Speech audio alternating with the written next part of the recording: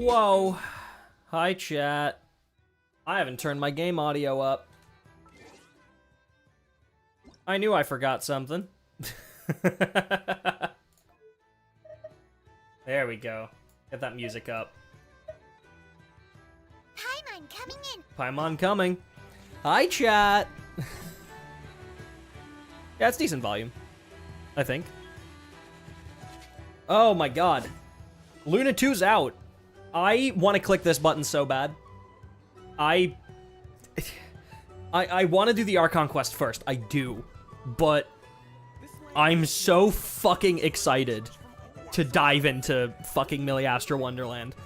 I love having Unreal Engine in Genshin Impact. We're gonna learn how to do some simple puzzle design tomorrow. At least that's what I want to do. Not sure if I actually will be doing that. Maybe I'll get sidetracked. I'm also gonna turn that render resolution down a little bit because it is struggling. Also, shadow quality, you're gonna get demoted. Global illumination, you're gonna get turned off. There we go. I always forget that when I stream Genshin, I have to, like, neuter my fucking settings a little bit. Anyway, hello, Cloud. Hello, Chelsea. I'm gonna turn this down and then turn it up for you guys a little bit. Before we start, this is mostly for me, but it should also help you. I'm gonna, like, quickly try and recap everything that happened in the previous Nodcry quest. Oh my god, there's... Jesus. I forgot, like, that this was how much that we had. Like, oh my god. We've done so many Archon quests. Fuck. I mean, I'm not gonna, like, listen to all the dialogue. Act 1. We arrive in Nodcry, together with Anefa, who joined us, because she was in Natlan. We found her in Natlan. She joined us and kind of became our tour guide in Nodcry. As soon as we enter Nodcry, two things happen. Number one, the traveler suddenly remembers that this is where we touched down in our spaceship. This is where we first landed in Teyvat. It was in Nodcry. And the reason why we notice that is because of the second thing that happens, and that is the energy that we suddenly kind of feel course through us and around us. And that energy is Spvwvky. Spvwvky is an energy that comes from the moons that predates the elemental system of Teyvat, but not just predates it, the elemental system kind of was born out of Spvwvky.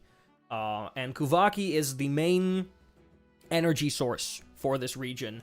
All of these, like, that thing right there, that, like, blue and red energy, that's Spvwvky. You can see it literally everywhere. Those things are being propelled forward by Spvwvky. It is basically a magnetic energy.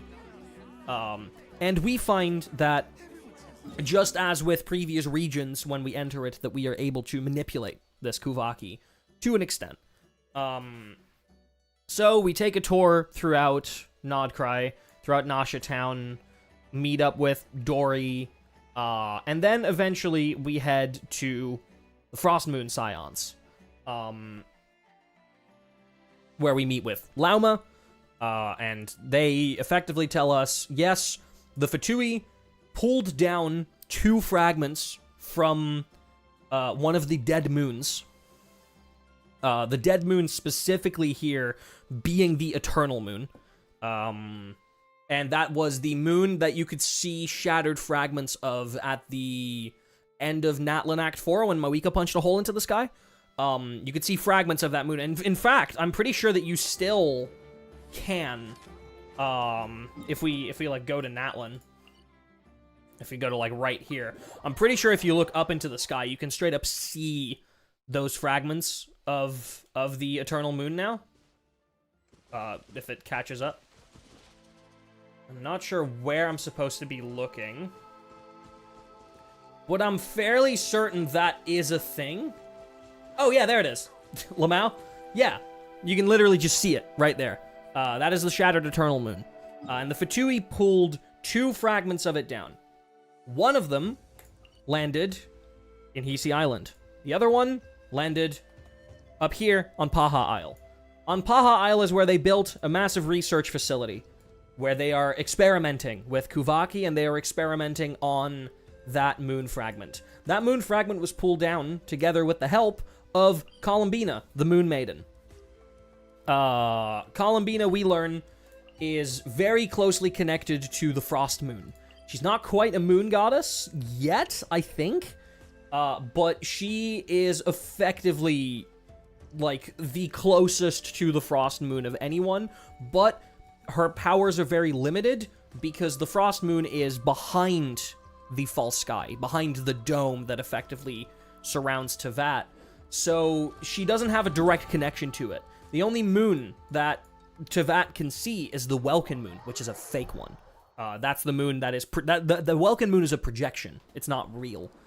But we meet up with Columbina, and we learn that she has effectively defected from the Fatui.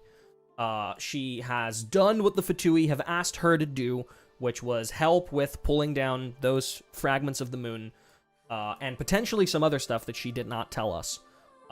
And she has left the Fatui. And she now resides in Silver Moon Hall on Hisi Island.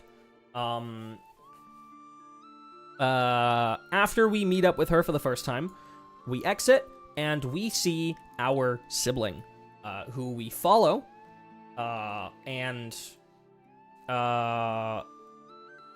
then we just have a conversation with.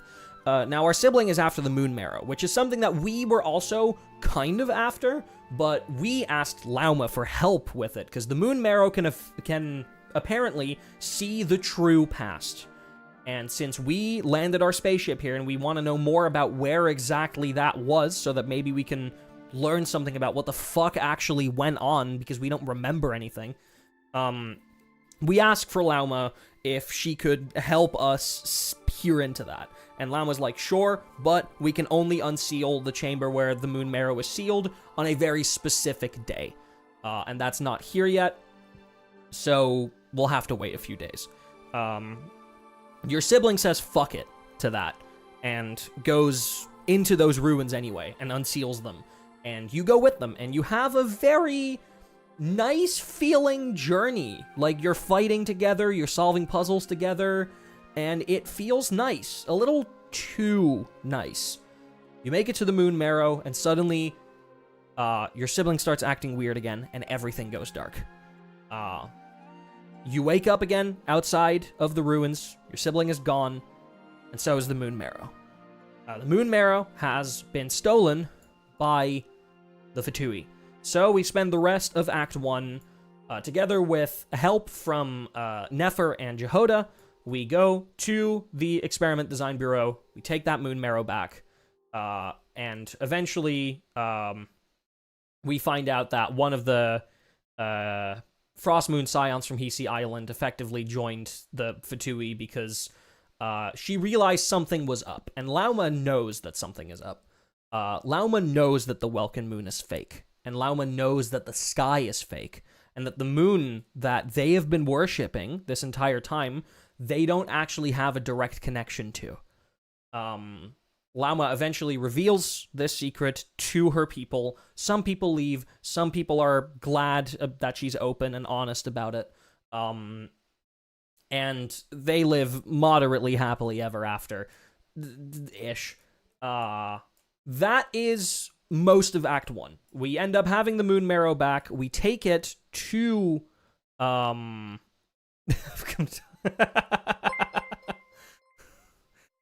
we have TTS? Come on. And the TTS doesn't work. Great, I set that up, but I guess it doesn't want to. Come to talk about your Genshin's extended warranty. It is due to expire in redacted days. Please call us back. Thank you, Panda, for the 20 months. End of Act 1, we take the moon marrow back to Columbina, and she helps us see a little bit of the past. She helps us see where the ship was, which is Star Sand Shoal. In fact, we can literally see exactly where it landed. Though it's no longer here. Someone has hidden it. But literally that right there, that hole, that's where our ship landed. Right there. But it's no longer here. The only thing that we know, and that the only thing that Columbina can see, is that when the ship landed, we didn't leave it.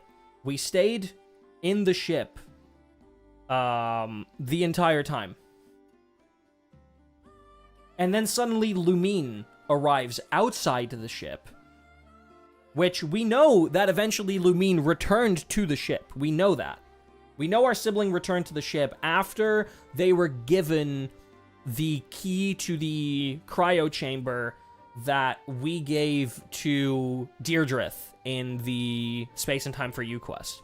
We caused that, like, time paradox to happen, right? So she gets that key from Deirdrith and is like, I can do one of two things. I can either go and protect Conria, or I can go and find my sibling, and we can leave this place. And that's when, she comes back to the ship and finds that we are still in our cryo sleep chamber. We're not, and the key is still on our person, so something's gone weirdly wrong. But she wakes us up, we try to leave, and we get struck down by Asmodee, the Shade of Space, and that's where our, like, story of Genshin begins, because we get struck down, and we wake up in Mondstadt, right here, right at Stormbearer Point. But the weird thing is we never saw Lumine leave the ship. So nobody left the ship, but Lumine did come back to it. So there's something weird is going on there. I have plenty of theories as to what happened. I'm pretty sure Conria summoned Lumine to Conria directly, so that's why she never left it, and I'm sure that we'll learn that over the course of this quest. But that's the end of Act 1. Act 2 is very interesting. We find out that Wild Hunt activity is surging a lot. And the gun that Aino built, the turret that Aino built to stop those attacks, needs to be repaired because it is currently broken and wouldn't be able to fend off all the Wild Hunt attacks. The Lightkeepers try their best to fend off as many as possible, but the Lightkeepers can't be everywhere at once. There aren't that many of them, so we help Aino with repairing that gun. The moment that gun is repaired and it's fired and everything goes fine, we find out that one of the chief Lightkeeper effectively has been killed. And everything about that murder heavily suggests that the culprit is Flynn's. Now we did briefly meet with Flynn's in Nasha Town. So we go looking for him, because he is nowhere to be found. They've been trying to get a hold of him for ages, but he is absolutely nowhere to be found. But slowly and surely, we piece together the fact that it almost seems like the Wild Hunt has been impersonating people.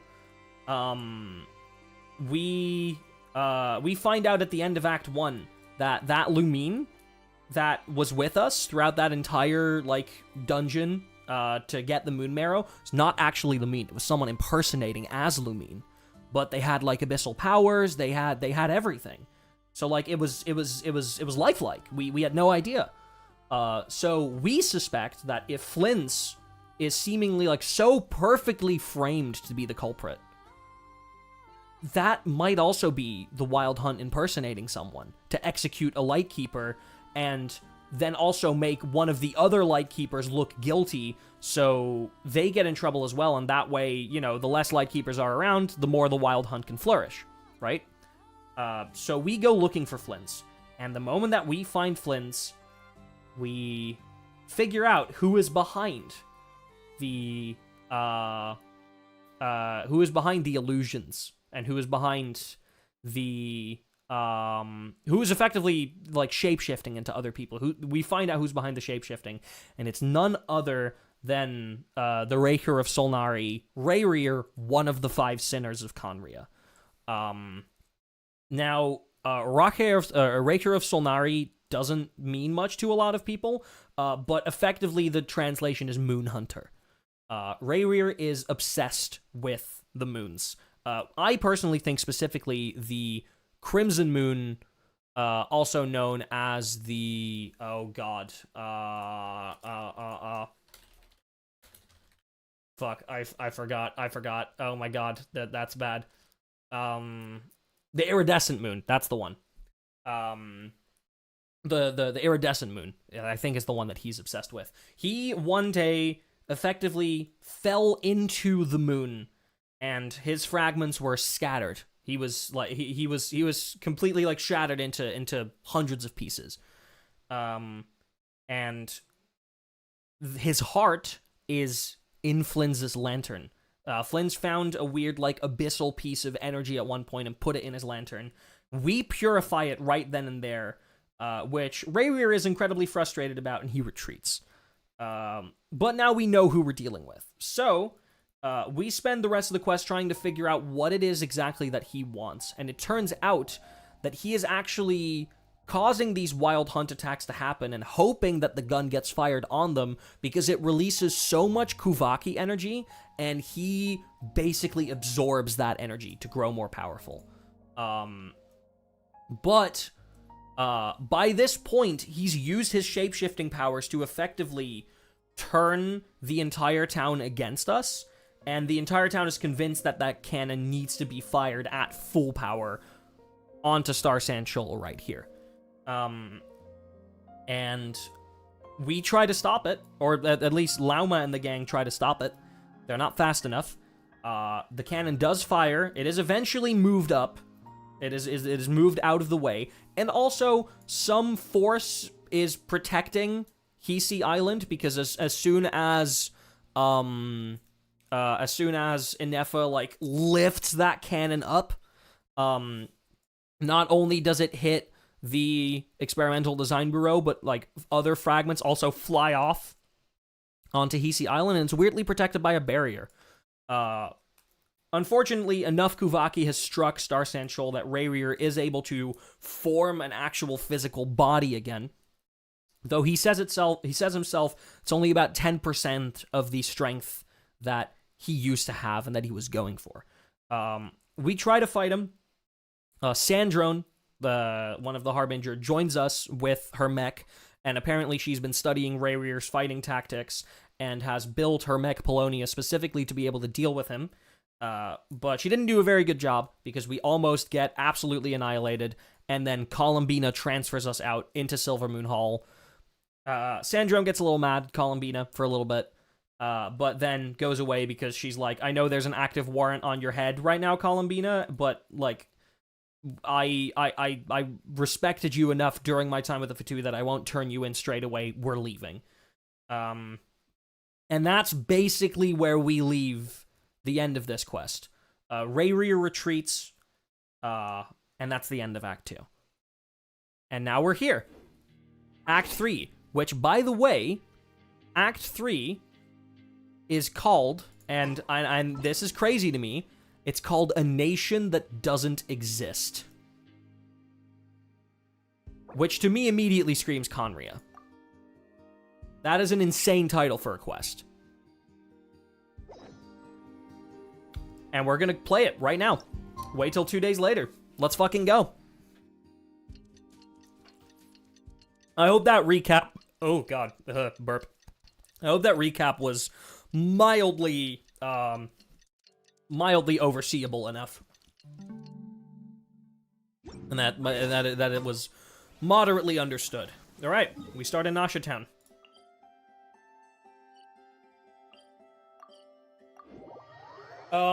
So this quest, we do know, by the way, is also involving Arleino. It's involving, potentially Rhindaughter. It's involving Rayarer. We're gonna get to see Durin for the first time. We're gonna get to see Varka for the first time. So there's a lot happening today.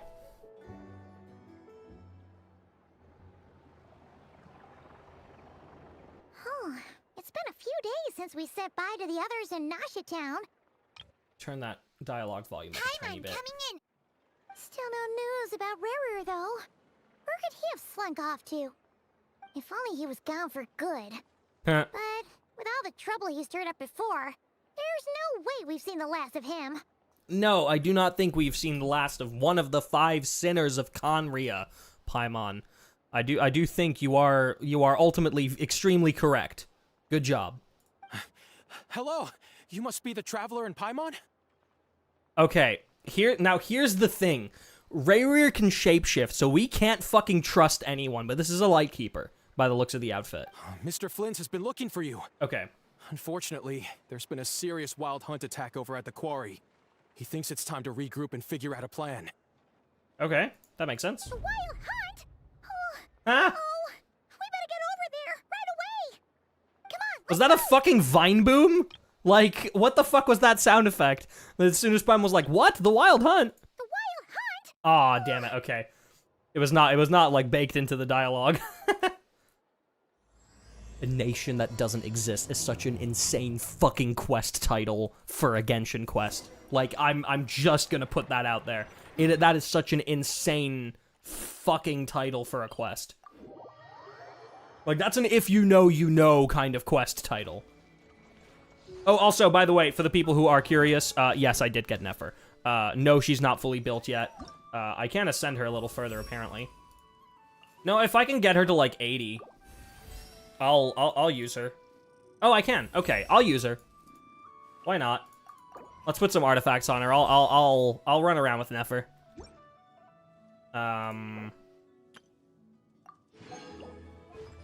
Right. What weapon do I want to give her for the time being? Because, like, yes, I technically want to give her this weapon. But, like, ain't no way I'm going to be able to have the materials to level this all the way up, right? There's no chance. Also, I should probably... Okay, no, it is fully refined. Oh, actually, I have quite a few of these. Can I buy these still? Yes, I can.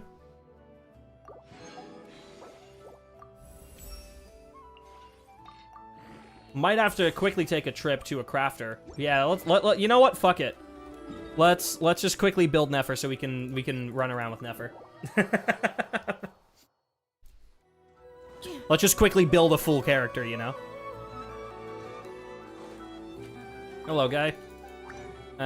Nefer. Equipped weapon ascension. Do we have all the materials for this? Well, I only need 2 more of these.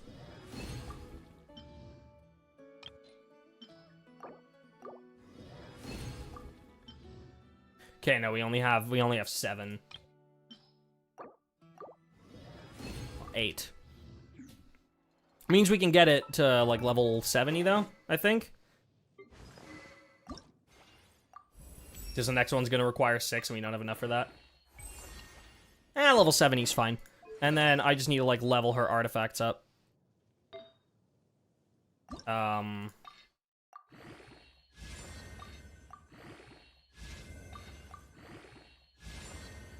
Okay, attack, that's fine. I would have really liked if that went into crit rate. In fact, you know what?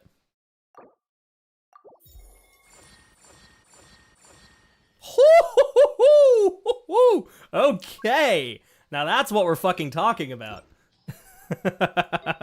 That's more like it. Yeah, she has an EM. Do I have an EM crit rate one? I'll see which one I need more. That one's fully leveled. We don't need to use a... I'm assuming this puts crit damage first. Yeah, it does. I want crit rate, crit damage, EM. Oh, wow. Wait, Venties? Yoink? Thank you. What's her crit rate at? 58%. Okay, she needs more crit rate. Yeah, no, this is kind of a dog shit build right now. I'm gonna level this up. Hope that no consumables found. Lovely. Give me, like, some random pieces that I'm not gonna use again. Oh, that's way too many. Hold on. That's way too much XP. Yeah, some golden troop pieces. Why not? Crit rate. Are you fucking... Okay. Well... You know... It could have been so awesome. It could have been so cool. Yeah, so she is hella lacking crit rate right now. I mean, actually, no, wait, no, she's not, because she gets 30%. So she's actually at... No, she's not lacking crit rate at all. She gets 30% from this set. So she's actually at 92% crit rate. So she's actually lacking crit damage. So I just leveled up the wrong artifact piece. But it's fine. It's a good enough build. Cleanup sequence in progress, based on data from past. Let's create a new team. Nefer Lunar Bloom. L Bloom. Alright, and this team is going to be Llama, Aino, Nahida, and Nefer. Follow me, and bask in the soft light of the moon. Like that. Boom. Alright. Nefer, let's go. Story time. It all adds up. Woo-hoo-hoo. Oh. Ooh. Okay. Yeah, that feels good. I've not actually played with her yet. This is my first time actually like equipping her. I've like, yeah, there we go. I've done that now. God, Nefer's so hot. I just gotta say it. I'm sorry. Oh, that wasn't here before.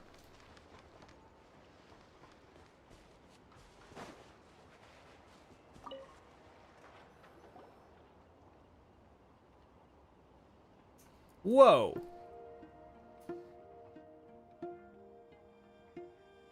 Oh, everyone, the whole gang's here already. I can barely sense any Spvwvky at all. This whole area feels like a soulless husk. Looks like his appetite truly is insatiable. As if the power of that energy cannon wasn't enough. He's not seriously still getting stronger? What's his endgame here? His endgame is it beating the shit out of us, is my guess. Ah, everyone's here already. Hey, we made it. So, what's going on?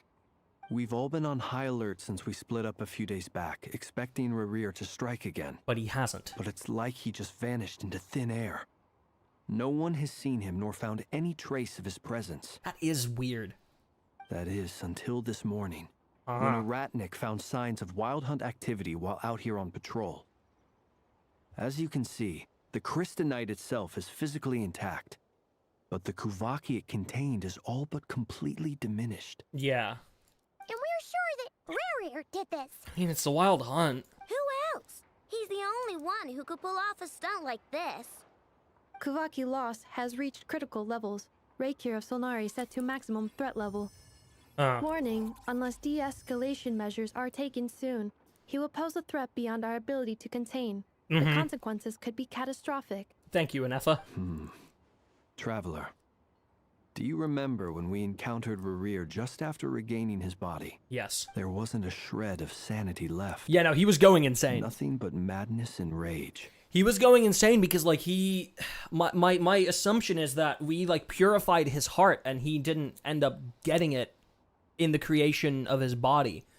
So he's just like a heartless, mindless husk that is just, like, going to complete madness, right? Yeah.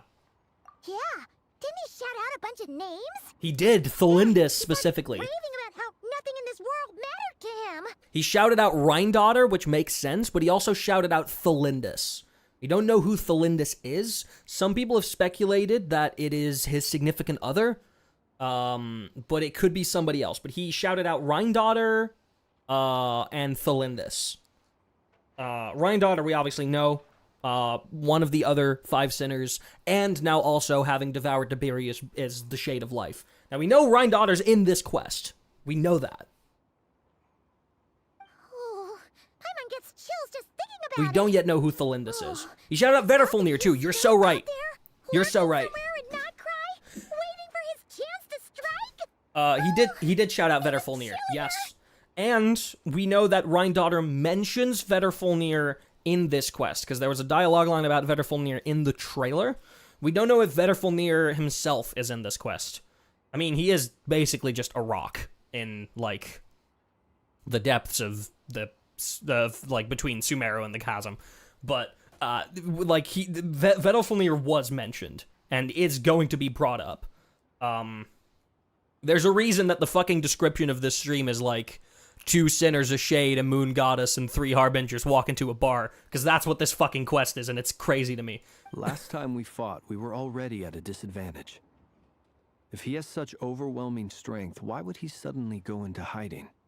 Yeah, if I were him and I wanted more Spvwvky, I'd just take it by force. No point staying in the shadows. My guess is that it's because he can't. For some reason. Like, someone or something is holding him back from doing that. Unless something went wrong. There we go. His whole resurrection thing didn't exactly go smoothly. No, I mean, we purified his heart. He didn't find all of his fragments, and the cannon didn't fire fully. Like, it was stopped before it could finish. And, like, we blocked, like, a good amount of it as well, like, Flynn's and us, we blocked a good amount of the blast. So, like, he didn't get as much as he wanted. The other thing is, how does someone who's completely lost their mind still have the wherewithal to cover their tracks so perfectly? Unless someone else is, like, coordinating with him? Beats me. According to certain medical studies, insanity does not always entail a complete loss of rationality. It may be that he is simply living in a world of his own. God, ain't that fucking real, huh? That actually sounds about right. He was ranting away to himself the whole time. He was, But he had zero interest in talking to us. There are many unanswered questions here. He could be right under our noses, and we'd still be in the dark. To be fair, with his shapeshifting powers, he quite literally could be. Besides his name and title, we know little about him. Certainly nothing about his past, or what he might be hoping to achieve. That is true. Out of, like, all of the sinners, like, Rayarer was the one that we probably knew the least about going into this quest. By far. We had a hunch that he would be here because of the paper that Alice was holding in the like Nodcry teaser. Alice was holding a piece of paper that had, like, Aria, Solnari, and something, like, alternate names for the moon goddesses, because we know them as Aria, Sonnet, and Canon. And they on her paper they were listed differently, and Sonnet was listed as Solnari, which obviously we know Rayarer as the Rayarer of Solnari. So that makes sense. But, like, we know frighteningly little about him still. Like, we know way more about, like, Veterfolnir, about Rheindotter. So it's interesting. Exactly. And we wouldn't even know where to begin looking. Even Boss hadn't heard of the Rayarer of Solnari before all this. Yeah. I'd be willing to bet that even We know if quite we a lot gathered about together Sertologi, we know quite a lot every about scrap of intel in Horoptatyr. Nodcry, we Actually, we don't know a still lot about wouldn't find Horoptatyr. more than, like, 3 useful facts about him. I mean, 3 useful facts is still 3. So, if we do nothing, he'll just keep getting stronger. But if we want to investigate him, we have no idea where to look. Last time we had Marionette and her big robo-buddy to help us. Mm-hmm. And we still barely held our ground. I mean, If we had to didn't. face him Like, alone. Columbina had to pull us out. Paimon's head hurts just thinking about it. What are we supposed to do against a threat this big? Well, I do have a little hunch about his next move. Given that he attacked the quarry, I'd say it's likely he'll target other places rich in Spvwvky. Somewhere like the Eye of Krai, or the Pillar of Embla. That makes sense. One thing's for sure. If we just sit back and What if let he him attacks keep Silvermoon absorbing Hall? Spvwvky, we really won't stand a chance against him. A perfectly reasonable hypothesis. However, it is worth noting that these 2 locations are quite far apart. To investigate them both, we'll need to split up. I agree. We should split up. Right now, Rayer's goal seems to be gathering Spvwvky, not fighting us directly. Once we're done, let's regroup on Hisi Island. Wait, why Hisi Island? If I recall correctly, your largest goddess statue was carved from Spvwvky rich ore, was it not? And there's also that protection field that suddenly appeared around Hisi Island that was not Columbina's doing. I personally think it was Nicole's doing. But that's just a crackpot theory. That's right.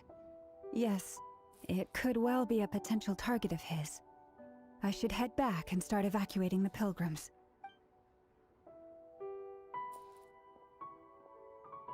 Huh.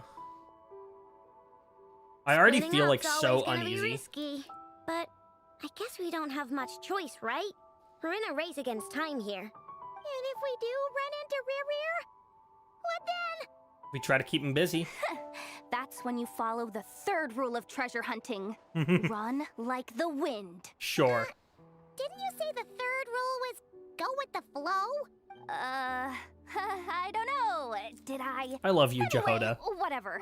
In this situation, go with the flow means go find backup. Why are we focusing on this bush? Agreed.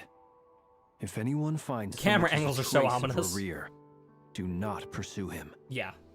Get out of the area and alert the rest of us as soon as possible. We need to put safety first. We are dealing with a sinner. All like, right, we'd better get moving. Come on, Anefa, let's go. Okay, they went to the cannon. We ask around in Nasha Town. Llama's informing the Frost Moon Scions. And we go to the Frost Moon Enclave. That's an interesting place to go. That's right, like, between Silver Moon Hall and the Pillar. Okay, Flynn's and Yehoda are here, and Llama. Cool. No, I know an Anefa yet. Oh, hold on. Ah, I need to give Nefer a glider. Any leads? Nope. Diddly squat. No clues to where he might be hiding. It's like he's a ghost. I mean, he kind of is. It feels like we're sitting on a powder keg that could go off at any second. Ugh, I hate this feeling. I'd rather face him head on than be left hanging like this. So, you guys didn't find anything either? Not loving the word either. How about you, Flints? Quickly turn the volume of the music up a little bit. I questioned a few Ratniki and eventually narrowed my investigation down to one suspicious individual. But by the time I got to his place, he was already gone. Huh. Like a design, Nefer's? Yeah, Nefer is fucking gorgeous. I would. That, I'll leave it there. I would. Almost as if he knew someone was on to him. Either that, or he's just extremely cautious and doesn't stay in one place for long. He's been biding his time for a while now. The question is, where or what is his next target? No idea. Since regaining his Jehoda. body, he I mean, seems I to love have lost Jehoda's design, all yeah. interest in the fragment in my possession. If he did still want it, he's had plenty of chances to take it. I mean, my guess is that he's lost interest in it because we purified the abyssal energy out of it. So, like, it's no longer the thing he was looking for. All we can do now is hope that Aino and Anefa turn up some leads. Darn it, Rayarer. If you've got the guts, come face me one-on-one! You're so real for that, Yehoda. Oh! Wait, he's actually here? I didn't mean it! That came from Silver Moon Hall. No, it's coming from Silver Moon Hall. The Lady Kutar might be in danger. Oh, shit! Okay. Cutscene immediately. Wow. Oh, shit, he's just here. He's fighting Columbina.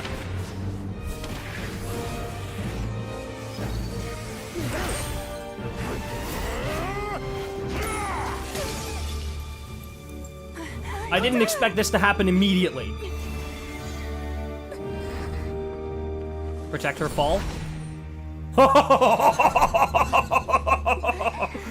Holy shit. Why is he attacking the damsel elect? What's going on? No time for questions. Stop him. Damn, okay, Flims. Dude, we're 10 minutes in.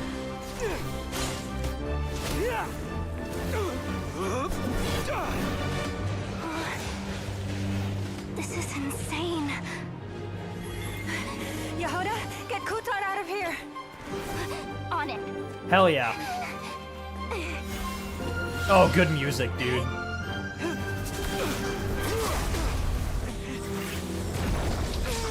Oh, shit. Look where your feeble light has gotten you. Now you shall plunge into darkness. Thalindus, soon I will find a way. Thalindus. Watch out. There's that name again.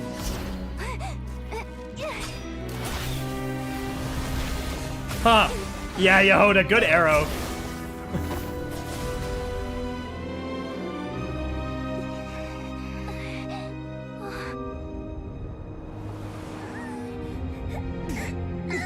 Oh, Paimon's trying her best.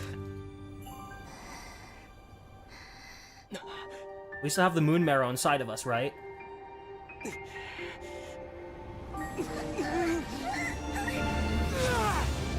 Oh, did we just absorb it?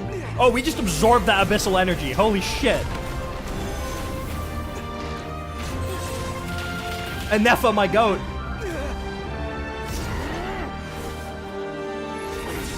And as soon as we touch,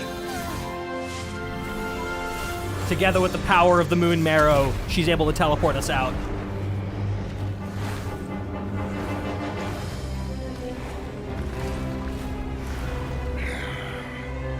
What a long cutscene. Holy shit. Even if it means turning this place to ashes. Oh my god. Dude. At the start of the quest, a cutscene like that? Are you kidding me? That was too close. Are we in Nothing Passage? We barely made it out of there alive. What's that guy's deal? How'd he get so crazy strong? No, it's just... No, we're still on Hisi Island. It's just that everything is, like, abyssal-ified. It's one of the 5 sinners, and that probably wasn't his full strength, yeah. He's a threat to this entire nation. I doubt his strength could even be measured by conventional standards. I have a question. Uh-huh. When me and Anefa showed up, we saw him chasing after this lady like he wanted her dead. What was that all about? We weren't there for the whole thing either. They were already duking it out by the time we arrived. Yeah, we didn't see how it all started. It all escalated so quickly, we had no choice but to step in. He's probably still after the moon marrow, and he thinks that Columbina has it, right? Kutar, can you shed any light on the situation? Kutar. Cross-checking database. I see. So you're the one that the Frost Moon Scions refer to as the Moon Goddess? She's immediately gonna get shy. Wait, she's the moon goddess? Oh, no wonder she looks just like all those statues. There are many reasons why people might worship the moon. And just as many why they might despise it. Rayarer despises it. I've never met that person before. But there was no mistaking his deep-seated hostility towards me. Why he holds me in such contempt, I cannot say. But since he hunts the power of the moon, it's no surprise that I am a target. Kutar. There are many potential motives. For instance, you help the traveler escape his grasp. This could be his way of taking revenge. It is also possible that he covets the Spvwvky inside you. I think it's that. And seeks to take it for his own. The list goes on. I wonder why they wrote Yehuda's name like that. Yeah, it is pronounced Yehuda, like exactly like you say. That's Belarusian. Interesting. Means berry. Huh. That actually kind of makes sense. Like personality-wise. They did the same with Eurilo 6. Yeah, I think that is kind of just a Hoyoverse translation thing. because I'm pretty sure, like, even if in Chinese, like, the name is pronounced Yahoda, the way that it gets translated will do it with a J instead of with a Y. I think that's just a translation thing, but it is pronounced Yahoda with a Y. I think he's after the Kuvaki, by the way. I do think that he's after the Kuvaki or after the moon marrow. But right now, devising a counter strategy should be our #1 priority. The likelihood of this location being discovered is close to 100%. A counter strategy? But we don't stand a chance against an enemy like this. I love how Yahoda is just like constant anxiety. Surely our only option is to run. He's not gonna chase us to the end of the world, right? So as long The as end of the we can world, you sneak say? out of Nodcry undetected. Interesting that you say that, Yahoda. No, I can't say that. Come on, Yahoda. This is serious stuff. You can't suggest we all just chicken out. Running is our only option.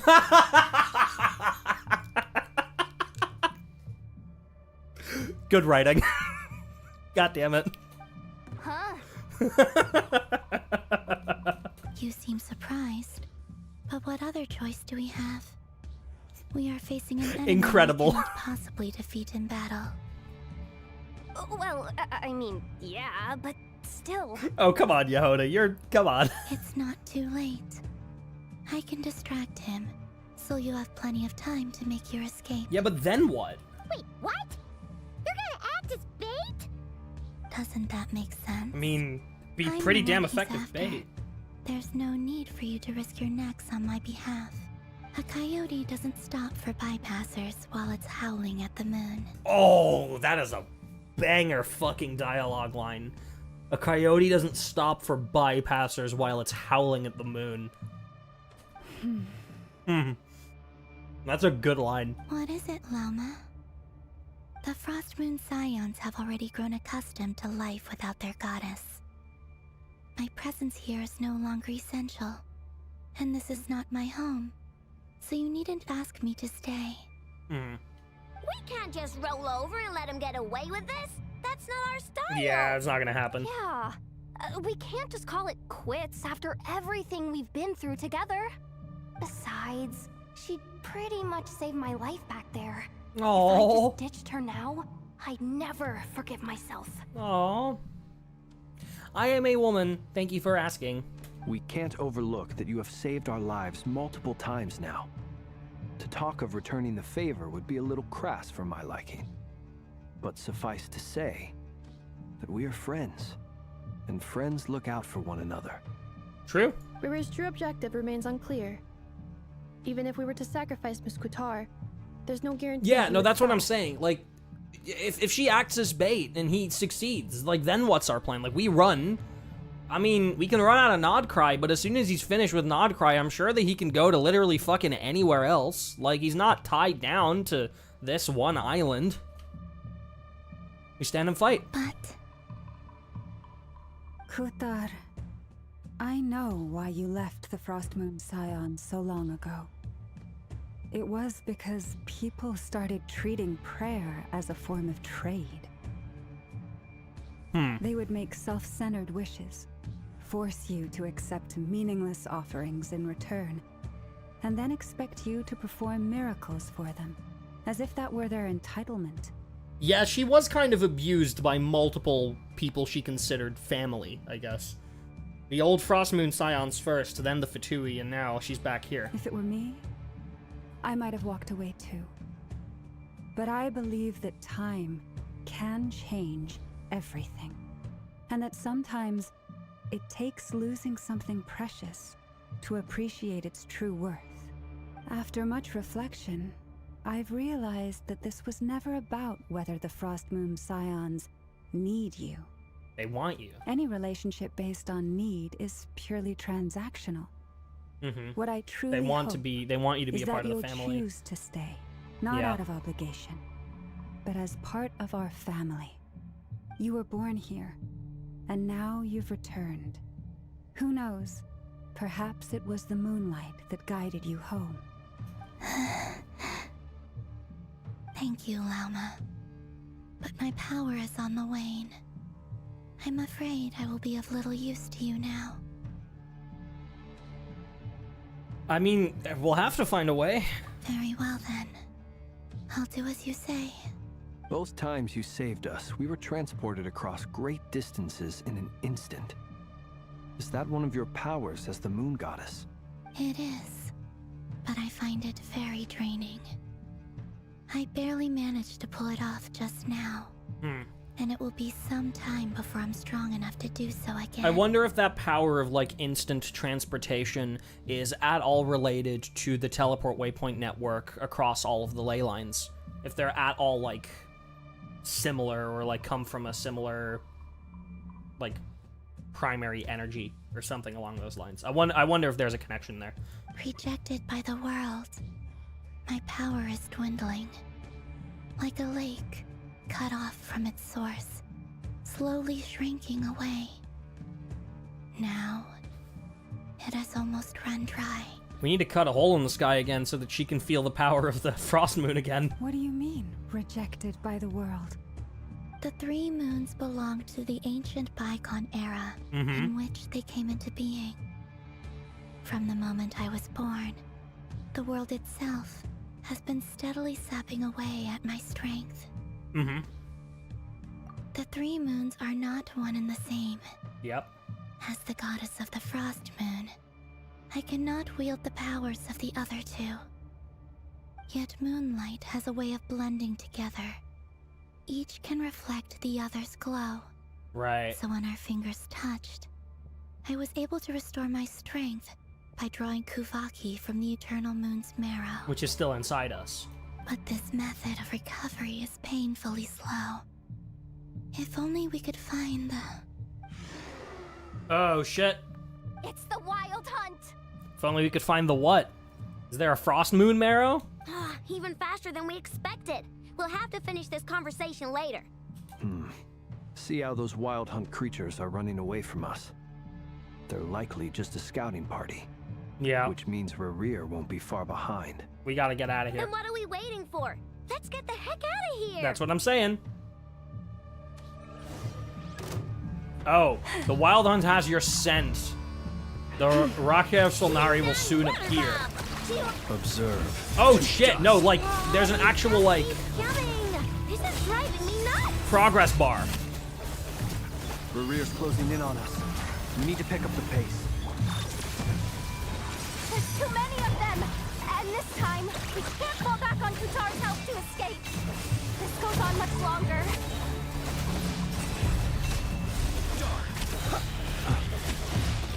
Night falls. Receive my blessing for the everlasting.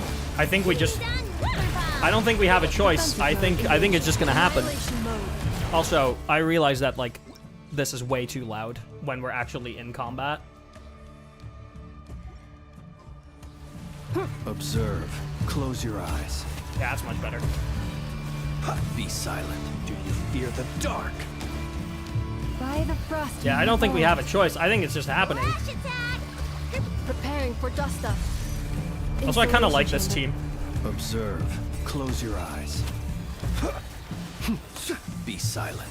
Night falls. Observe. Branch into song with one. Yeah, no, heart. he's almost here. Look, a rainbow! Cleanup sequence initial. Be silent. Do you fear the dark? Close your eyes. They just keep coming. To We're literally just, like, fighting endlessly, but... Observe. Do you fear the dark? For the everlasting forest. Flash attack! Defensive mode engaged. He's here. Annihilation mode. Oh, shit, okay.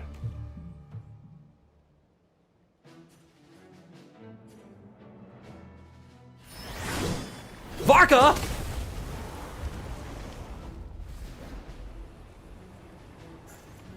My goat! He finally came back with the milk. Oh yeah, there he is.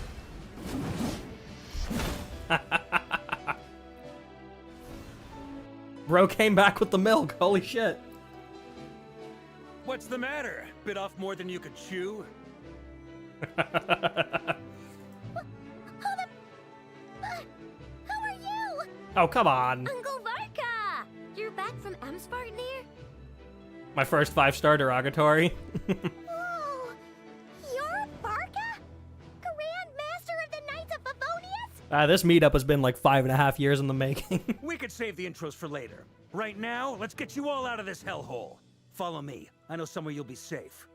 Oh, is that where I think it is? That's the one. Come on, move! There's no time to waste. It looks like edgier Aventurine. He does. He does. He really does. Like slightly less twinkified Aventurine. He just has a fucking home base, doesn't he? Wow! Where are we? This is so well hidden.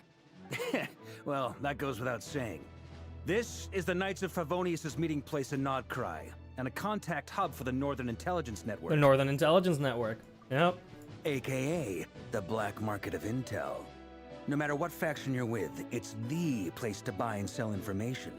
Their headquarters are in Nodcry, but they've got contacts in every nation. I love his theme. As an expeditionary force on foreign soil, working with them has offered us the most effective way of getting our hands on reliable local intel. This is where we meet, so naturally, it's secure. Okay. Anyway, where were we? Folks from Nodcry should be pretty familiar with me by now. But I believe this is the first time we've met. Nice to meet you. I am the honorary knight. Allow me to introduce myself. I am Varka, Knight of Boreas, and Grand Master of the Knights of Favonius. We've heard all about you. This meeting's been a long time coming. Yeah, you don't fucking say. You look way younger than Paimon expected. But you definitely have that Grand Master vibe. Well, I'm no spring chicken. Just not showing my age yet. Definitely feeling some of that back pain today, though. Rushed back from Amsvartnir without a wink of sleep, only to get right into another fight with that freshly revived maniac. Another? You mean you fought him before? Has he been keeping him down the whole time? Yep. He wasn't nearly as strong back then, but he was still a formidable foe. I brought some of the knights along to give him a little surprise, but he saw us coming from a mile off. My squad took heavy injuries, and I barely made it out alive myself. We knew it might have been our last chance, so we staked everything on it. But still, it wasn't enough to stop him. I tried tracking him down afterwards, but he didn't leave a trace. Even in his unhinged mental state, he's as cautious as any trained operative. Yeah. So, I decided to come find you. And as luck would have it, turned up to find you being ambushed by the Wild Hunt. The rest, you already know. Is that why he's been frantically absorbing Spvwvky these past few days? Because he sees you as a threat? Maybe I'm part of the equation, but even if I weren't, I'm sure he'd still be Yeah, gathering power. he's preparing something. He's clearly working up towards something. Note to self, Uncle Varka's strength rating officially upgraded.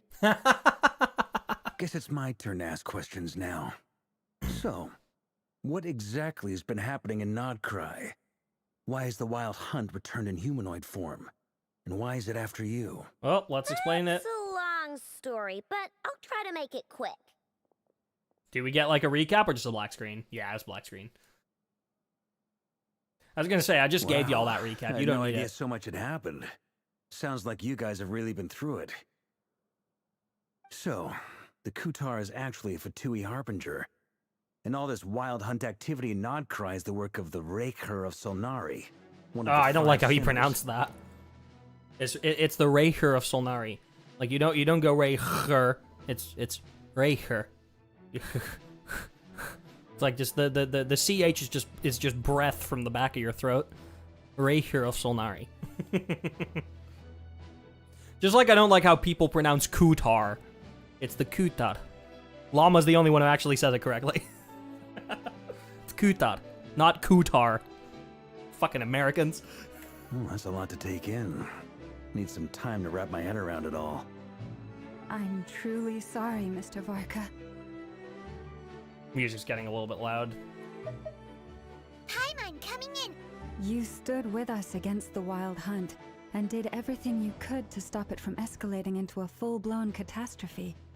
And then, the one time you're away, it all comes to a head and all your hard work gets undone. Yup. You've got nothing to apologize for, Miss Moonchanter. You can plan 100 steps ahead and still slip up. That's just life. No one knows what tomorrow holds. You can't predict which way the wind will blow next. And, to be perfectly honest, I can't say I'm surprised. For all the times we've defeated the Wild Hunt in the past, we've never been able to completely wipe it out. Turns out, we were just delaying the inevitable. Yeah, that makes sense. But now that a new variable has come into play, fate may well take a different course. Interesting you use the term fate when you're describing the appearance of us. One of the only people not bound by Tevat's fate, and in fact having the power to change it, because we're a descender. A new variable? You mean... So us? interesting that you use the word fate there, because that's probably like... I mean, yeah, I mean, we have the power to change it. Who else? And in a strange way, I think his resurgence might not be an entirely bad thing. The Wild Hunt is like an unrelenting force of nature, but Rayarer is an individual with an agenda.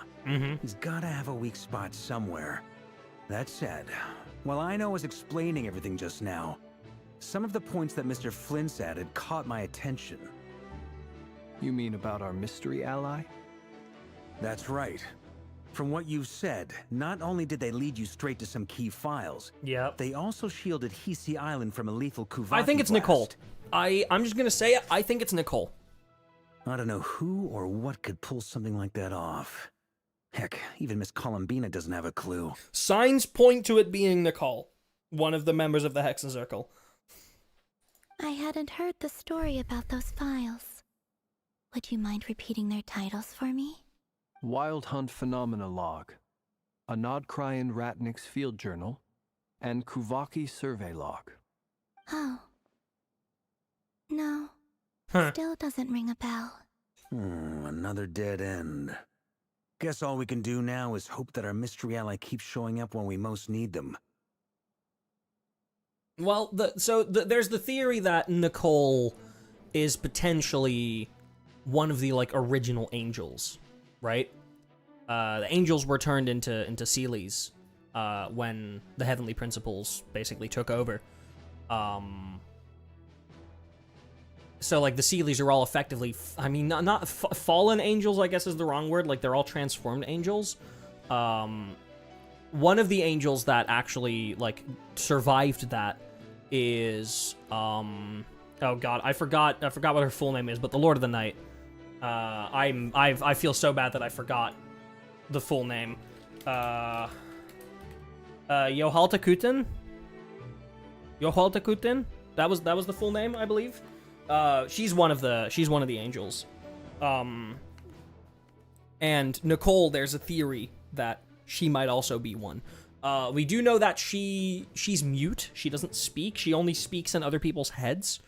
And she might currently not even have a physical body yet. Which is interesting. She might currently not even have a physical body. I'm actually pretty sure that she doesn't. So she might just be a spirit, and maybe that's how she's doing it.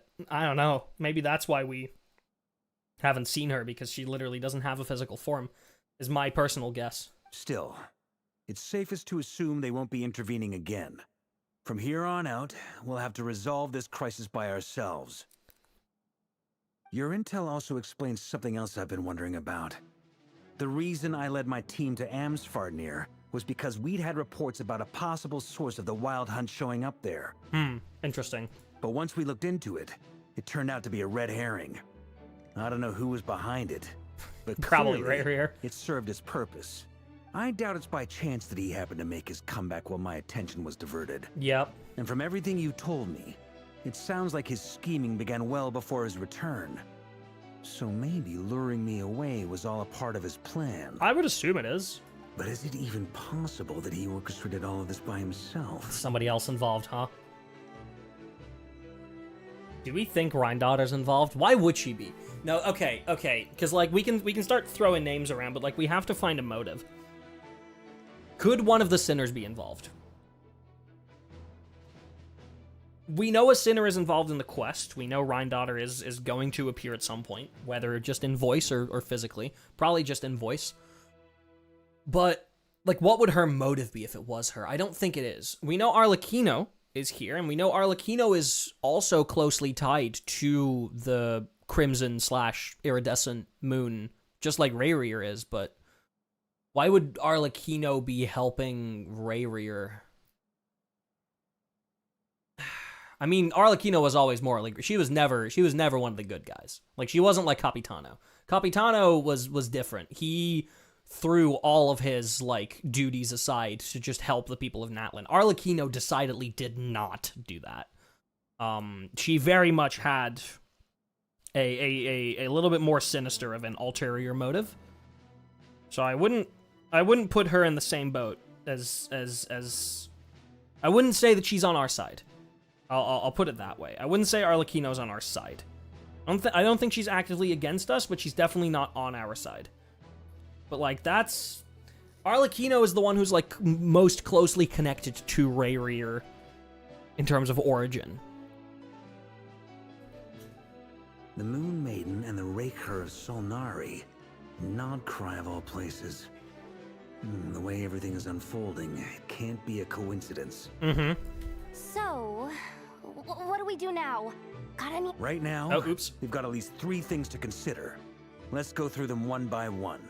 First, we need to figure out how to take down Rayarer. Yep. If we can't beat him in a straight-up fight, the rest won't even matter. True. To my knowledge, the bulk of Nodcry's fighting force is already gathered here. But even with everyone united, we're still no match for Rayarer in his current state, let alone with his power still growing. What if there was a way to tap into a new power of our own? Oh? How so? Have you thought of something, Columbina?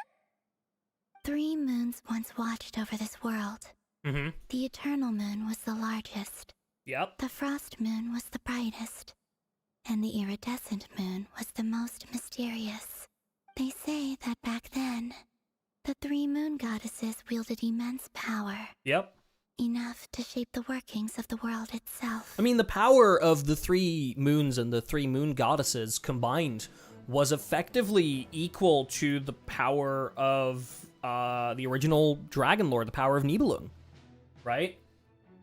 Because Nibelung made those goddesses and imbued them with his power so that he could leave Teyvat and leave the moon goddesses like in charge of Teyvat. So yeah, that makes sense that they had enough power to shape the workings of the world itself. I now bear the Frost Moon's power, and the Eternal Moon's marrow resides within the Traveler. Well, you bear a portion of the Frost Moon's power, because ultimately your connection to it is still severed because of the Fall Sky barrier, like, physically withholding you from its moonlight. Hold on. Are you suggesting... We find the power of the Crimson Moon. The Iridescent Moon. The Iridescent Moon. Yeah. The last piece in the puzzle. That's right. If we can find the Iridescent Moon's marrow, I will be able to regain my strength much more quickly. The 3 moons are said to stir the tides and illuminate all things. Perhaps they hold further secrets beyond our understanding. Probably. According to my analysis, the solution is feasible. However, it is subject to one major condition. How do we locate the Iridescent Moon's marrow? I know a way, but we will need to visit the Fatui's experimental She's thinking of Arleino, isn't she? Oh, I think she is. She's gotta be. She's gotta be thinking of Arleino. The Experimental Design Bureau? Are you saying we need to involve Marionette? Probably. Yes. I must speak with Sandrone.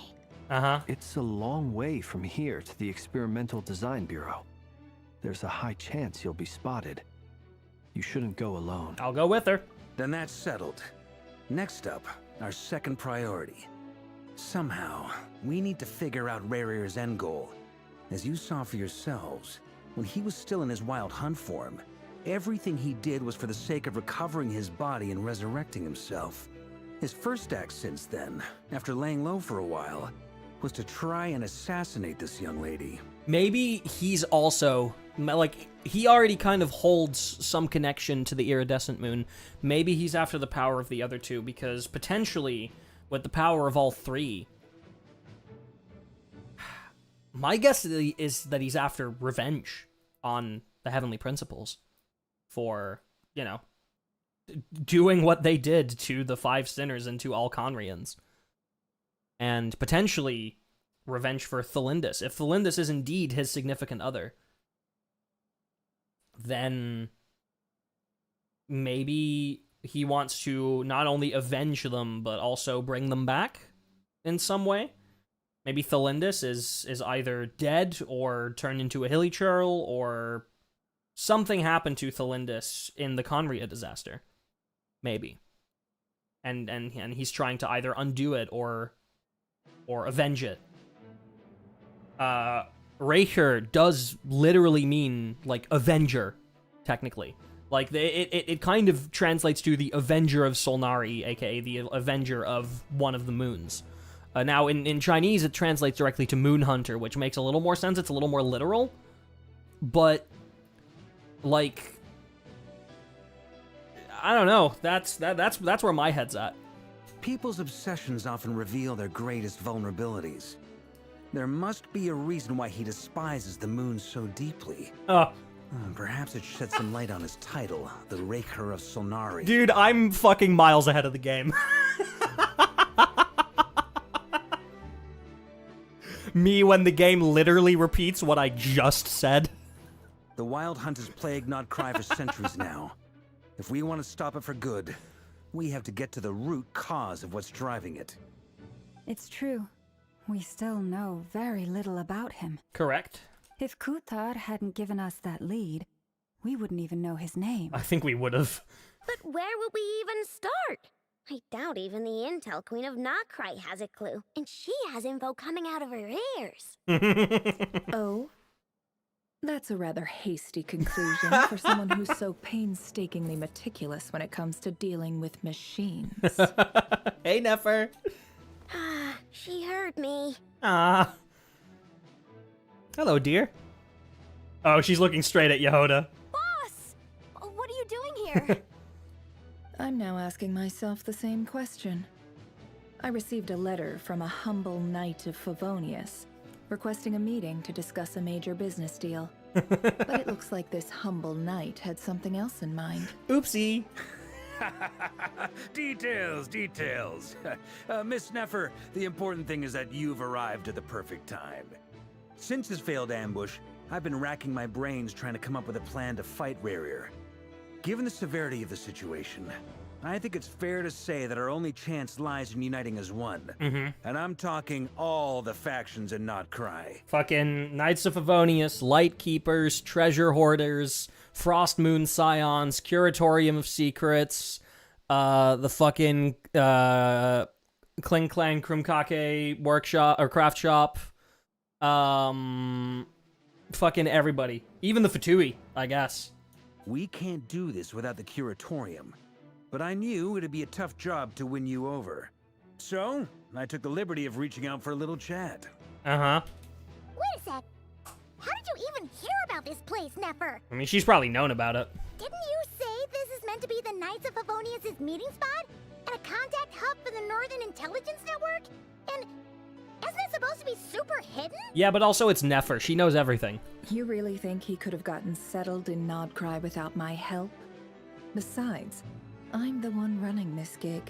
Of course, I know where the meeting place is. You mean you're... Allow me to introduce the current head of the Northern Intelligence Network. If it's intel you're after, she's your woman. Pretty much seen and heard it all. God, she's so hot. I'm sorry. Please spare me the flattery. Let's cut to the chase. Seems like you've run into some trouble, huh? Bring Nefer up to speed on what's been happening. That we do. Well, this certainly qualifies as an unforeseen crisis. On behalf of the Curatorium of Secrets, I wish you all the best of luck. Oh. So you're just going to sit this one out? Why should I get involved? What could possibly be in it for me? The prevention of the potential destruction of all Teyvat?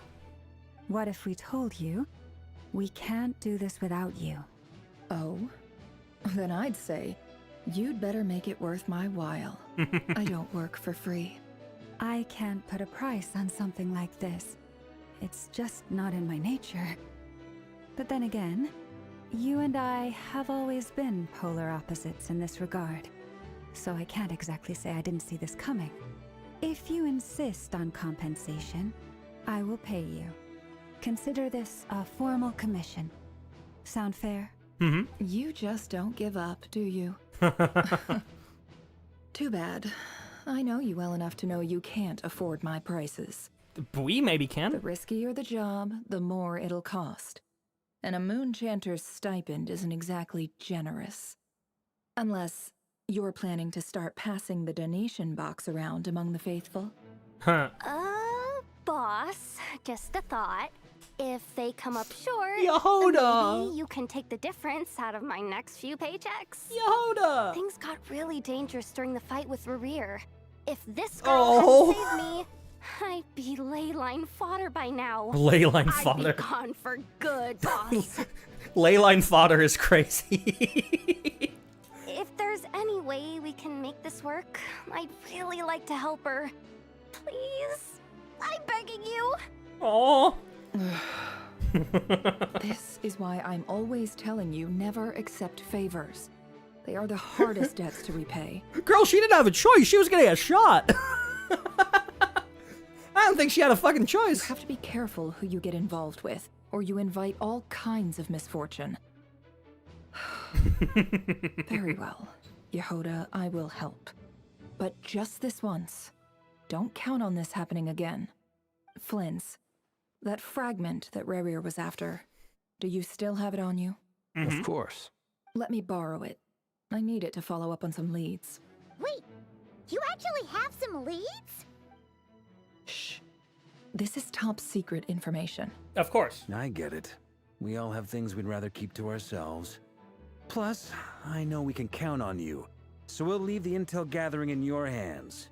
And that brings me to the third and final item. We need to find a way to distract him. Yeah. We need time to make our move, so someone will have to stall him. Llama? I'm in for this part. Alright. No matter what. Anyone coming with?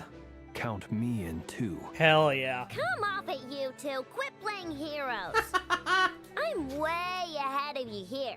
Nefa did a scan of the moon goddess's Spvwvky signature, and we're gonna use it to make some decoys over at the Kramkake craft shop. Anyone who's in, follow me. Once they're ready, we'll deploy the decoys across Nodcry. So as long as the rest of you keep moving, that's he insane. won't catch on to your scent and won't be able to track you down. That's actually an insane strat. Big up, I know, and Nefa. Holy. I like it. Genius idea. No biggie.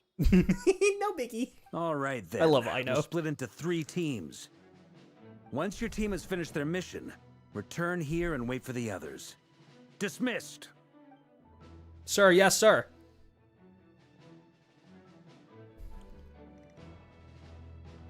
All right. Operation, Oh shit, we actually, oh my god. We actually get a fucking mission map?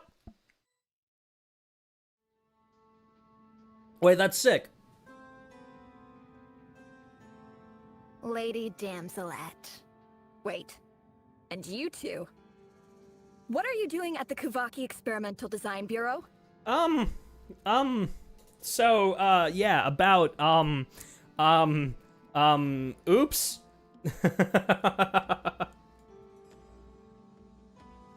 So, funny story. We've been doing our best to mind our own business lately. But if you're just gonna waltz up here like this, you're seriously pressing your luck. Don't blame us for doing what we have to. Yeah, no, there is kind of a warrant on your head, Columbina. You really think that's gonna scare us off? True.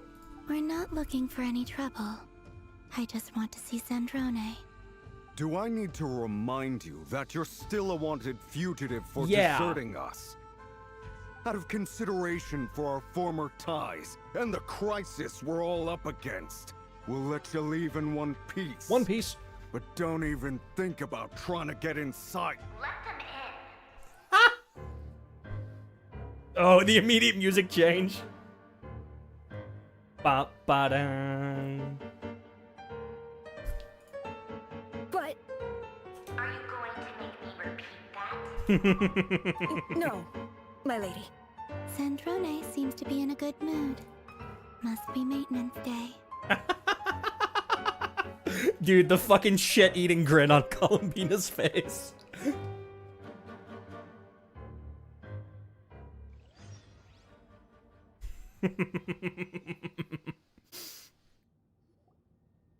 Oh, must be maintenance day.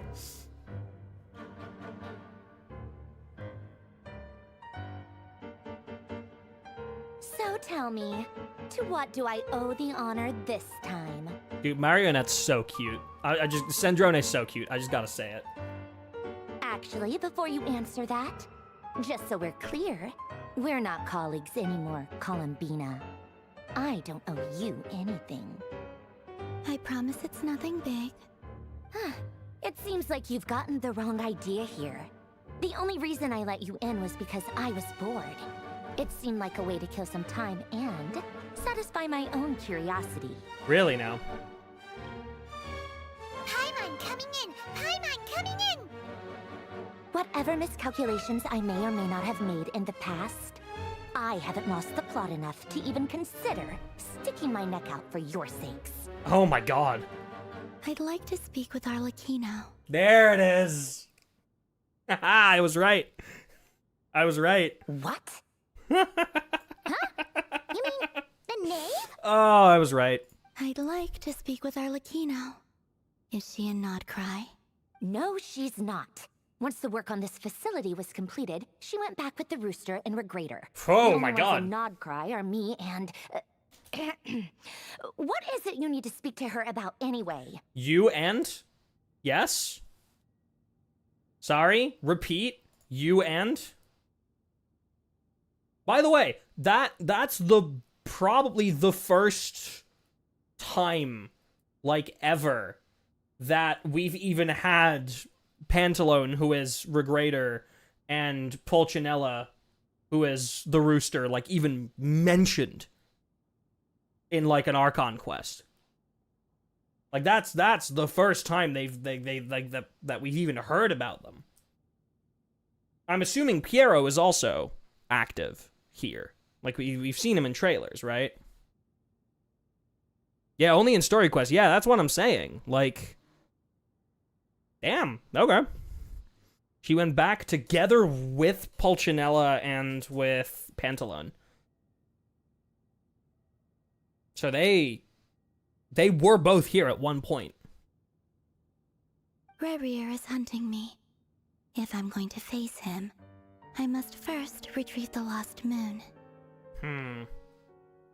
Arleino is tied to it. Hmm. As the other person is Dottore. Dottore is another option. Yeah, you're right. It's either Dottore or Piero. Marionette seems lost in thought, but doesn't look surprised. She must know more than she was letting on. I don't understand what Arleino has to do with the iridescent moon's marrow. I do!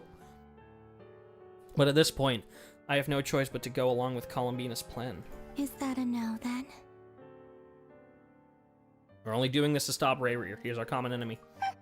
As if I need reminding.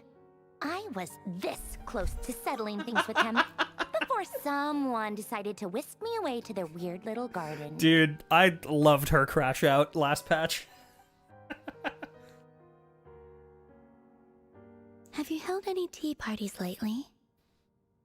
What a interesting question. Tea parties? Yeah, obviously.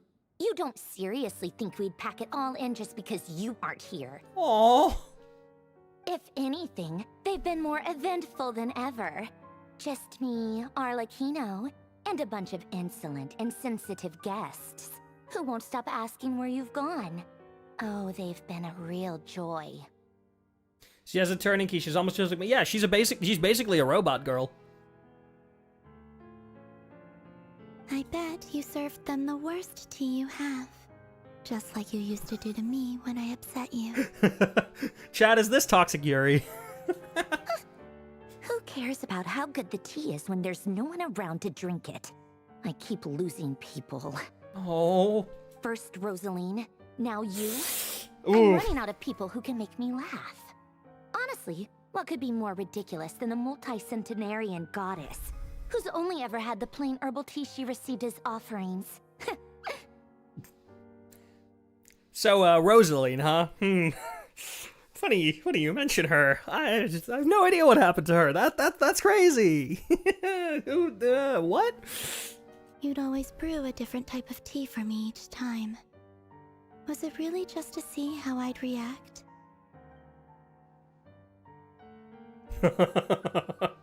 Sips cutely. Well, duh. Why else? Watching you squirm was practically my only form of entertainment. This too is Yuri. Or was she genuinely trying to introduce Columbina to new flavors? Maybe all that coldness is just an act and they actually get along. Even the fucking traveler is like, is this Yuri? Oh, yeah.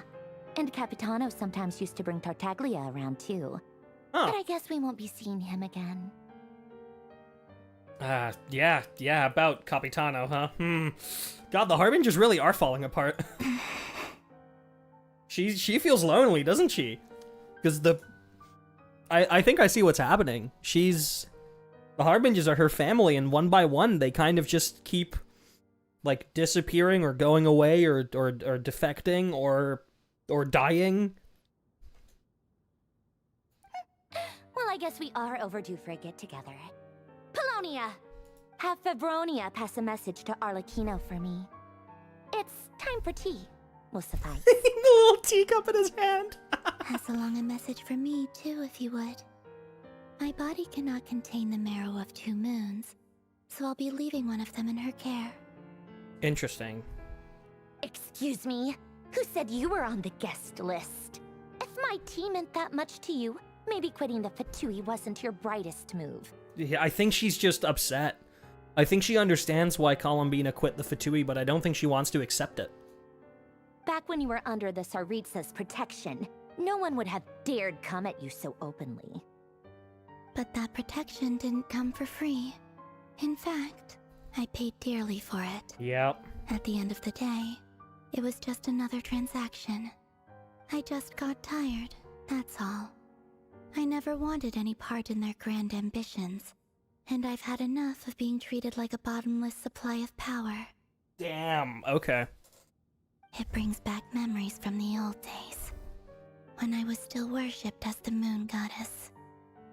Centuries on, Yep. it may be a different group of people, but I see the same greed in their eyes. I figured you'd leave eventually. You didn't have as much of a reason to stay as I do. What is your reason to stay, Marionette? The Tsaritsa gave you shelter and protection, but that was it. Nothing more, nothing less. Meanwhile, the Fatui demanded everything from you in return, until it was more than you could bear. Correct. I get why you left. And frankly, I have no interest in dragging you back just because the higher-ups told me to. Some honesty, okay. But if you keep hanging around with this riffraff, the next time we cross paths, we might be enemies for real. She says that, but she's the one who just caved in and agreed to help Columbina, yeah. Guess that's our cue to leave. You better not keep Varka and the others waiting. That might be your plan. But it sounds like someone else wants you to stay a little longer. Huh? Huh? What do you mean? Whomst? Listen. Oh, shit.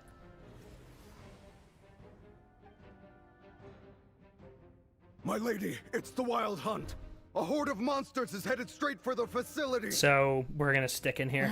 Another uninvited guest trying to crash my tea party. Clear the area. I'll handle this. Wait, what? You want us to leave you here by yourself? Huh, you'll be lucky to make it out of this alive. You really think you can afford to worry about me?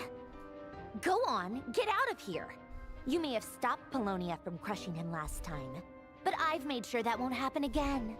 The entire Experimental Design Bureau is rigged for war. I believe her. I trust her. Stay and watch if you want, but it'll be at your own risk.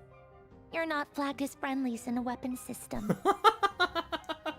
Just be careful, okay? Don't tell me what to do. Okay, I'll shut up. Fuck. If you're leaving, make it quick, or you'll just get in my way. There's a secret passage on the 2nd floor. It'll take you right to the plains out back. Stare all you want, Columbina. You're not getting another invitation to my tea party. I know. But thank you anyway, Sandrone. She knows that she's on good terms. This is exactly why you shouldn't hang around with those people. All their melodrama and sentimental nonsense is rubbing off on you. And it's rubbing off on you as well, Sandrone. Right.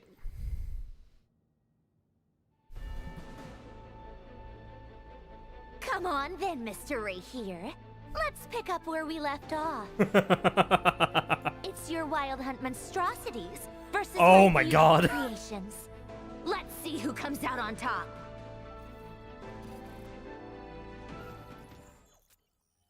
Oh?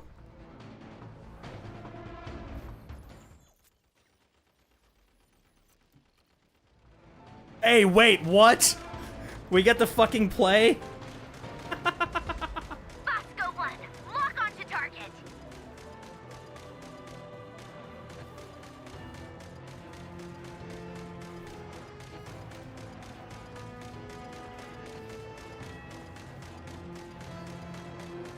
Me when I'm playing a fucking shooter?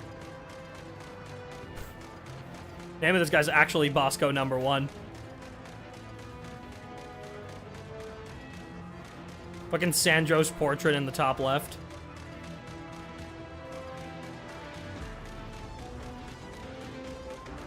Hey, yo, this battle music, though.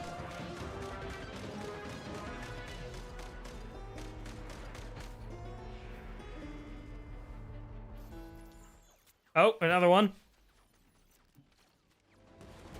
Oh, shit. Bosco 1, Bosco 2, prepare to fire.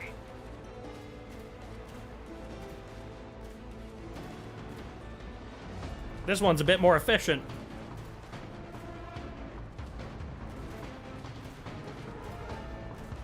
I don't like that we're jumping up every time we fire. That seems... seems a little nauseating.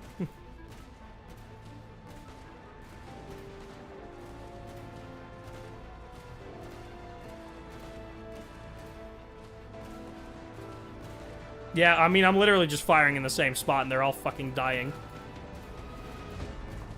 My guess is that there's just a timer. Like, it's like a 30 second or like a minute long timer. When it runs out, we'll move on. There we go. Oh, shit, we playing sniper now? Keep them pinned down. Don't let them get near.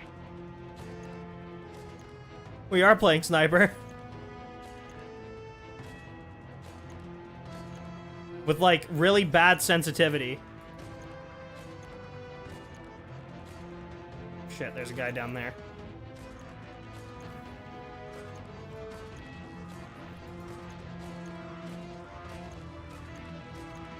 Yeah, the sensitivity on this is, like, hella low.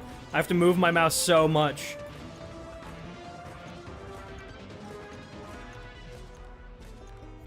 There we go. Rotate out. Deploy all backup units.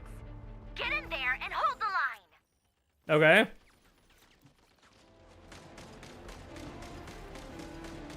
I don't think we are holding the line, are we? They're more tenacious than I thought. Whatever. This is where the real fun begins. I do truly wonder what Sandrone's kit is gonna be.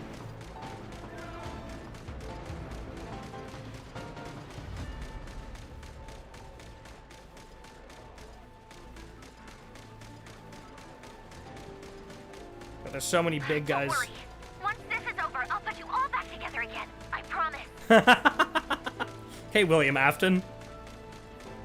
I will put you back together.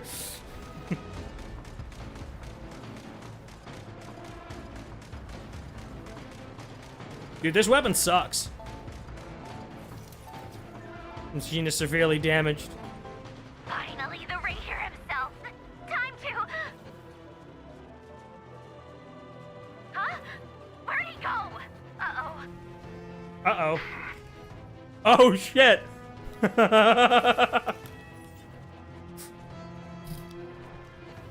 Damn, okay.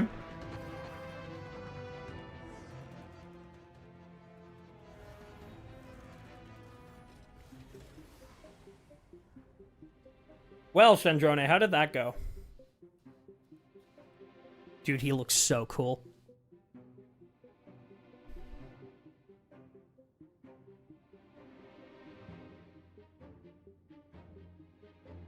Polonia, get him!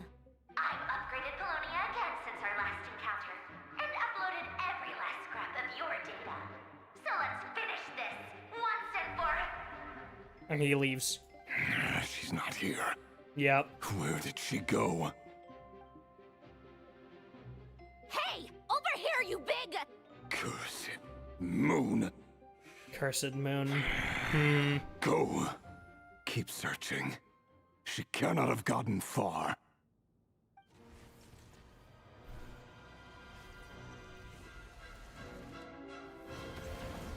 Okay. Well, Curatorium of Secrets time. Oh, look, the little loading animation. It's cute. It's hard to see because my model was in the way.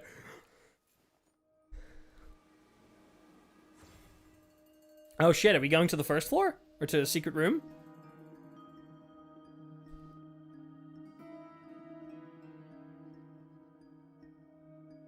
So this is your method for investigating Rayerer's past? It almost looks like some kind of ceremony. I am intrigued. Good deduction. But it's quite a different affair from what you're used to with the Frostmoon Scions. Whoa! First time I've ever been in here. Boss always said it was off limits, so I pictured some kind of creepy dungeon.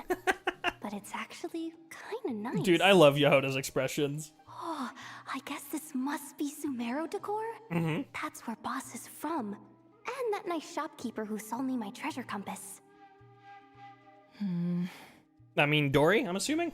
I'm not sure exactly what you've got planned, but it looks like you're all set. When do we begin? Whenever we wish. But for some reason, I've got a feeling this isn't going to end well. I've never faced Rayarer myself, but from what you've told me, his power is beyond anything I could imagine. I, on the other hand, am just an ordinary businesswoman. Our paths should never have crossed, yet here I am, forced to make an enemy of him. If you ask me, you're about as far from ordinary as it gets. So what are you saying? You're getting cold feet? Once I take a job, there's no backing out. Still, I have to ask myself if the power I'm relying on will even work on an opponent of this caliber. And also how to make sure I come out of this alive if things spiral out of control. Death is the one thing we can take for granted. It is the great equalizer, however fortunate or unfortunate we may otherwise be. So it's important to consider how to spend what lifespan we have left. That's very Renova of you. Come on, boss. Lighten up. Quit talking about death. It's bad luck. For once, I agree with you. When you're up against a foe like Rayarer, there's no such thing as being too prepared. True. Is there anything I can do to help? That won't be necessary. I've already made up my mind. Time to cash in a precious favor I've been saving for a rainy day. Oh? Yehoda, I need you to find someone for me. The Boomst? sooner the better. Find who? That shady merchant who sold you an overpriced treasure compass Dory? the other day. Come on, boss. You're pulling my leg again. In what way is she shady? She showed up when I was completely lost and sold me a neat Yehoda. little gadget that was exactly what I needed. Trust me. She's a good person. Yehoda, Yehoda, Yehoda. Anyway, I know who you're talking about. Don't go anywhere. I'll be right back. A few moments later. Quit dragging me. I genuinely can't run any further. Oh my god. She just fucking dragged Dory by her fucking ears. Aren't you? What is it? What's the big rush? You dragged me out of a dream where I was literally swimming in Mora. I'm charging double. Port Ormos music. Yo!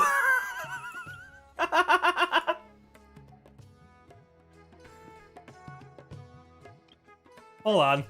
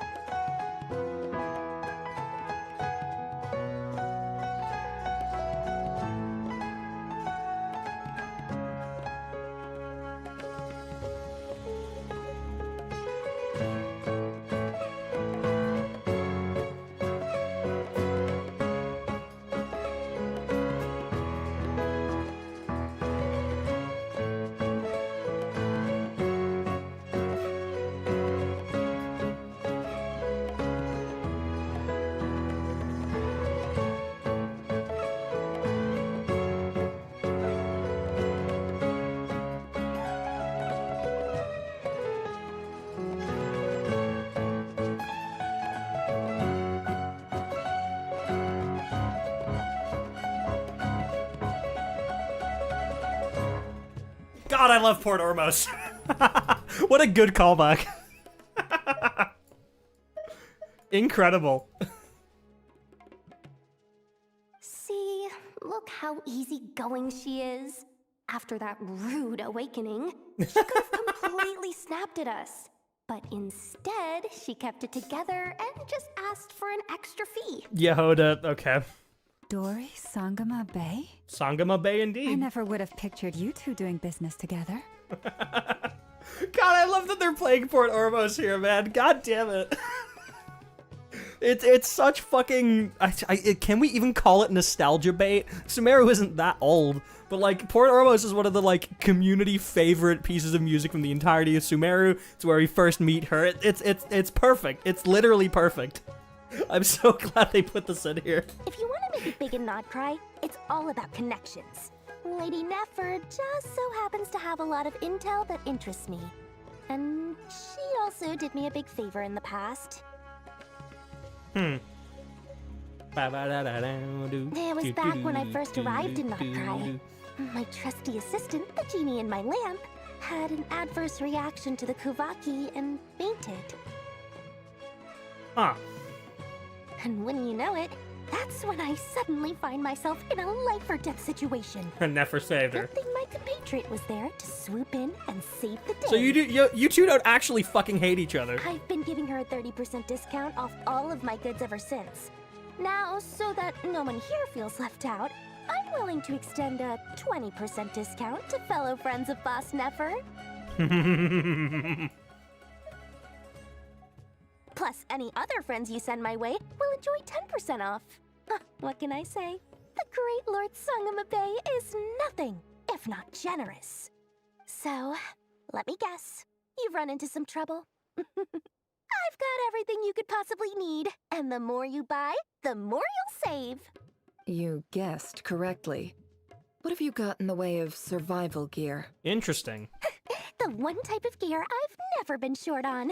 What are you looking for? A jetpack fresh from the Academia's labs? An ancient suit of armor dredged up from the bottom of the sea? At the very least, I need to know what kind of opponent you're dealing with here. What about one of the 5 sinners of Conria? It must be pretty serious. What if I told you it's someone with the power to bring a nation to its knees? That's about right. Is that so? Then we really are talking top-shelf treasures. I don't have anything like that in stock right now. I'll have to ask my supplier. Which is whomst? Your supplier? A powerful woman, make no mistake. I can't reveal her identity, but luckily for you, I hear she's planning to visit Nodcry in the near future. She's referring to Alice. That makes sense.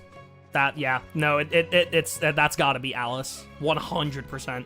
That literally could not be anyone else. If you're willing to wait, I can ask her when she's here.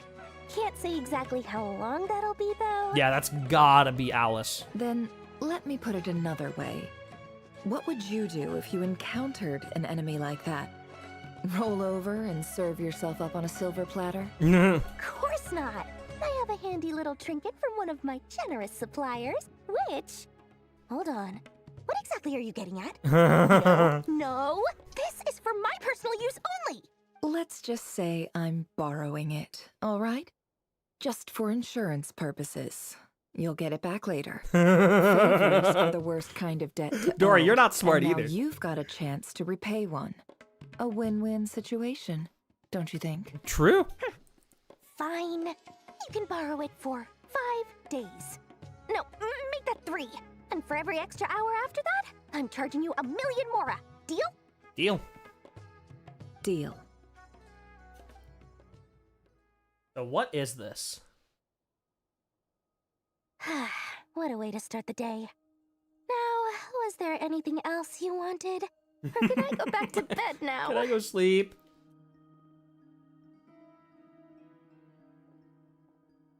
That will be all. Take care now. Don't trip up on your way back, friend. Oh, that's a threat. See you later! You're my favorite shopkeeper. Yehoda!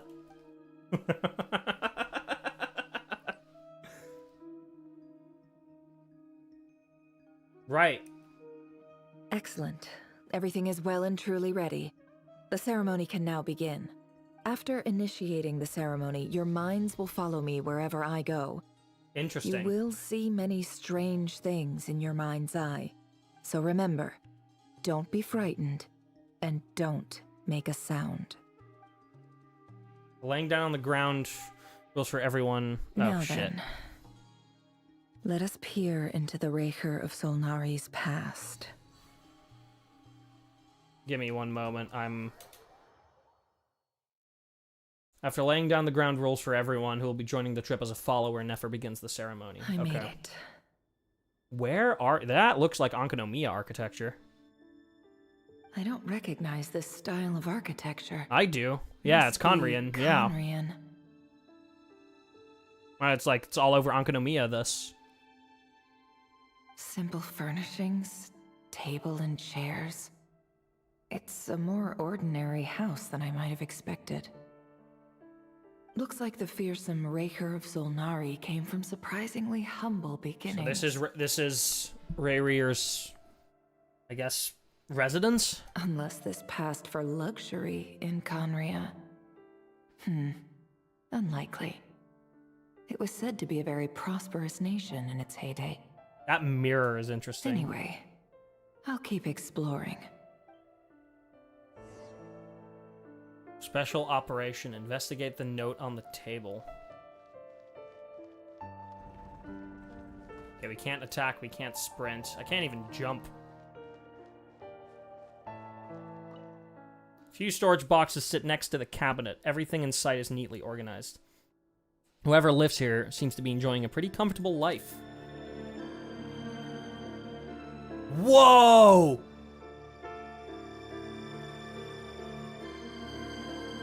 That's what Rayarer used to look like. Yo!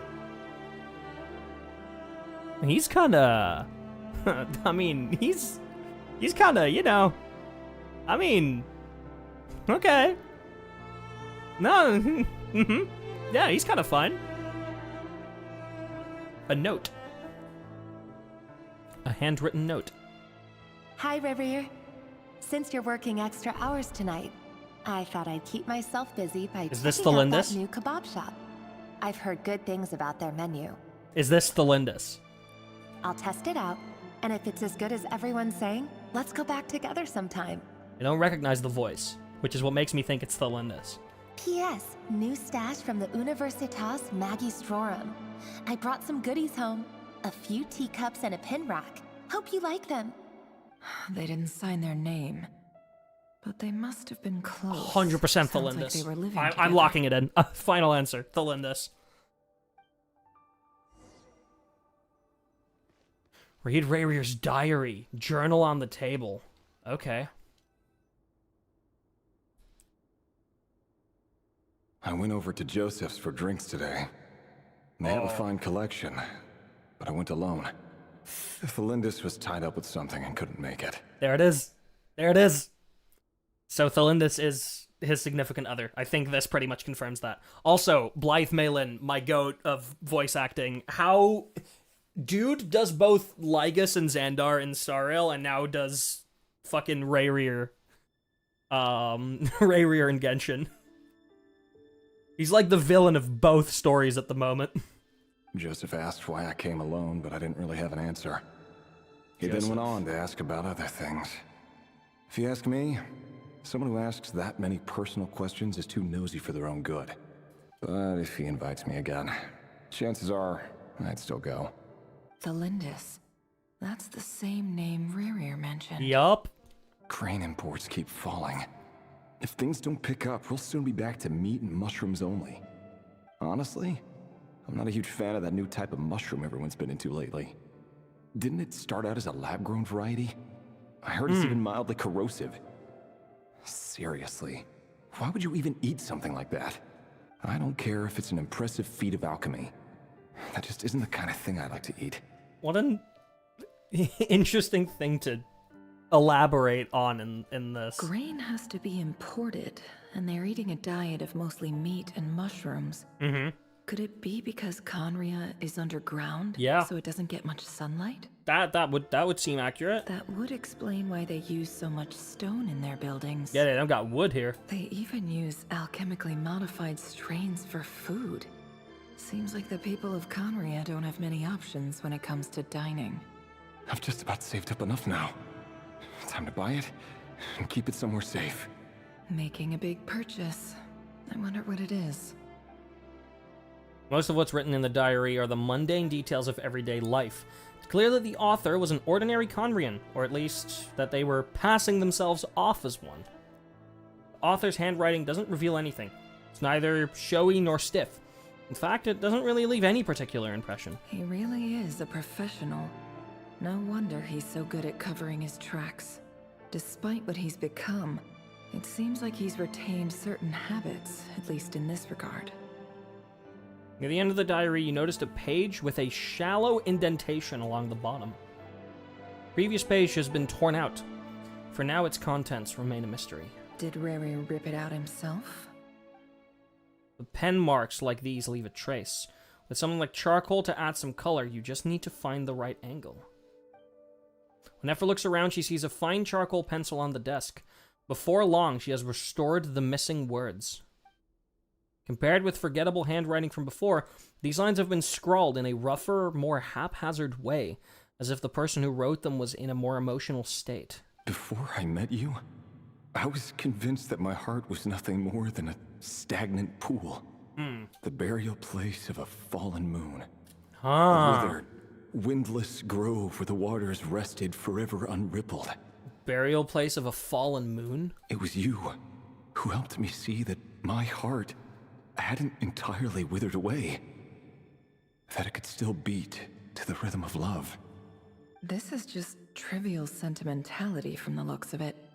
Why would he go to the trouble of hiding that? The burial place of a fallen moon. Because of that, is my guess. Serve Rayrear's memories.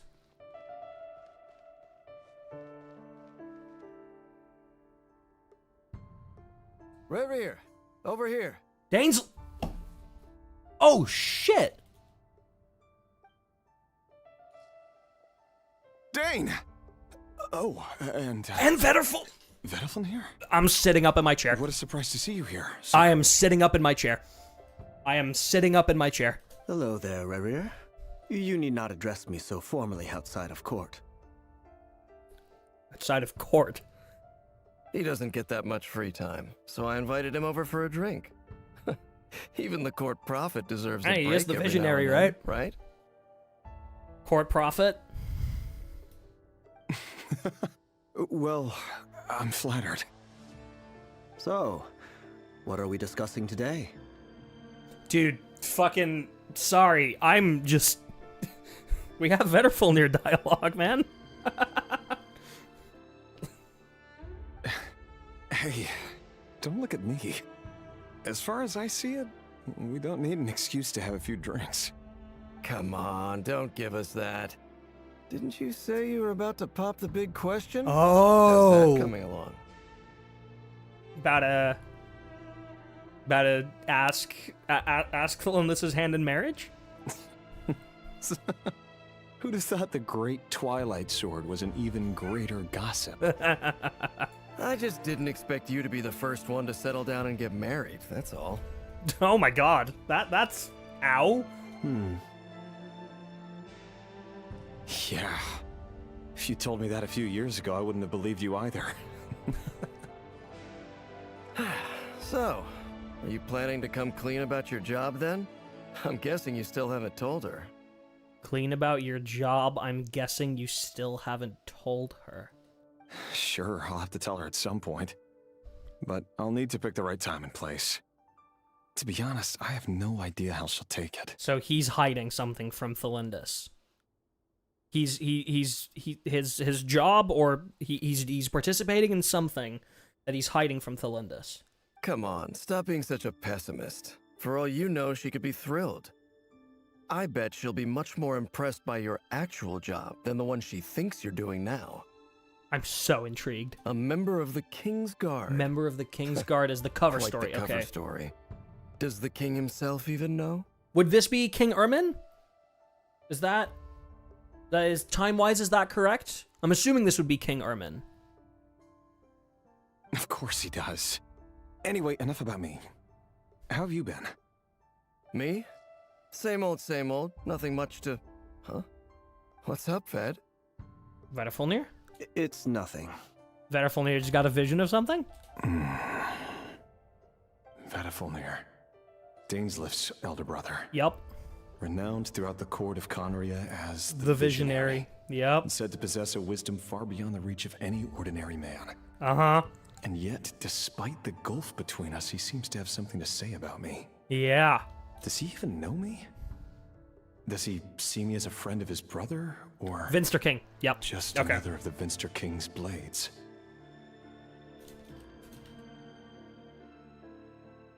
So it is Ermin. It is King Ermin. So this is Eclipse Dynasty. So this is like not too long before the Cataclysm then. So, because that's the last king, the last dynasty. Why did he react so strongly? Was it really to do with what we were talking about? Brown, curly hair and brooding blue eyes. So this is what Rayarer looked like back in the day. Perfectly normal. No different from anyone else. As frightening as this monster is in the present, there's something even more unsettling about seeing the human he used to be.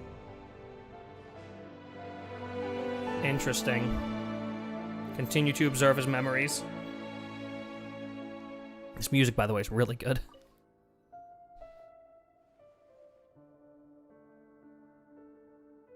Huh. Oh, shit. So that's Philinda. Philinda? You're back early. Oh, she's cute. Our equipment's being serviced today, so I got off earlier than usual. How's your day been? Aw, why the long face? Is something the matter? Has your boss been giving you a hard time again?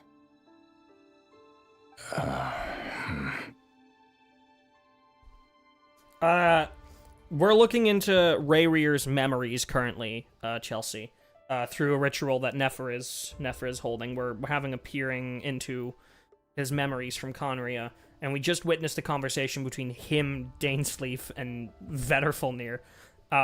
which Vedderfulnir is one of the 5 sinners as well. He's the visionary. He's Danesliv's brother. Rayarer apparently is hiding to Thelindis and to presumably most of the rest of Conria a hidden job. He says he is one of the king's guards, but he's not. He's something else, and he's hiding that. And he is about to apparently ask for Thelindis' hand in marriage. And Dainsleif was asking him, are you going to come clean about what your actual job is? And now Rayarer is talking to Thelindis. Went for a drink with Dane and the others after work. Isn't that a good thing? Yeah.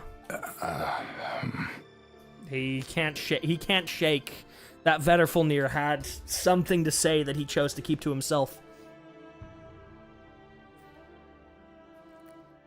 Vedderfulnir showed up today, too. Uh-huh. You know, Danesliv's older brother. Ah, Mr. Vedderfulnir. Yes, I've heard of him. They say that everything he says ends up coming true. Yes.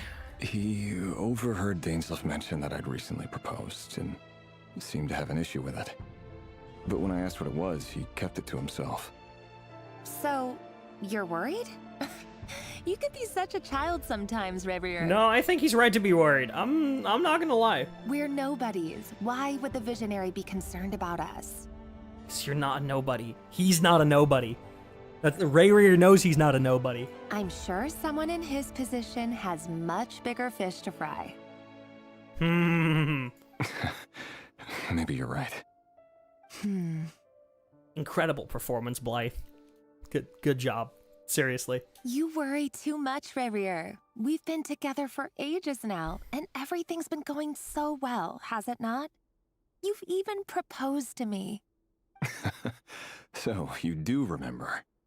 Tell me then. What's your answer?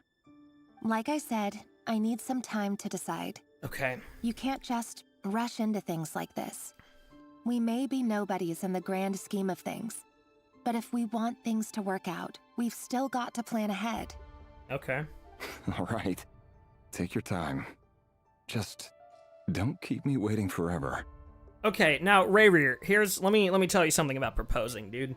You don't do it unless you've basically already had a soft confirmation from your significant other that it's going to be a yes. Like, you have talks about it beforehand.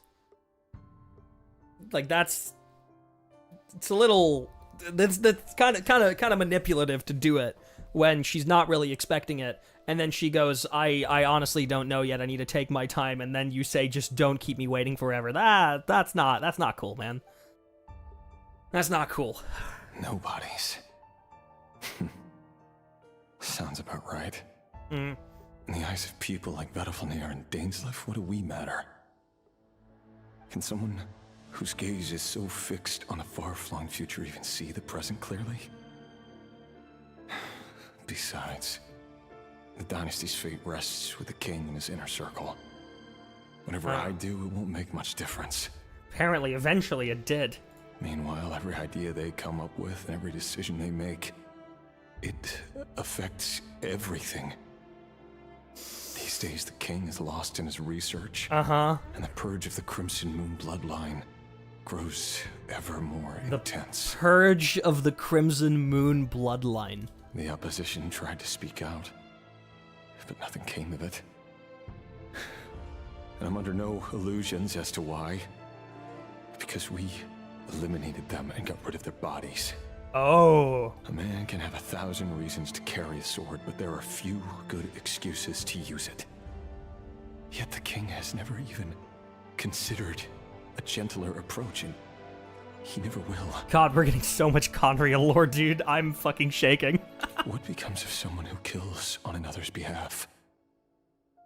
Will we ever find true peace? Oh, shit.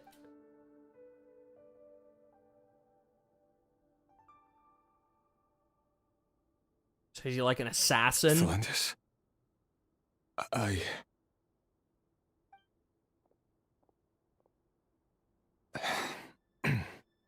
It's nothing. You were right. Fate has never smiled upon nobodies like us. But by the same token, it's unlikely to bear a grudge against us either. There's no reason we can't keep living happily together, cherishing the simple joys of each day as they come. See? You just need to stay positive, Rayarer. I can feel your warmth, your breath. You're right there, right by my side. Aww. Just seeing you makes me happy in a way I can't explain. And that's something that no one could ever take away from me. So smile, my love. Let go of that frown. You're right, Thelindis. I've just been overthinking things. That's better. Getting caught up about things like this will only ruin our evening. Speaking of which, all set for the ball tonight? The ball I need to go get ready. You go ahead. I just have a few things to take care of, then I'll come join you. Even busier than the big shots, huh? Fine, I'll go get started. But don't be late. If you keep me waiting too long, I won't be a happy bunny. Aww. Relax. I'll be there. Seriously, though, you drive a hard bargain. You're really gonna leave my proposal hanging and still expect me to take you to the ball? Rayarer, buddy. Listen. That's manipulative language, man. Like, I respect you, but... Well, that goes without saying. I already told everyone I'd be coming with a dance partner. Besides, they're two completely different things. Let's take it one thing at a time, all right? I feel like he's trying to lock in the marriage for some specific reason. All right. White outfit it is. White outfit. It seems like Rayarer was deliberately hiding his ties to the intelligence services by giving the impression that he was just an ordinary member of the Finster King's Guard. He clearly doesn't want his would-be fiancée to know about his other life. Yeah. Then again, that's hardly surprising. People in the intelligence trade rarely do. Who'd have thought we were in the same line of work?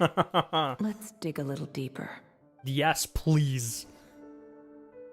Leave the hut. Okay. Whoa.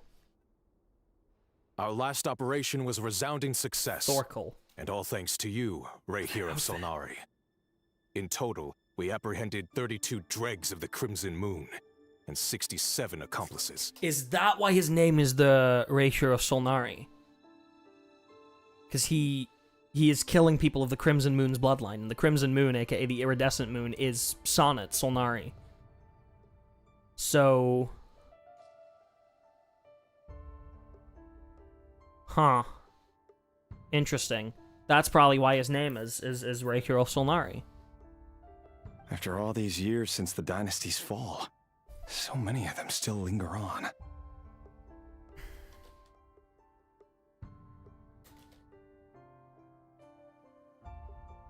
Yeah, so the dynasty's fall that he's talking about is the fall of the Crimson Dynasty, the fall of the dynasty of the Crimson Moon. We're in the Eclipse Dynasty currently. Indeed, it cannot be denied. Yet it was destiny that the Crimson Moon should be overcome by the Eclipse, and that His Majesty, the all-seeing Finster King, now guides our nation on the path to prosperity.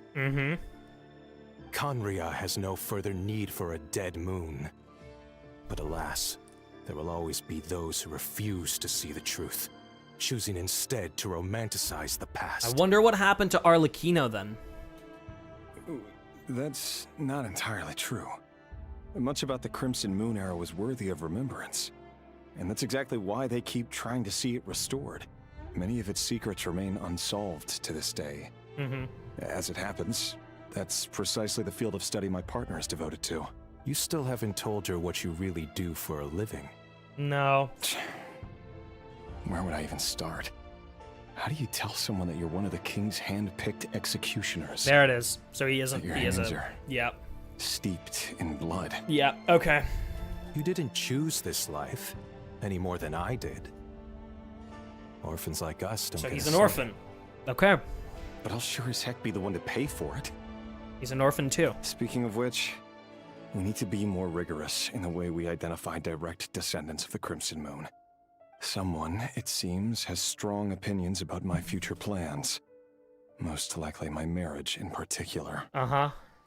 I have a feeling that we may soon become targets of the Crimson Moon's retribution. Your concerns are not unfounded. They've taken out many of our colleagues these past few years, and for that very reason. These are no helpless lambs we're leading to the slaughter. They're wolves in sheep's clothing. Take care, Rayarer of Solnari. I look forward to toasting you at your wedding. Thanks, Thorkel. That wedding never happened, Look after did it? yourself, too. And she never got to say yes, either.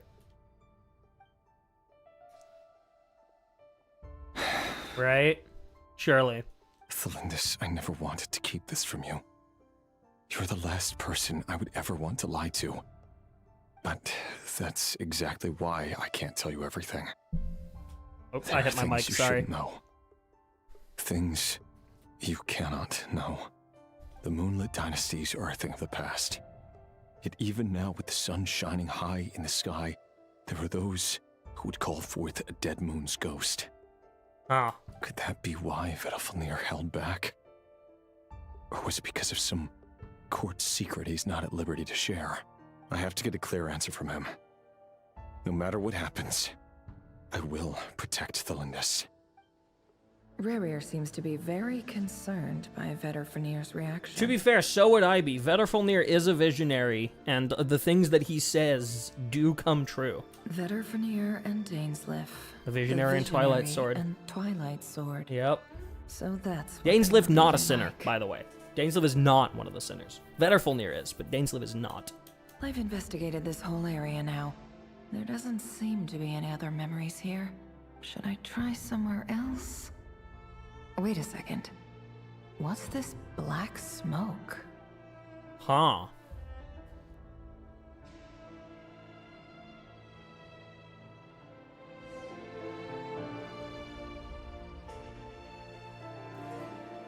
So, he's late after all. Just you wait, Rayarer. You're in for it. Big time. Are you waiting for someone, ma'am? Orlog.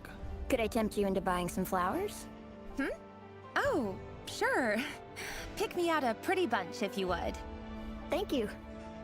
But I'm afraid none of them are as pretty as you. Aww. For someone so young, you sure have a way with words, don't you? I'm only telling the truth. Look me in the eyes. You'll see I'm not lying. Oh, shit. Crimson Moon follower. May we have a word in private? It's the same eyes as Arleino, which means they're still a, believer in the Crimson Dynasty, is my guess. Who are you? And what do you want? It doesn't matter who I am. Too many of our kind have fallen lately, so I decided to take the risk of reaching out. Not long ago, the Rayarer of Solnari led an assault on one of our strongholds. We suffered many casualties, and many who came to our aid lost their lives as well. Right. Sorry, I don't know why you're telling me this. And I don't want to get involved. You already are. Wait. Hear me out. This time we finally got a clear look at his face and learned his true identity. It's Rayarer. His name is Rayarer, and he claims to be one of the king's guards. What did you say? Oh. A cruel irony, isn't it? The man you're set to marry leads a double life as a brutal executioner. But surely, you must have caught a whiff of the blood on his hands. No. Why are you telling me all of this now? Simple. It's because... How strange. Rayarer was nowhere to be seen in that memory. It's because what? To Thelindis. Rayarer couldn't possibly know what happened if he wasn't even there. Why would her memories appear in his fragment? That is curious. The ceremony won't last much longer. I think it's time to call it a day. Okay, so not too much info on that front, but Thelindis did find out, and not because Rayarer told her. So that was your doing? Did you just pull us inside Rarier's fragment to spy directly on his memories? Mm-hmm.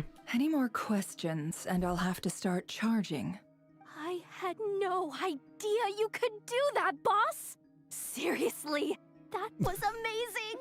We're not worthy. We're not worthy! Yehuda, you really do just be fucking glazing everybody. I love that about you. I gotta admit, though, I'm itching to see what happens next. Me too. Feels like we barely scratched the surface. I'm just as curious as you are. But the ceremony only allows for limited time inside. That's all we can see for now. Luckily, we managed to learn quite a lot. So far, so good. I just hope the others are doing okay too. Especially the group with the Traveler. Their mission is a risky one. Let's hope it's all going smoothly. If you're worried about them, go see how they're doing. If I know Boss, she's gonna need some time to write up all the details and make sure it's all coherent. I'll stay behind to lend a hand, but feel free to head back and meet up with the others. Anyway, that was so much Conria lore, and I'm still kind of not believing it. That was so cool. Right. Oh shit, we're in Thunderclap Reef now. Okay. Wait, why are we in Thunderclap Reef? The fuck are we doing there? Oh, they've been prowling around for nearly 2 days now. Are we hiding here? Just won't quit. Oh, they might not have seen us yet, but them constantly sweeping the area, our way out is completely blocked. We just have to sneak past nice and quietly. Oh, that's never gonna work. One little slip up and it's game over. If they spot us, they'll run straight back to Rayarer. And once he knows we're here, it won't be long before he's breathing down our necks again. Be that as it may, we still have to try. Oh, guess you're right. All right, time to zip it. Yep, time to zip it, Paimon. Everlasting as the moon. Wait a minute. Everlasting as the moon is Arlecchino's dialogue line when she pops her burst, right? I'm not crazy? Hold on. Can I see voice lines? I know Honey Impact has them.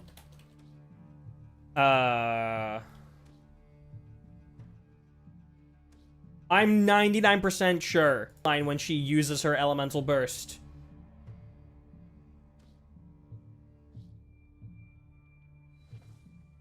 I guess... Hold on.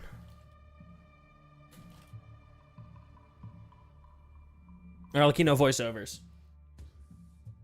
English.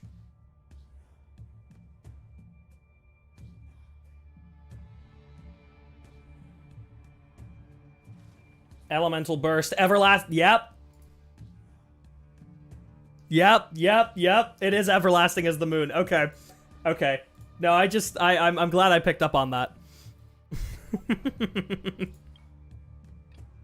Fire suppression, the way to receive uninvited guests. So this quest is literally named after Arlecchino's burst. Or after, like, one of her voice lines. We almost got spotted. Can I... Phew, that was a close call. I can't jump, by the way. Or attack. I can't even sprint. Watch out! He's coming this way!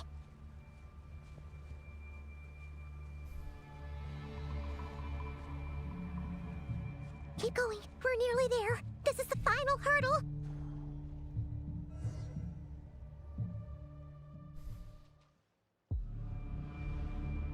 Oh, there's no end to these things! We can't keep going like this. Surely there must be another way out.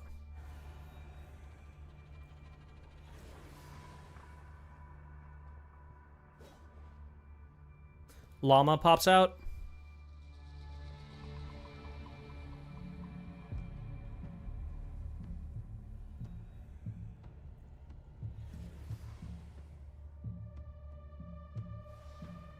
Fire. Arlecchino. Everlasting as the moon. Fire? Wait, what's that smell? Oh no, there's a fire! Oh yeah, I recognize that fire. Oh, it's time, baby.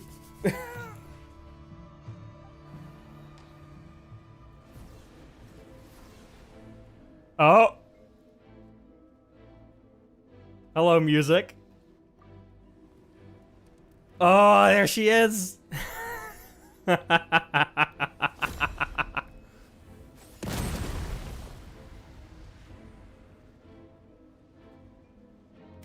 Number 6. Sandrone was right. You look weak, Columbina. Been a minute. The old you would never have let such lowly creatures bar your way.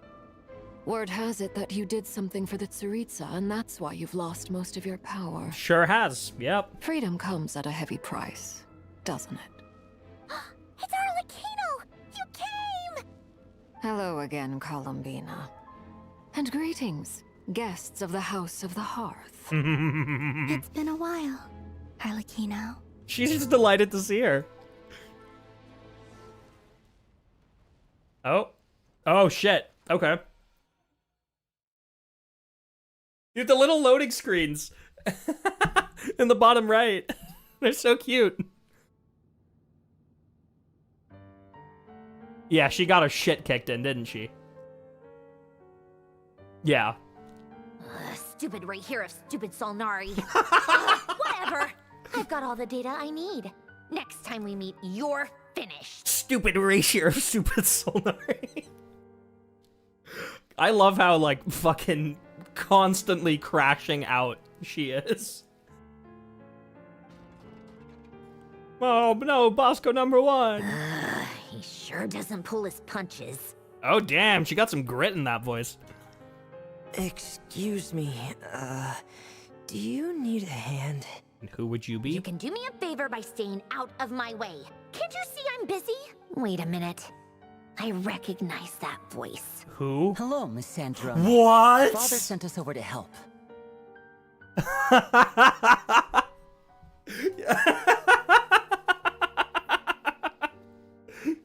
Hello there, House of the Hearth. Good to see you guys. How considerate of her. Hey, Fremine, get over here and help me fix this. Lenny, you do your thing. Just keep your sister away from my machines. Just fucking poking them when the machine falls apart. Oh, I love you. Nearly every machine that cat girl touches ends up going haywire. Go put her on cleaning duty or something.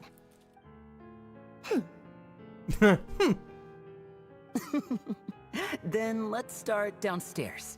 Fremine, we'll leave this place to you. You've got it. Wait a second. Pretty sure there's still some tea in the cupboard. If you want some, you'll have to make it yourselves. Aww.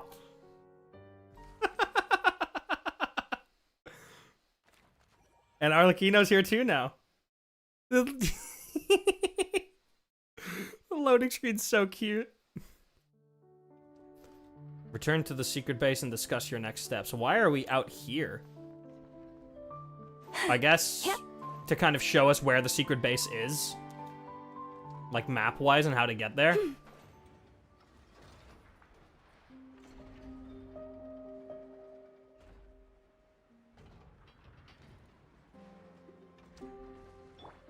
Right, I need to quickly give Nefer a fitting glider.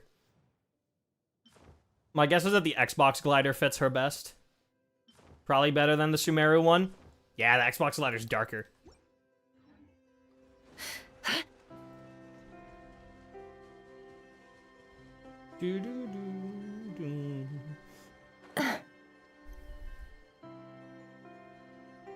So it's in between Hisi and...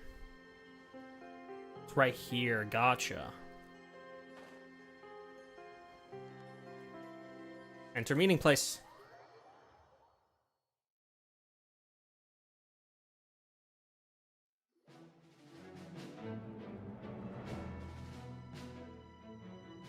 It's a relief to see you all made it back in one piece. One piece. Huh? Feels like there's quite a few people missing. Where's Flint's and the others? And what about Nefer? That is quite a few people missing, I actually, returned yeah. ahead of them. Flint is helping Aino and Anefa to set up the decoys and Makes buy sense. some time. As for Miss Nefer, boss is still wrapping things up on her end. Right. She sent us back to fill you all in on the top secret intel we've been gathering. I see. Then let's get right into it. But first, who do we have here? You brought someone else in to help? Greetings. I was invited here to help as a longtime Tea Party companion of Columbina's. You may call me Arleino. Of the Crimson Dynasty. Surely it can't be. Oh, yeah. No, Llama immediately knows. Those eyes. Yep. Oh, where have I seen them before? Mm-hmm. Wait, of course. In those memories we just saw. They instantly made the connection. The only Arleino I know is the fourth of the Fatui harbingers. So either you share a pretty uncommon name, or you're more than just a Tea Party buddy. You're more than just a Tea Party buddy. The only Arleino I know is the fourth of the... Oh, right. I thought she was the sixth. No, she's not. She's fourth.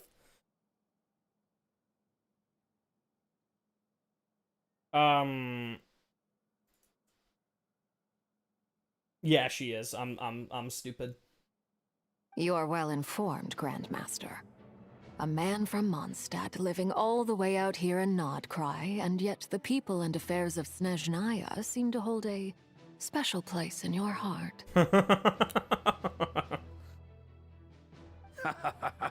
Oh, the feeling's mutual. Sounds like you know all about who I am, too. A Fatui harbinger. I mean, Columbina is too, technically. Was. The atmosphere in here just got really tense. Guess we can't just start trusting Fatui harbingers, even at a time like this. We literally went to Sandrone for help too, like... I must admit, though, I'm a little curious. Seeing as the moon goddess no longer belongs to the Fatui, what makes you so willing to put your neck on the line here? She knows about Rayarer, is my guess. Nor does Nodcry belong to Mondstadt, Mr. Varka. Yet still, you're fighting for it all the same. That is a good-ass rebuttal. Things don't always have to have a tangible payoff. Sometimes, stopping things from spiraling out of control is a higher priority than chasing the spoils of victory. Of course, I can't say there's nothing in it for me at all. But that's between Columbina and myself. Arleino was instrumental in helping us save the whole of Fontaine. Yeah, that is true. Forgive me. I don't mean to doubt you. It's just that the Fatui really have been the source of many of our troubles. Yeah, they have kind of been trying to colonize the Frostmoon Scions. We have our own way of doing things here in Nodcry. But ever since they arrived, the Fatui have treated us with nothing but hostility. I know there's been a lot of bad blood between us in the past. I've done my utmost to avoid friction whenever I could. But sometimes fundamental conflicts of interest simply can't be settled amicably. Yeah, that's not a good excuse, though. That's why I'm here solely in a personal capacity. Okay. This has nothing to do with the Fatui. There we go.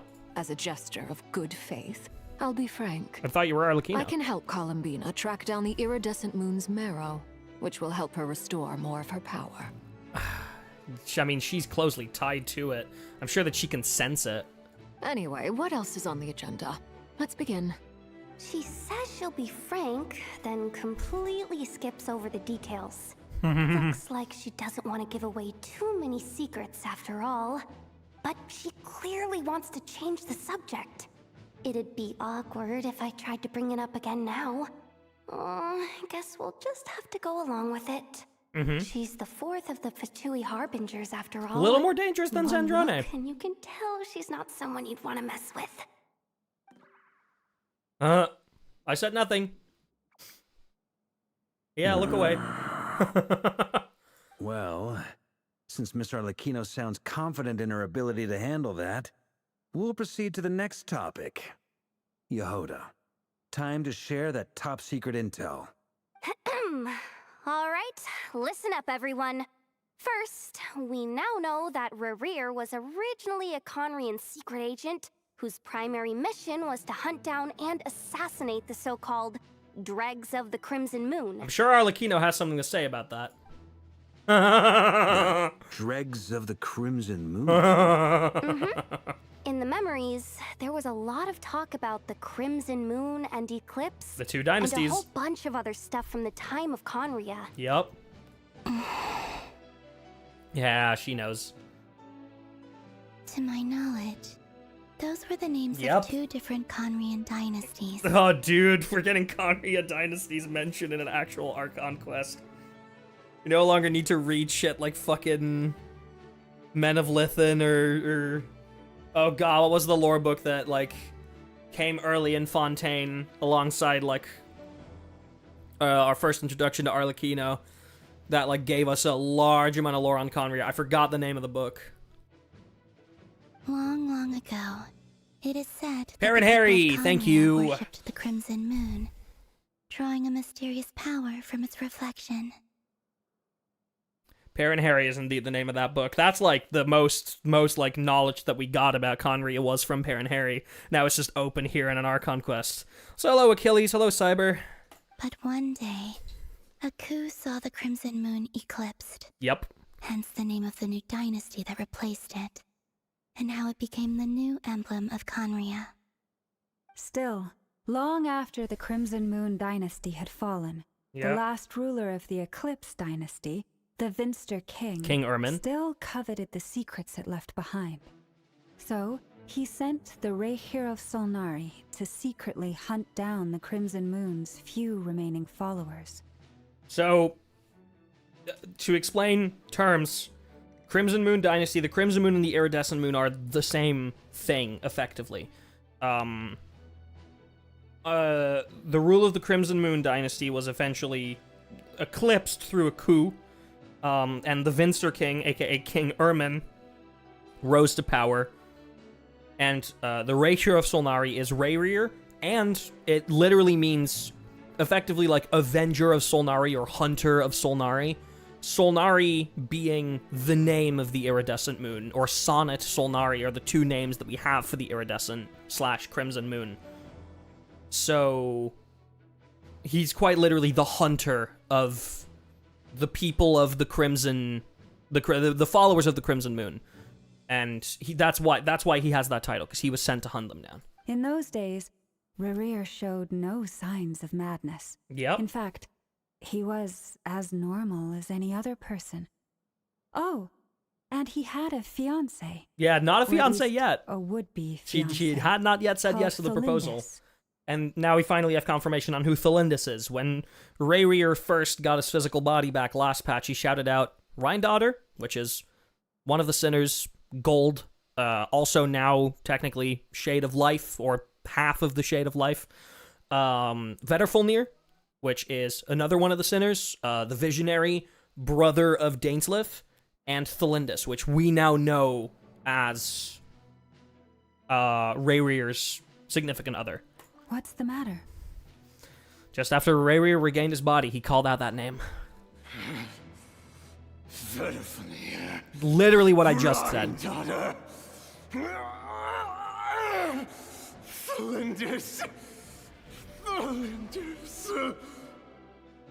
I wonder why he shouted out Rhindaughter, because we know we have a connection to Veterfulnir from him directly now. We do not have one to Rhindaughter yet. Interesting. Anything else? What about this would-be fiancé of his? Do we know anything about her?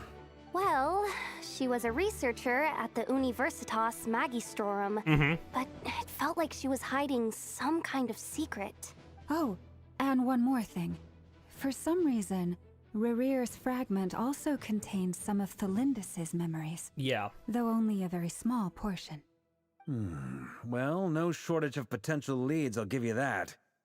In any case, it sounds like we can conclude that while Thalindis was still around, Rayarer appeared to be lucid and quite normal. Yeah.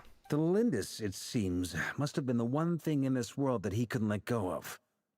Tell me, though, were these pure-blood Conrians we're talking about here? Interesting you mentioned that. Why do you need to know that? Uh-huh. Hold on. If she was a pure-blood Conrian... She might still be alive. Yep. Oh yeah. Just like how it was with the captain. All pure-blood Conrians were cursed with immortality. if we could somehow find her, do you think there's any chance Rayarer might regain some of his sanity? It's possible, but it would take a miracle. Yeah. We can't pin all our hopes on that. That merchant who Nefer knows, Dori Sangama Bay. Maybe we could hire her to look into it. All right then. Let's keep working in our separate teams.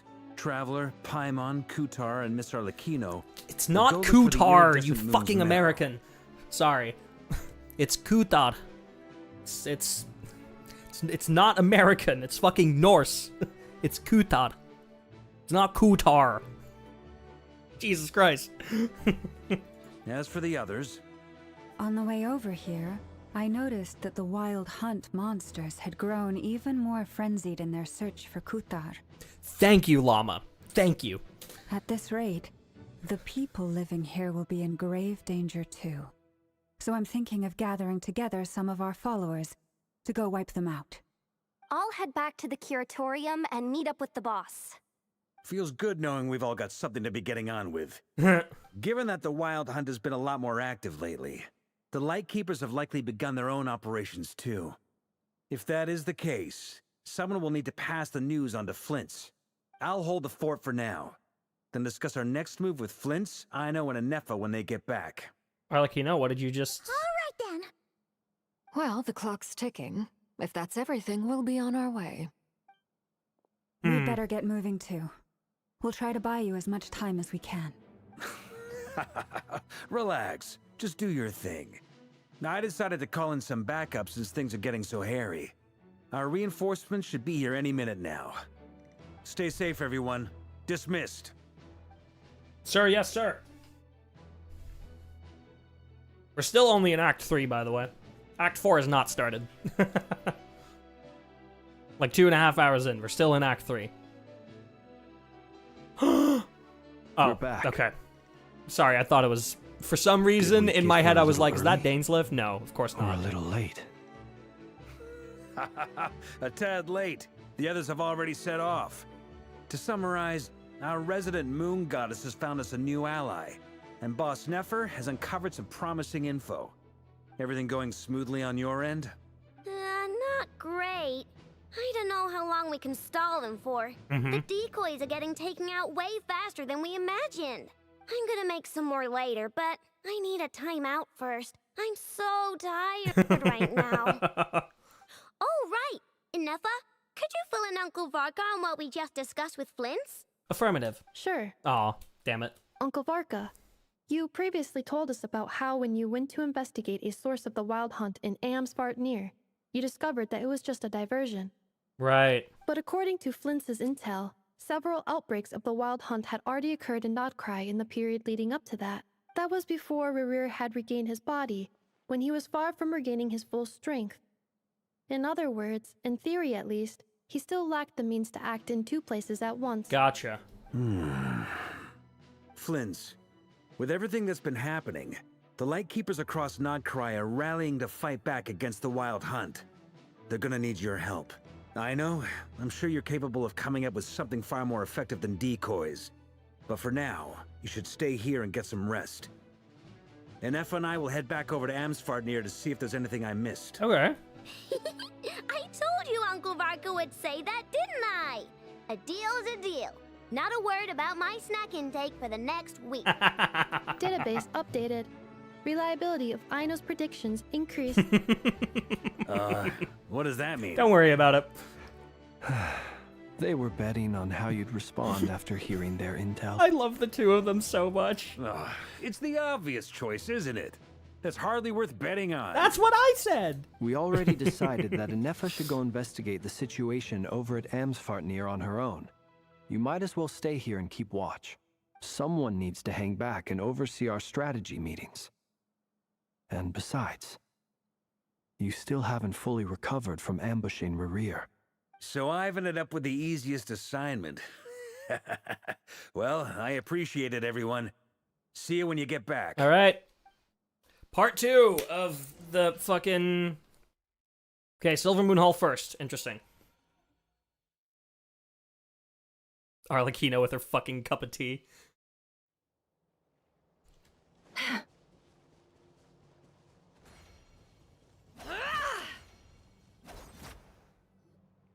Here, this will serve as a good spot to cross over. Arleino, hold up a second. Since you brought us all this way, would you mind telling us what you got planned? We still haven't got the slightest idea what's going on here. And if even Columbina doesn't know where the iridescent moon's marrow is, how do you? Remember her boss fight. Big crimson moon behind her. Simple. Because I am an inheritor of Boom. the royal bloodline of the Crimson Moon. And one of the last surviving embers of the two worlds' flames. I mean, we've been knowing this, but it's good to, like, have it spoken out loud. But, like, yeah, we knew this 2 years ago.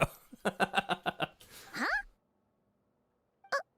Are you serious? Isn't you're a descendant of the Crimson Moon dynasty we were just talking Sure about? is. The one from ancient Conria? Your surprise is understandable. I was also taken aback when I first learned of it. Because she didn't know. But the more I thought about it, the more I realized the signs had been there all along. When I was young, I discovered I could wield a very special Moon kind blood of fire. It coursed like blood through my veins and smoldered away inside my nerves. Yeah, those are not gloves, by the way, if you're curious. Like, those are what her hands look like. Those are not gloves. What's more, whenever I experienced strong bursts of emotion or drew too deeply on this power, it was like some kind of presence within the fire would begin to gnaw away at me, consuming me from the inside out. And your hands. Exactly. That is why my hands are like this, too. At first, I saw it only as a curse, but once I became a harbinger, the jester apprised me of the truth. Jester being Piero. Together with my own investigations over the past few years, there are several things that I have gradually come to understand. For instance, take the so-called Crimson Moon. In truth, it is nothing more than the shattered remnants of the iridescent moon, fused with the abyss to prolong its lifespan. Since this blood flame was bestowed upon me by the Crimson Moon, it is a fusion of the iridescent moon's former power and the corruption of the abyss. You all understand the nature of the abyss well enough. I draw upon its power, and in return, it hungers for my soul. This strange blackness is the mark of corruption it has left behind. If I recall correctly, you once told me that if the corruption ever made it to your heart, you'd become a completely different person. Yes, and that's the reason I'm always careful not to push my power too far. It's essentially a never-ending tug-of-war. Whew. Sounds intense. Anyway, the rest of my story can wait. Is there anything else about the Crimson Moon or the iridescent moon that you're unclear about? Could you just tell me everything you know? I would love to listen to it. Paimon has a question. So, the Crimson Moon that the Conrians used to worship was actually the iridescent moon, right? Yep. Which was one of the three moon sisters. Correct. Does that mean that the Conrians were to the Crimson Moon as the Frost Moon Scions are You to know the Frost what? Moon? I never thought of it that way, but yeah, I guess, right? So much of that history has been lost. We have no way of knowing I exactly never thought about what it they that were way. like. But I would suspect that the Conrians weren't as devout in their moon worship as it might appear. The iridescent moon's remains simply served as their link to the abyss. Right. Later on, perhaps someone discovered a way to make direct contact with the abyss. I mean, or maybe there was some kind of ideological divide. Either way, a dissenting faction staged a coup and drove out the royal heirs of the Crimson Moon dynasty. Still, even with the dark sun looming high overhead, the Crimson Moon's glow never truly faded. If you want living proof, it's standing right before you.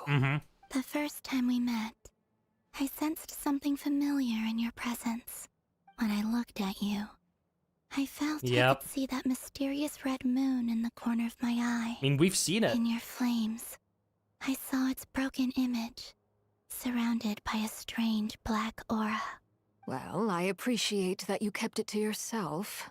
Much about the Crimson Moon is still a mystery, and I'd prefer not to end up as the object of an insane research project. So, does Piero know?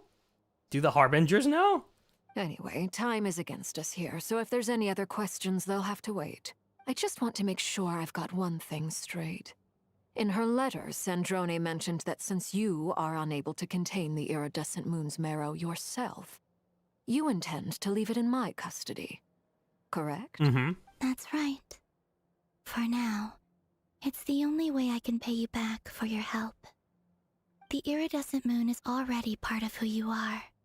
So with its marrow in your possession, you'll be even more powerful than before. Deal. Let's get started. Sounds good to me. Get what started? What does this place have to do with the Crimson Moon? When I first became a harbinger, the jester Holy gave me a book shit. called Parenhary, also known as Leobranto Inamorato. Fucking Parenhary mention in an Archon quest is insane. That's wild. That's one of the most important lore books in Genshin history.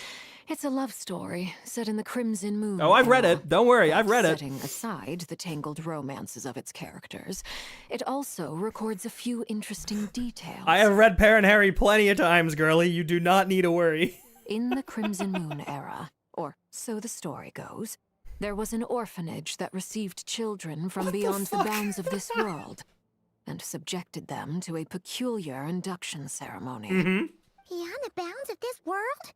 For real? And what kind of induction ceremony? The Crimson Moon Sages looked beyond this world for beings with powers that surpassed the gods. But fearing they might lose control, they subjected these children to a process of refinement. Okay. It really does show you how important of a lore book Parenhary is, that they're literally just giving you a TLDR of the entire book openly and going, this is a book that was given to me, I'll give you the summary, like in an Archon, that they feel the need to do that. It just goes to show how insanely important of a lore book this is. They made these children crawl up a fireplace and kept asking them, have you died? Did you see it? Until they finally admitted to having died and seen a crimson moon. Important thing about Conria is that you aren't able to enter it until you are, like, properly declared dead. And it being, like, underneath to that, like, underground, there's a lot of, like, ties to, like, it being, like, literal hell, right? Now, Teyvat itself, you know, it's already, truly, when she said Parenhary, I nearly did a spit take. No, me too. The thing about Teyvat itself is, you know, all of the, like, Archon names come from, like, Solomon's, oh my god, what's the name of the book? Oh, what's the name of Solomon's book? Fuck. Oh my god. I'm blanking.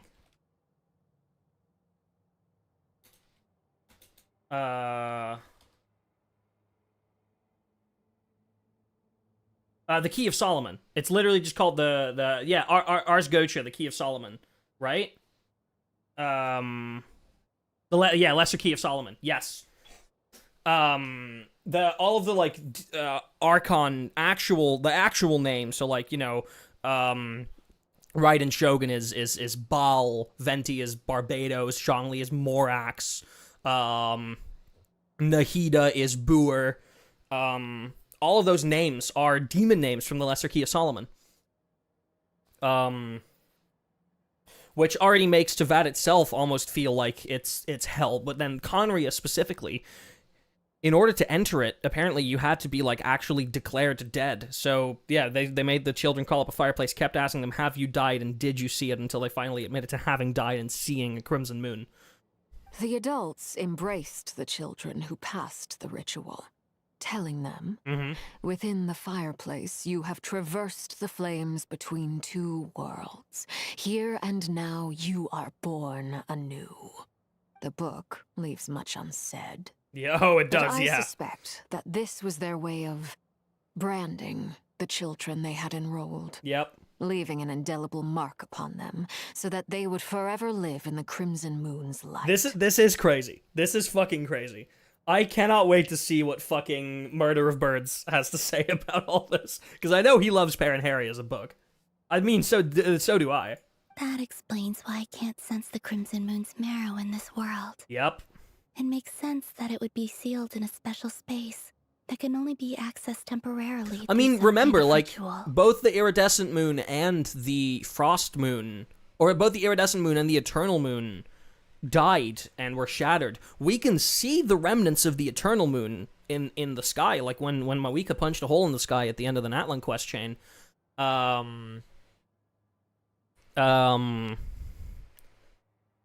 Like, we can see it. It's there. It is beyond the firmament, but it is there. The remnants of the iridescent moon are nowhere to be found. Understand why other girls call Arleino. They call her father, actually, not they call her father, and that's the father is more of a it's a title. It's not it's complicated, but it is basically a title passed down in the House of the Hearth. She is the father of the children in the House of the Hearth, which is basically a very fucked up orphanage. And that is putting it lightly. There's no fireplace here. Do you see a chimney anywhere?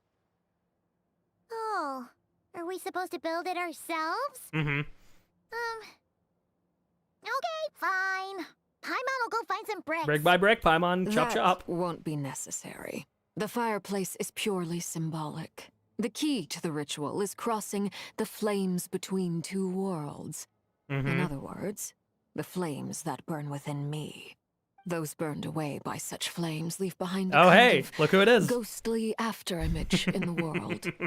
In the days of Conria, people believed they could be used to bridge the gap between the two worlds of life and death. I forgot what the name of that girl was, but that is the girl from Arlequino's story quest who was basically a ghost that kept popping up in the shadow around the House of the Hearth, around people like Lynette, Linny, Fremine, and other members. In the days of Conria, people believed they could be used to bridge the gap between the two worlds of life and death. Yep. In short, I can open a passage to that space for you. That's the easy part. Do we have to be declared dead for that to happen? The catch is I'll need to stay on this side to keep the passage open. So I won't be able to come with you. Once you're inside, you'll have to find your own way. Understood. Very well. Then I'll open it up. I am very intrigued. Traveler, spare me a little more moonlight if you would. I may need it. Naturally.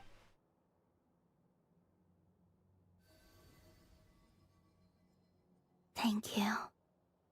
I feel like I've recovered some of my strength now. It should be enough to move us across short distances and confront whatever dangers might await. I'm so intrigued. Mistress of the 7 hues of ages past, great mother of the present, crimson-clad sovereign of the 2 realms, by fire severed, Mistress of by the 7 fire hues renewed. of ages past. I offer myself now and beseech your descent. Yo.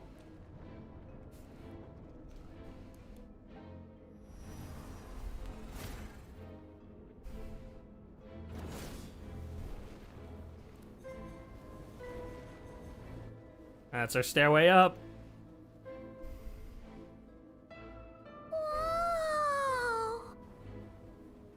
You know what? That stairway actually looks really, really similar to, the stairway into the heart of the Sacred Mountain. Interesting. One word of advice. As you're crossing over, no matter what voices you hear, do not answer. Noted. I sense a sinister gloom inside, but also the familiar light of the moon. I feel that I am about to meet an old friend who has changed beyond all recognition. Oh? All right, let's go. Who would that be? Only embers remain. That's another one of Arlequino's voice lines.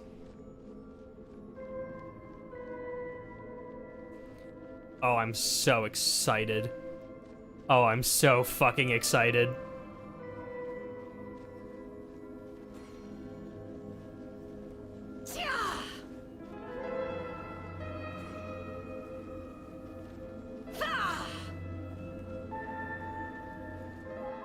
Alright, here we go. Where will we end up? Oh! I sense your presence and crave you death and rebirth. Do not answer. Wait,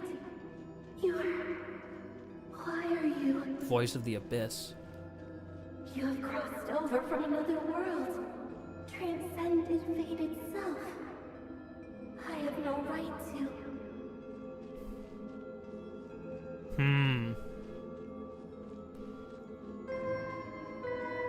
I'm so fucking intrigued.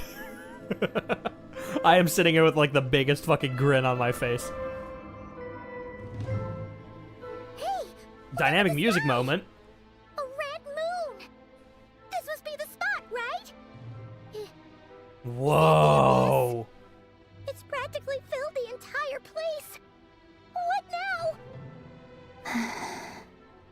What a tragic sight. Fragments of your broken body. Yep. Seized by the abyss and hung up aloft like mummified remains. Iridescent moon. Was this truly what you wished for? Let's keep going and see what's ahead. Careful. There's something spooky about this place. Feels like something is lurking in the fog. Haimon's right behind you. Whatever you do, don't run off without her. Mm-hmm. Dude. So that is just the Crimson Moon. Columbina, didn't you tell us that the iridescent moon had shattered into The pieces? abyss The moon has... up there looks pretty whole to Paimon. The abyss has grabbed all the pieces and like glued it back together. And it's holding it together using abyssal powers, my guess. Oh, shit. You know it's serious when they put that in a domain. You know it's serious. Hey, share my knowledge. Look, a rainbow! Forest, protect us. With one heart, we... Aw. I was about to use Nefer's charge attacks. So much abyss.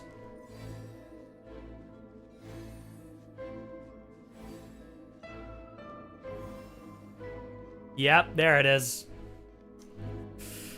There's the shattered remains of it. Wait. Just like I thought. It was only a facade. It was only a facade. Yeah. If we go back around. Here it looks whole.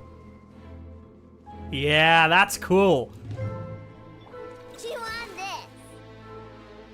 this. It looks whole when coming in from the front. And then the moment that the facade drops, yeah, that's cool.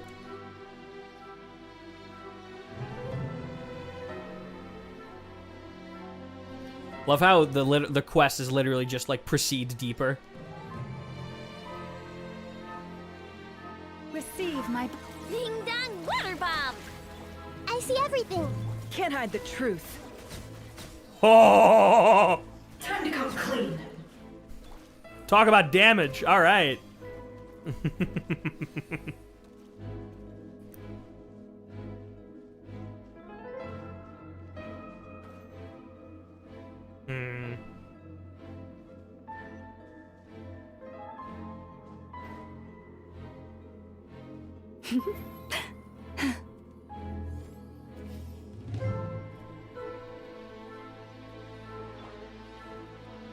Flash attack!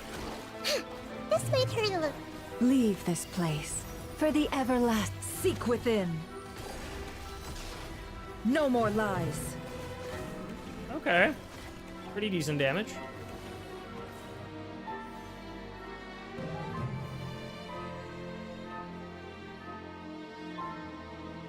Right, I am curious.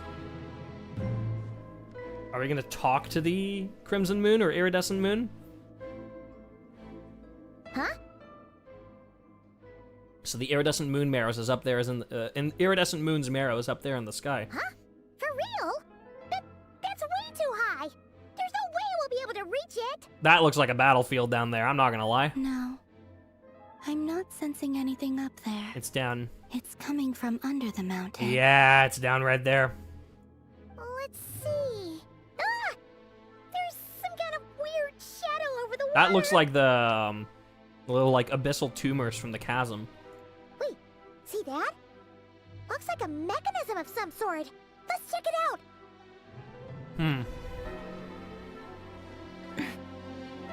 Oh yeah, these wings suit Nefer perfectly. Hell yeah.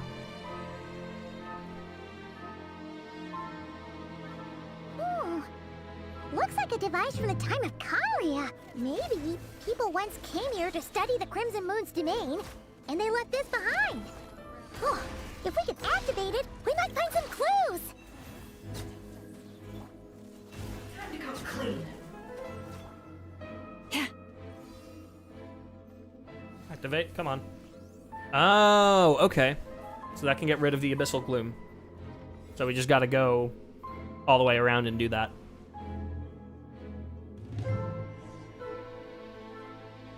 Hey, look at that! Now that the mechanism's running, the shadow in the water looks different. Do you think these mechanisms might be the key to unlocking the secret? Let's try to find more of them! Thalindis, we'll leave the rest of the research in your hands. We'll be heading back now. I hope this is more Rayarer lore. Night. Ugh. Mind your own business. Just leave me some snacks on the table. Thalindis? Is that Rayarer's girlfriend? How come we're hearing her voice here? She was a researcher at the Universitas Magistrorum, yes. Oh yeah. So, do you think she was studying this strange space all along? The Abyss has made this space extremely unstable. Maybe that's why some of the things she said and did were preserved here. Like echoes. Or after images. Whenever I see this view, it takes me back to a poem from my childhood. Okay. Waning moon, oh lifeless damsel, weeping on the mountain crest. Mourning still in wistful tone, her fragile soul now laid to rest. For me, of all people, to be here investigating the mysteries of the Crimson Moon space. Is it a coincidence? Or something more? God, the thing about Genshin's story is that I was always like, you know, I enjoyed the journey, and I enjoyed that we didn't always Lush as the moonlight. immediately we didn't always immediately get like everything. Looks like the Abyss has messed up this mechanism. We need to find a way to get it working again. We didn't always get a lot of exposition on like the overarching story, and I was always okay with that. But now that they're starting to give me crumbs, I'm like, dude, I need to know everything. By the frost moon of old. No more luck. Ow. It all falls into place. God, the shades sound so cool. Or Nefer's shades. I mean, not other shades. Don't worry. All right, so that will purify the abyss in that, and now we can work our way back. Yep.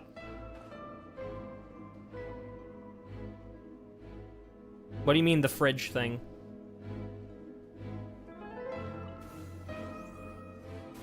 Boom.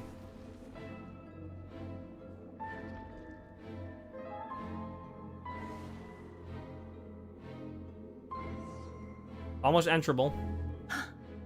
I see. So the moon marrow, or rather the power of the 3 moons, is the key to unlocking... If it really does exist, then maybe this madness can God damn finally it. be put to an end. Oh, what could it be? What could it be? It's the key to unlocking something. The moon marrows is the key. The 3 moon marrows is the key to unlocking. And this madness. Is that referring to Rayarer's madness? I'm so fucking intrigued, man. I just want to know. Oh, that water, that's spicy water. I see. No? Oh. Never mind. I suppose we will have to. Find a way to get close enough.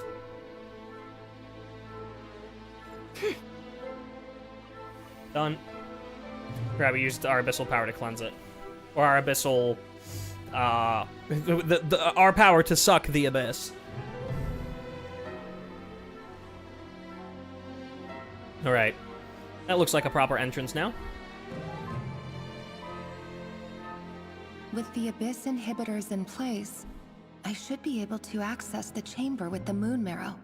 Oh, Rayarer, with every step you take, you're drifting further from what you truly desire. But you're not the root of the problem. Ever since that outsider set foot in Conria, the Vtuber King has sunken deeper into madness. Referring to Spvwvky? Probably? Right? It's either Spvwvky or it's like Lumine. It's one of the two. It's gotta be one of the two. If only I could get my hands on that outsider.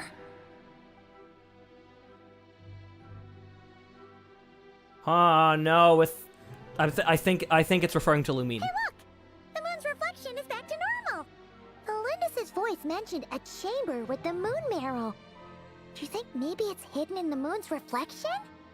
It must be. For within it, I sense the fragile aura of a dying soul. Alindis' soul? Then there's no time to lose! Let's go!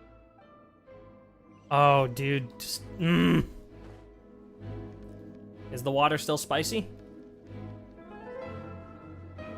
No. Enter the reflection of the moon.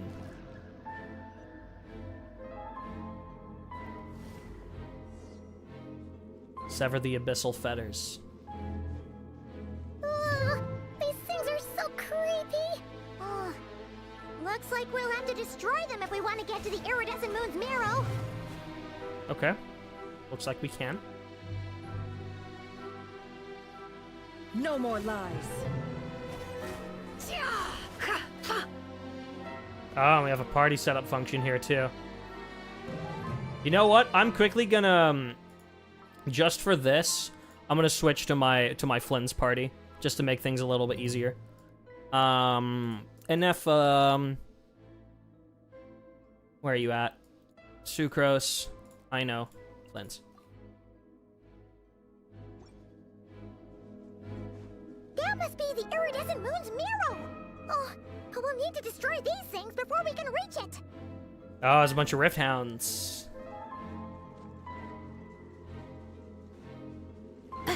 Installation chamber deployed. Preparing for dust up.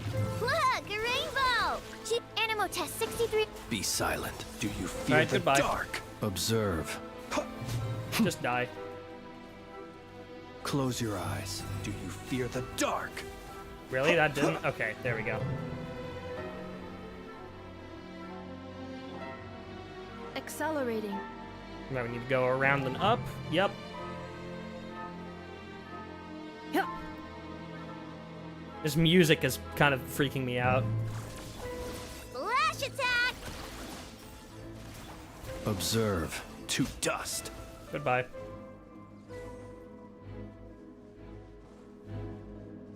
Close your eyes. Do you fear the dark?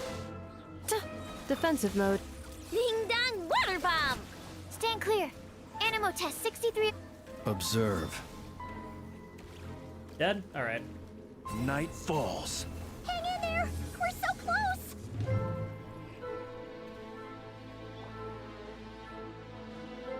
More rift hounds. Ultimatum protocol.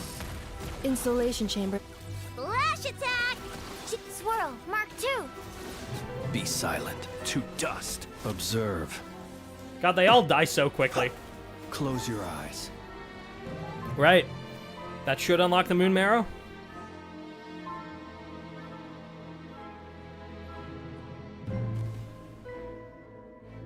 There it is. We finally did it! The iridescent moon's marrow. Still burning away like an undying flame, yet now contaminated by the abyss. Mm-hmm. It has taken on a new form entirely. Can we cleanse the abyss out of it? If we can purify the abyssal power within, I'm always ahead of the we should game. be able to obtain its untainted essence. I'm always fucking ahead of the game. Alright.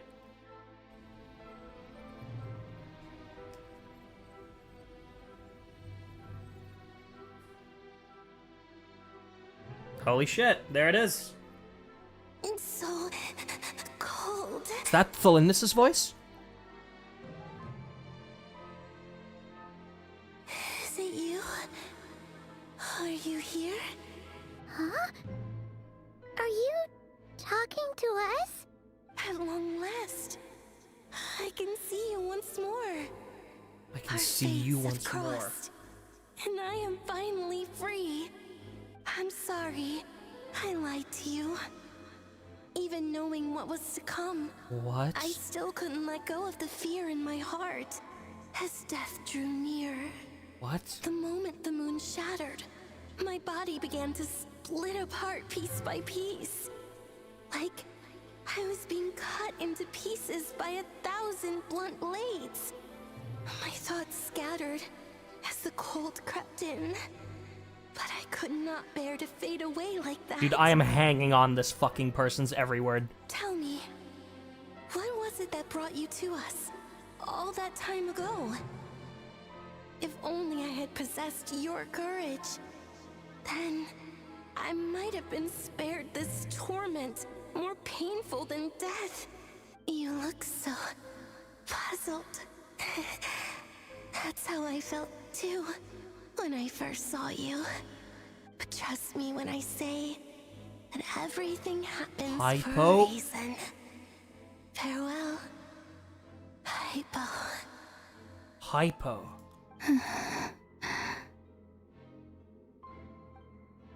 What was that all about? Was that the goddess of the iridescent moon? Oh. It sounded like she was speaking to a long-lost friend. Huh. But none of us have ever met her before, right? Perhaps. She took me for the goddess of the frost moon she once knew. So is Hypo the previous goddess of the frost moon? Is that do we have a name for that now? Is that Hypo? For a fading soul like hers, our auras must be too similar to tell apart. But anyway, we've got the iridescent moon's marrow now. That should help you. That would make strength, sense. Right? All right, time to leave this place and. The name we've always known is Aria for the frost moon. But Hypo, I guess that's okay. Oh god. That's odd. This place looks different than when we came in. Waning moon, oh lifeless damsel.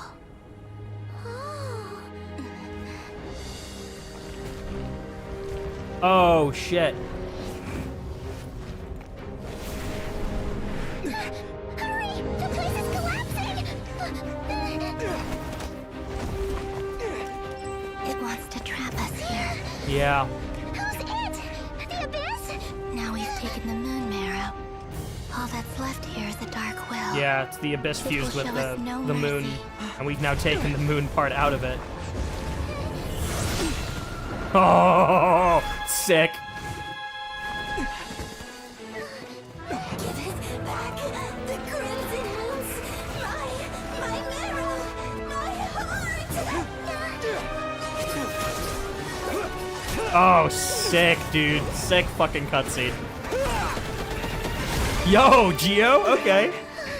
Finally! Oh no! The exit's blocked! They're back! Now what do we do? This is where you fall. Witness my rise. What are you waiting for? Get the fuck out of here. God, it's always good when that... It's always good when that Fatui theme kicks in, dude. It's always good. Every single time.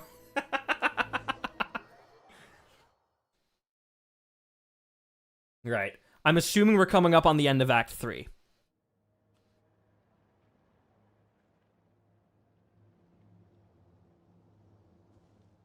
Oh, we made it! Was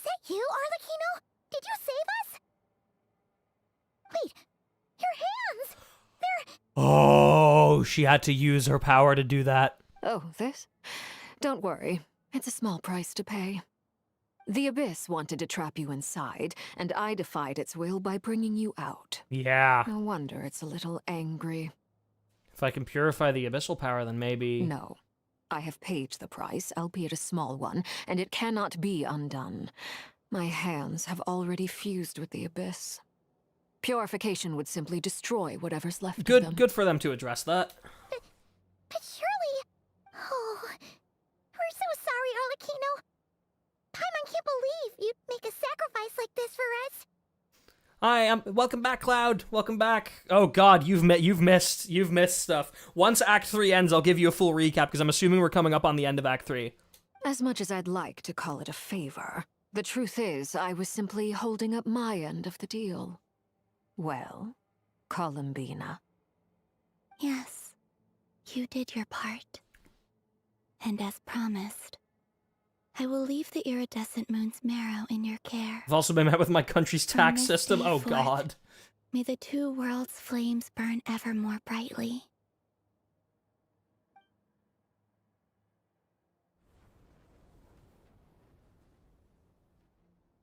I'll take that as a blessing. Now, Columbina, give me your hand. Accept this moonlight I offer in So return. we now have all 3 moon marrows right here.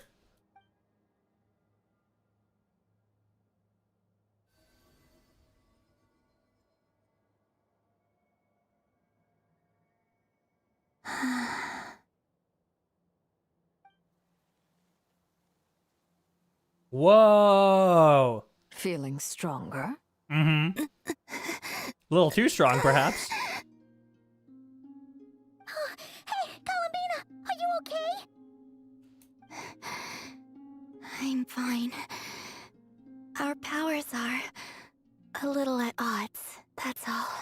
By the Frost Moon's authority alone, wielding the power of the other moons was always going to be a stretch. Still, I think it's fair to say that your strength has returned. At least to the level it was at as third harbinger. Oh, we can go beyond that. It's still not enough. There's no way I can hope to challenge Rayarer like this. You want my light as well? Just one more ray of moonlight, if you would. Please, Columbina, don't push yourself too hard. It's okay. I can take it.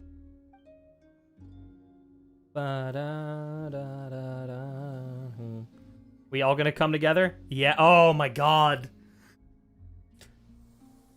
That's 3 moons right there.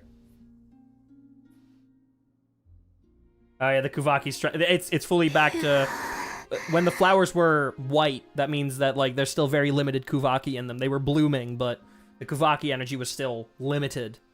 Now they're full of Kuvaki energy again too. How about now? Fighting fit? At the very least, I won't have to stay hidden like before. I want to see him gone from Nodcry. The Rayarer of Solnari and his wild hunt must be sent back where they belong. Well, it's good to have something to aim for. You certainly seem more alive now than you did earlier. When I first met you, you didn't strike me as a ray of moonlight. More like a wisp of fog drifting in from who knows where, ready to scatter at the first sign of a breeze. But now, you're full of vitality. Just like the Frost Moon, once the brightest of them all. May you keep shining, Columbina. This is who you are. Why are you getting so sentimental for, Arleino? Thank you. Look after yourself too, Arleino. I know you have plans of your own, and that's why you're always seeking to grow stronger. But whatever you're after, don't let the Abyss take a hold of you. I do not wish to see you go down the same path as Rayarer. I appreciate the concern, Columbina. Although perhaps it's time you took a new name. Oh? A new name? Kutar, the Moon Maiden, Columbina. They're nothing more than code names. They describe who she is and the roles she's played, but they're not her real name. We often use code names in the House of the Hearth, too. But it's knowing your real name that keeps you grounded. Up till now, you've been living a wandering life, so you've probably never really cared. I think she did. All I'll say is this. Once you've defeated Rayarer, give it some thought. All right, that's it from me. I'll get you back safely first, then go meet up with Sandrone. You're the best! Well, there's no next time you need a hand. We'll be sure to return the favor. I appreciate the gesture. It speaks to your good character. Anyway, let's get going. There are more urgent things to do right now than trade compliments. Mm-hmm. Right, there it is. That's Act 3. That is the halfway point for today, roughly, I think. Now we're probably gonna go get thrown straight into Act 4. Close call, but we got the iridescent moon's marrow and restored Columbina's strength, and that's all that matters. In other words, mission accomplished. Paimon wonders how everyone else is doing. So, Cloud, what you missed, the game plan effectively became, we need to find Crimson Moon. We have the Frost Moon Marrow, which is obviously inside of Columbina, because she is the current effective Frost Moon goddess. We have the Eternal Moon Marrow, which we found last patch in Act 1. It's inside of us. And the only one that was left is the Crimson Moon one. Now, Columbina's strength was waning. And she can't wield the power of the other moons, but their moonlight is naturally similar. So, if we could find the Crimson Moon Marrow as well, or the Iridescent Moon Marrow, we could share some of that moonlight with Columbina to kind of put her back in action. So, Columbina went together with us to the Experimental Design Bureau, and we asked Sandrone if she could reach out to Arleino, because I'm assuming Columbina was aware that Arleino had some ties to the Crimson Moon. And Arleino came and helped us. We found the Crimson Moon Marrow, and that's what you just witnessed. On top of that, Nefer, Lauma, and Yehoda were gathering intel on Rayarer. We saw some of his memories from back in Conria, including conversations with Thalindis, which we now have confirmed is indeed Rayarer's significant other, and also Dainslif and Vedderfolnir. Vedderfolnir is another one of the five sinners. As Dainslif's brother, the Visionary. He is basically a prophet. Everything that he says ends up coming true. And he seemingly had something to say about Rayarer's upcoming marriage with Thalindis. But he chose not to say it, but he clearly was hesitating to. And that did something to Rayarer. Now, who Rayarer actually is the Rayarer of Solnari. Rayarer of Solnari, we now finally know what it properly means. Conria had two dynasties. They first had the Crimson Dynasty. They worshipped the Crimson Moon. And then eventually that dynasty was eclipsed. There was a coup. They overthrew that dynasty. And the Vinster King, also known as King Ermin, came to rise. And they call that the Eclipse Dynasty because the dynasty of the moon was eclipsed. Rayarer is from that Eclipse Dynasty. And they're trying their best to not only weed out the remaining servants of the Crimson Moon, but also find out their secrets. The Vinster King is obsessed with finding out what secrets still lie in that Crimson Moon dynasty. And Rayarer is basically the Vinster King's personal assassin, the executioner.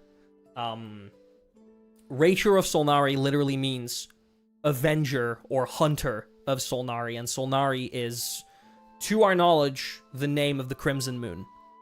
Or the name of the Iridescent Moon, which the Crimson Moon is the remnants of the Iridescent Moon held together by abyssal power. So they are basically the same thing.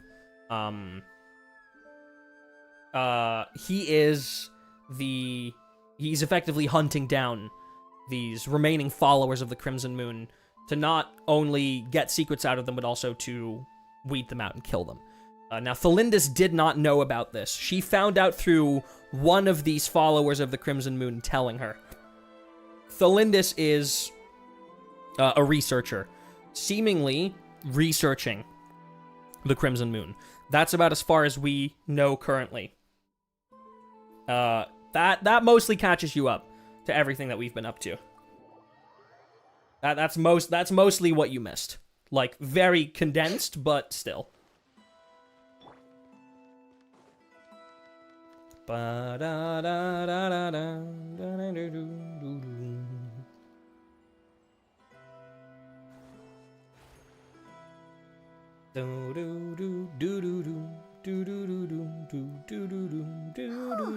think the others are making good progress? Hope it's all going smoothly. Oh, hey look! They made it back as well! Flint's! Llama! How did it all go? All is well, thank you. Nefer and Yehuda had to stay at the curatorium to wrap things up, so they won't be joining us for now. I ran into Miss Anefa and Miss Aino on the way back. Their work is still in progress, so I suspect they won't be back for a while either. You seem rather cheerful today, Mr. Flint's. I certainly am. I achieved what I set out to do and came away with more than I bargained for. What do you mean? Fighting alone can get quite tedious, but I had the good fortune to run into a pair of brave young warriors. Albedo and Durin? We meet again. How have you been? Oh, and Albedo's voiced again. Hello, Koi Dao. Welcome back to the cast. Albedo! What are you doing here? It's actually not been that long, all things considered. Paralogism wasn't that long ago. It was, what, 5.6? Like, not even half a year? Guessing you're here to see Varka? That would be a natural assumption to make. It's also the correct one. Why are you so sassy about it? These two courageously lent me a hand while I was fighting the wild hunt. There he is. There he When is. they told me they were Sir Varka's colleagues, it all made sense. And given how people of outstanding talent tend to cross paths, it's no wonder you're already acquainted. Oh, very well acquainted. So, who's your travel buddy, Albedo? Why don't you come and introduce yourself? Please, please do. There he is. Oh, he's so pretty. A gentleman of few words, I see. And a rather stern countenance. I presumed you were acquainted with him. We are. Is that not the case? We are acquainted with both parts of him. It's nice to meet you. Again, we've technically met before. Nice to meet you, Durin. Wait a sec! You're Mini Durin! I wouldn't call him Mini anymore. That's right. It's me. I'm glad to see you again. By the way, he says it's okay if you drop the mini. To be fair, he did fuse with the actual, like, heart of Durin, the dragon, so, like, yeah. Yeah, I'm not as mini as I used to be. Interesting, isn't it? The first step towards blending into human society appears to be reflecting on whether one's name really reflects who they are. Hey, that ties in really nicely with the conversation we just had with Columbina, huh? Wow! You look so different! In a good way, of course. It's great to see you looking so healthy. He looks so good. Thank you, Paimon. And although you're as mini as ever, I understand that diminutives don't always convey endearment. I'll be sure to simply call you Paimon as a sign of my great respect for you. Wait, were you gonna call her Mini Paimon? Love his voice, really suits superior. It's good, yeah. Wow! You're such a smooth talker now. Paimon could get used to this. Tiny Paimon. From now on, you may refer to her as your esteemed guide, Paimon. I actually think a diminutive is warranted here. Personally, I think our little Paimon is the perfect size. When people call her Little Paimon, it's just because she's so adorable that they can't help themselves. If that's not a sign of endearment, what is? You're absolutely right, Miss Lauma. My brother still has a long road ahead of him when it comes to understanding human relationships. Anyway, speaking of long journeys, didn't Columbina leave with you? How come she isn't back yet? He looks pale. I mean, the reason he looks pale is because he's practically a synthetic human. Just like Albedo, he's a homunculus. She's been catching up with old friends. Wouldn't be surprised if she stopped for a cup of tea or 10 on the way back. Uh-oh. People are talking about me. Hope it's nothing negative. Seems like she's in much better spirits after meeting her old colleagues. Yeah, I mean, there are still found family after all. Like, judging from your expressions, I'm guessing it all went well? It's getting crowded here. I'll go grab some chairs. No need. This is a job for an alchemist. I'll whip some up momentarily. What? Thank you for your hospitality, ladies and gentlemen, but I was merely escorting my friends back. I'll be meeting Sandrone shortly, as we still have some things to discuss. It's been a pleasure, everyone. But this is where I'll say goodbye. We really appreciate your help. Yeah, thanks for standing by us, Arleino. Oh, come on. Spare the formalities. I'm just glad I could help out some true friends. I understand. Well, bye for now, Arleino. Aww. Oh, this place is hopping. It's probably a good thing one of us left. Otherwise, we might not fit all these people in. Are you saying we're about to run out of chairs? As a matter of fact, I am. Come on in and see for yourself. Who else has he got? Elegy for Fate at Moonlight.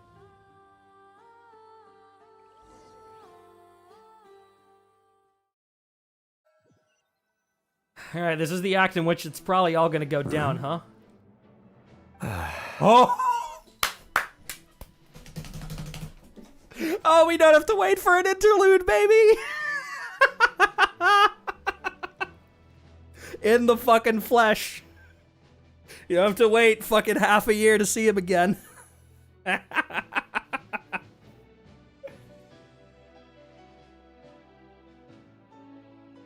Why, it sure is nice to see you.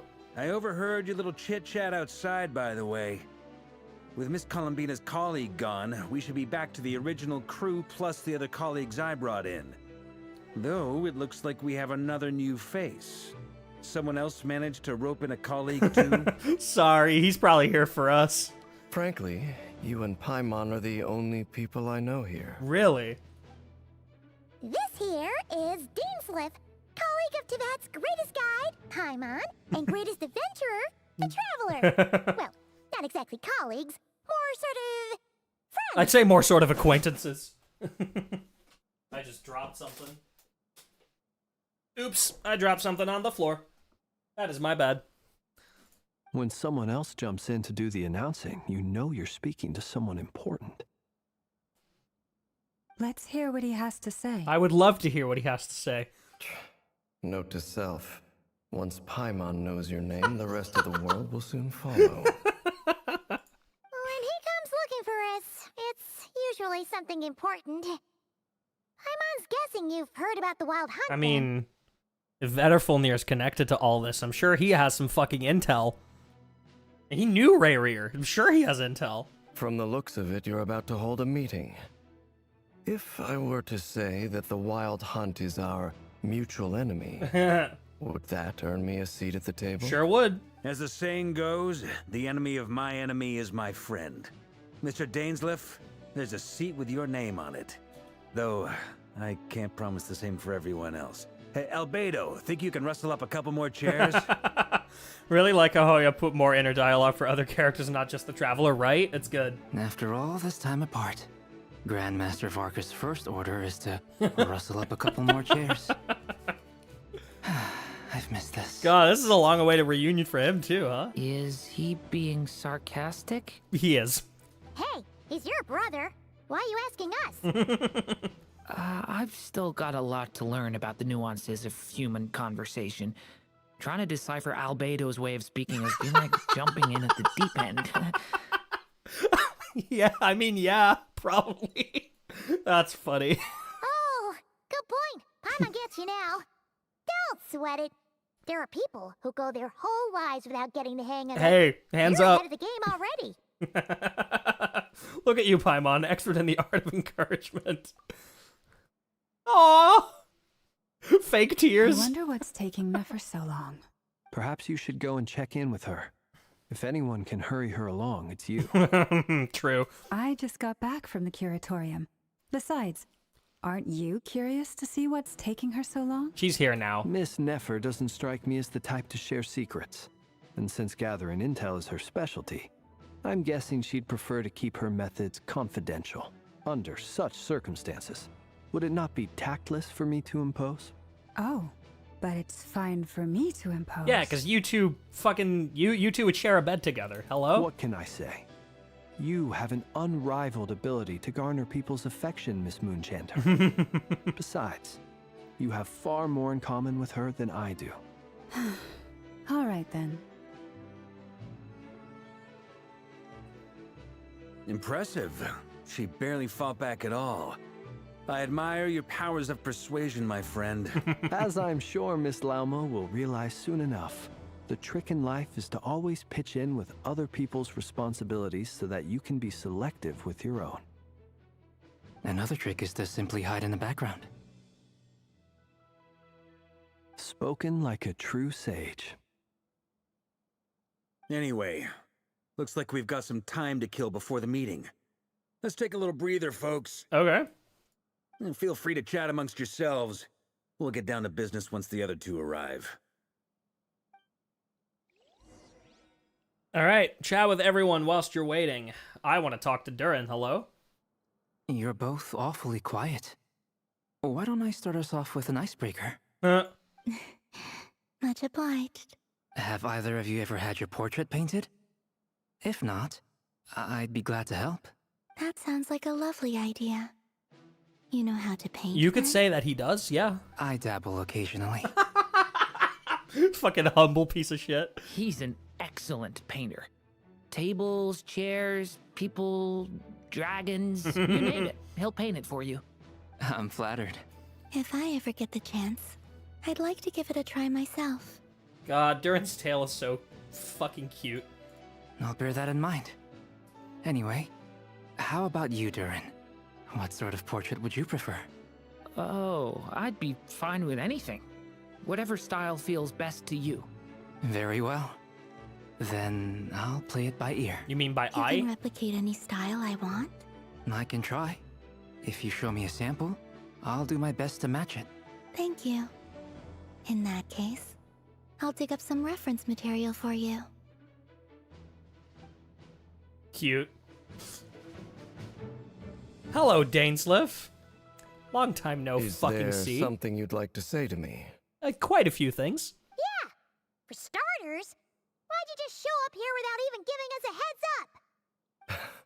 If you think back to our previous interactions, you may recall that that's hardly out of character for me. Yeah, it is. Yeah, it is. Do have a point there. So that your accommodation yet? Oh yeah, you'll need to find somewhere to stay the night too, right? Want to tag along with us? You never know. We might get a group discount. Sure, let's do that. Great! Paimon will handle it. That's out of character for him. We can get Dainsleif to be our very own personal bodyguard. Paimon, you're thinking out loud again. If that's what you had in mind, you should have said so sooner. I'd be happy to help. Oh, okay then. Paimon was only kidding, but good to know. Anyway, since we're all here together, we might as well watch each other's backs. That's just what friends do, right? Indeed. Thank you. All right. Hold on. Some handwritten messages on the whiteboard. I took the time to do a few sketches that represent the staffing for different units. The art's pretty good, huh? Bet you all like it. Mika always used to say I had the talent to make it big. These seem to have been written by Varka. Another message appears after these lines, written in a different hand. Your creative work has, by the testimony of our fellow knights, proved excellent food for thought, Grandmaster Varka. I have looked through it carefully, and I suspect this is because your work is novel, yet your technique remains slightly unpolished. This is only natural, of course. After all, you have never received any formal education in art. In accordance with the requests I have received, I shall complete a few new paintings to serve as mementos for everyone. P.S. Please understand that the Grandmaster almost always has his hands full defending others, that his artistic capabilities are developed, as this is a testament to the time he has spent alongside Spark Knight Klee. The writer is signed off in the corner as Albedo. God damn it. Truth be told, I can't remember the last time I was in a meeting with so many people. Yeah, because you fucking left us, man. You're not alone there, my friend. The Lightkeepers also struggle to bring everyone together for a serious discussion. I don't doubt that. I've only ever met 2 Ratniki, one being you, and the other being that young guy, Eatlua. Eatlua is a good apple. I'll give him that. He's kind, honest, and regularly delivers supplies to my lighthouse. A true Ratnik to the core. In that sense, he puts me to shame. So you're what? A fake Ratnik? That's what it sounds like you're saying. But I get the feeling that's not quite what you meant. Come on, why the awkward silence? Sorry. I'm not even gonna bother trying to hide it. You've known all along, haven't you, my friend? What? Now that was an awkward silence. Let's just keep this between ourselves. Probably best if Eatlua doesn't know, huh? That goes without saying. Gotta be careful what you share with youngsters, after all. Anyone else in the know? Let me guess. The Traveler and Paimon? Yep. It's dangerous being too sharp for one's own good, you know. We know it. For the record, they're referring to the fact that Flynn's is not a human, that Flynn's is a fae. That's what they're referring to. Then, in the name of the Animo Archon Barbados himself, I swear your secret's safe with me. When we went for drinks, you said that you and Barbados were practically best buds. In the light of that claim, do you really expect me to take your oath seriously? Of course. Just as long as you don't go spreading around the fact that I'm close with Barbados, all right? Fair enough, then. Nothing like a bit of mutual leverage to seal the bonds of friendship. Incredible. Not long after, Llama returns with Nefer. There they are. Oh, she's pissed. Oh, the two of them have had a fucking cat fight. Ah, Miss Nefer. You made it after all. But what about Yehoda? I'm here to give you an update on how things are going on our end.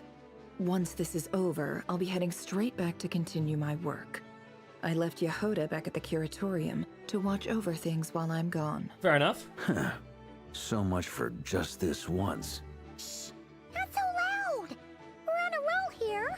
What if she remembers? Yeah, shut the fuck up, dude. Back out? Oh, she's so mad. Did you say something, Mr. Varka? Huh? I didn't say anything. Right, Flints? Must have been Must have been the wind. They get so noisy around here at nighttime. It's like they're putting on a concert in the background. Anyway, before we begin, there's a few introductions to make. Let me start by saying that it's an honor to be speaking before so many distinguished colleagues and collaborators. First up, we have Miss Lauma. As Moon Chanter, she's the leader of the Frost Moon Scions, a local religious community in Nodcry. Yeah, I guess. Then there's Miss Nefer, boss of the Curatorium of Secrets, an intel gatherer extraordinaire. Nefer is leading the investigation into Rayerer's background, assisted by Yehoda and Lauma. From the little I've heard, they're making some great progress. Over here, we have Mr. Flints, a Ratnik and guardian of the abandoned lighthouse. In our last operation, he courageously distracted the wild hunt to buy time for the rest of us. For those of you who've never met, this is Mr. Albedo, a renowned alchemist and captain of the Knights of Favonius investigation team. By his side is a new face for us all, myself included, Mr. Durin, who's come to lend his aid. Durin, my goat! Next up, we have the Moon Maiden and former Fatui Harbinger, Miss Columbina. Then we have the Traveler, who's earned more titles than I could possibly hope to list out, so I'll spare you the rundown. And Paimon, the ultimate travel companion and quite possibly the best guide in all of Teyvat. Dude, this feels like a fucking Avengers meetup. Holy. Wow! That's a lot of people. Great turnout. Miss Nefer. Yehoda ain't looks even like here. You might have another job coming your way. So, congratulations on the booming business. Also, you didn't introduce Dainslev. You think I haven't got enough on my hands as it is? Who's looking for me now? That would be me, Miss Nefer. I have a commission for you. And you are? Who I am doesn't matter right now. No, it does. What does matter is that I'd like you to gather more intelligence about the Rayarer of Solnari. Well, it's not as if we never take on anonymous commissions, but in your case, I'll have to decline. I'm gonna take a wild guess and say your job's probably more hassle than it's worth. Something about you seems like bad news. To be fair, if he says his name is Dainslev, then Nefer immediately knows who he is, because Nefer did see Dainslev talk to Vetterfulnir and Rayarer in Rayrear's memories. It's my eyes, isn't it? Conrian, I assume. And what's with the mask? Are you trying to hide your identity? In any case, the fact that you're even still alive raises an awful lot of questions. Pure blood, baby. Just say your name, and we know. My name is Dainslev. There we go. And yes, I am from Conria. As I'm sure you're aware, the Rayarer of Solnari's real name is Rayarer. He was once an acquaintance of mine. Really? Then you must have been quite an influential figure yourself. He was like, not. You flatter me, but none of that matters anymore. He was not one of the sinners, at was least. Simply to clarify why I have asked Miss Nefer to investigate Rayrear's background. So you're both from Conria, and it sounds like you used to be friends. What am I missing here?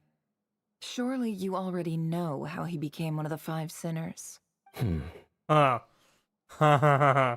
tell you everything I know. The history of Conria. Yes. The names and identities of the 5 sinners. Yeah. I remember it all like it was yesterday. All right, spill the beans. I have never spoken openly of this before. But the truth was exactly as people say. The 5 sinners were each driven by their own desires, and it was by playing upon these that the Abyss tempted them to their fall, tearing Conria apart in the process. The visionary, Vetterfulnir, who wished to foretell the future. The wise, Horoptatyr. Name not spoken often in quests.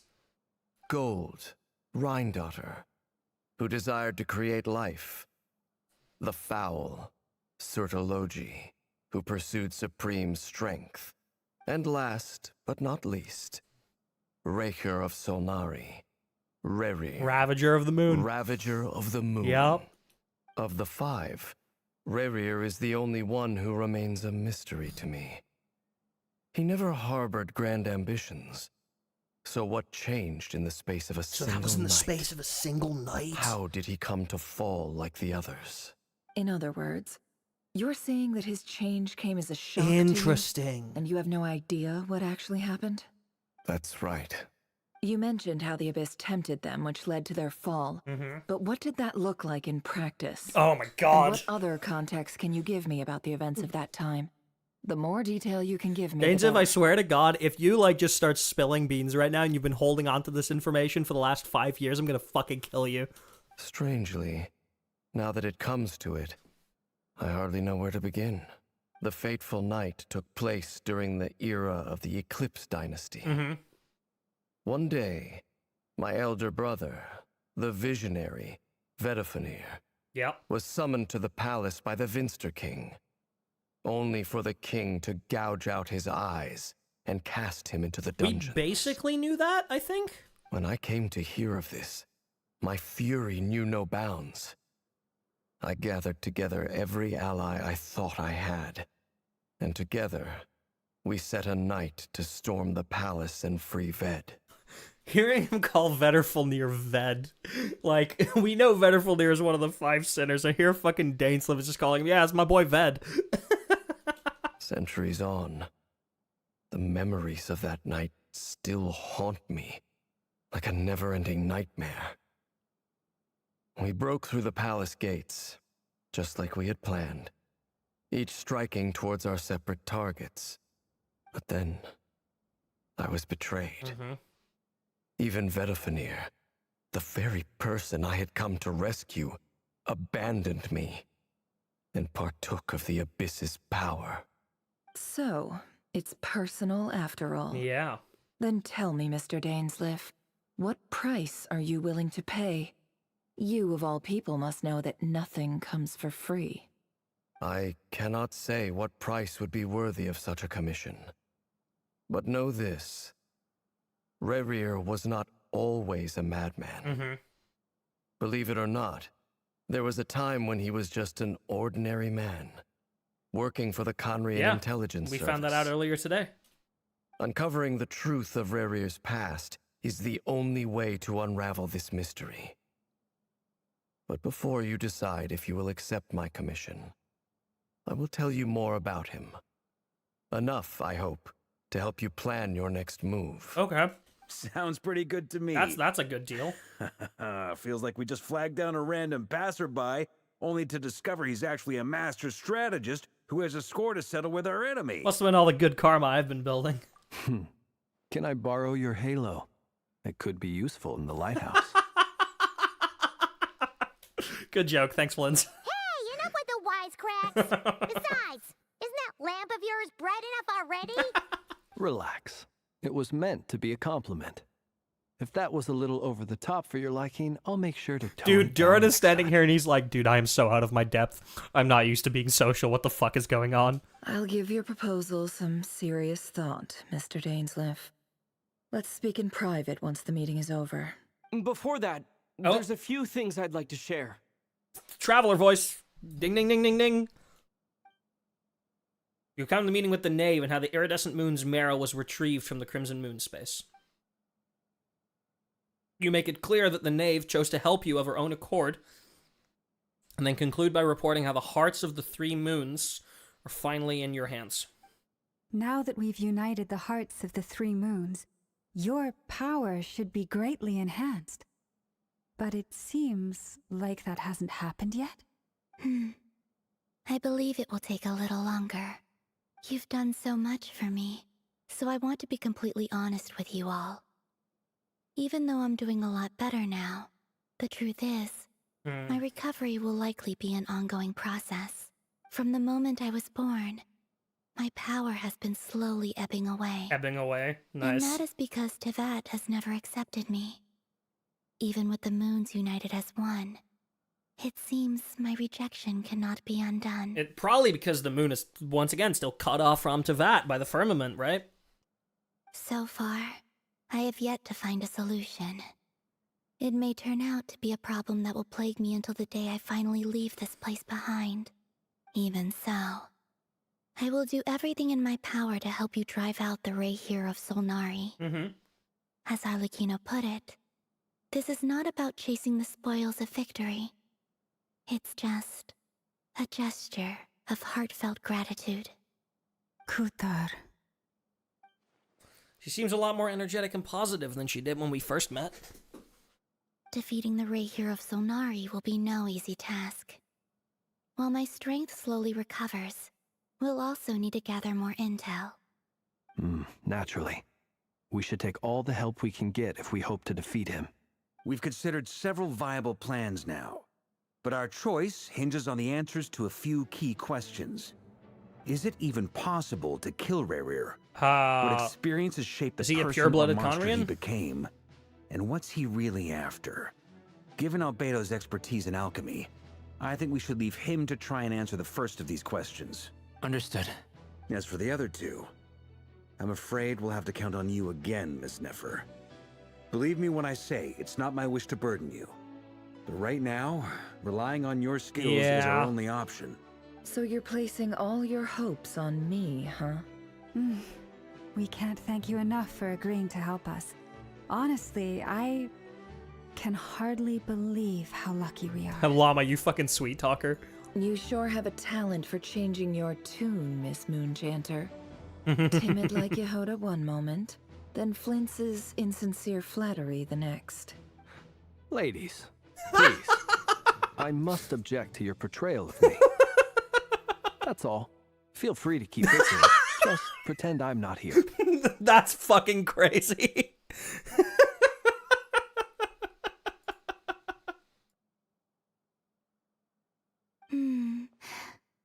just don't want to leave this room. I'm curious to see how this plays Bro, what out. the is everyone just looking to see Toxic Yuri happen? Like, what the fuck? Everyone's just fucking grabbing popcorn? I have faith in you, Miss Nefer. Something tells me you'll stand by us until the very end. Oh? And what makes you so sure of that? What if I suddenly decide that my compensation is insufficient? Llama is confident that you won't. This isn't about the money. I can sense that you've got a deep-seated distaste for Rayarer. And knowing you, that alone is motive enough. Look at them getting along so well. Shut. Like two peas in a pod. I swear to God, man. And I'm the one they accuse of insincere flattery. There is no justice.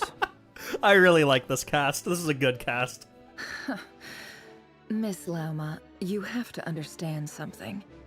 Unlike you, I don't actually enjoy having everyone's hopes on my shoulders. Yeah, no, it's tough. Is that right? Well, maybe the fact that I'm willing to put my hopes in other people says more about me than you. But the fact is, I also trust you. And that's because I know that you're someone we can count on. Anyway, we've got our plan, so let's get moving. Hell yeah. Mr. Dainsleif, let's talk. And Traveler, once we're finished, if you've nothing else planned, I'd like you to come with me. Okay. This whole experience is teaching me a lot. For instance, I now know that when other issues come up in the future, I'll have far more luck getting Lauma to convince Miss Nefer than trying to do it myself. Hate to say it, friend, but that's one of the funniest things I've heard in a while. Why? You think I've got it wrong? Quite the opposite. But what makes it so hilarious is how long it's taken you to realize. Dude, what is the fucking banter between Flins and Varka? Hello? Nefer and Dainsleif converse intently for quite some time. From the gravity of their expressions, you can tell how heavily the next stage of the plan weighs upon them both. After a short chat, Albedo and Durin head off with Varka on what they describe as a sample-finding mission. Are they heading off for a fucking drink? Llama steps out for a while, then comes back loaded up with emergency medicine. She tells you that while people rarely expect to get hurt, it is her duty to be ready when they do. You and Paimon wait patiently for Nefer, content to see how well everyone is working together. Once Nefer is finished, you follow her and Llama back to the curatorium.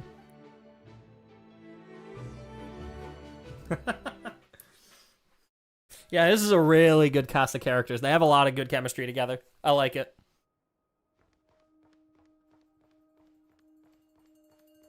Oh, we're going to the secret room, are we? Yeah. This wasn't here before. Thank you for waiting. Yehuda! It's okay.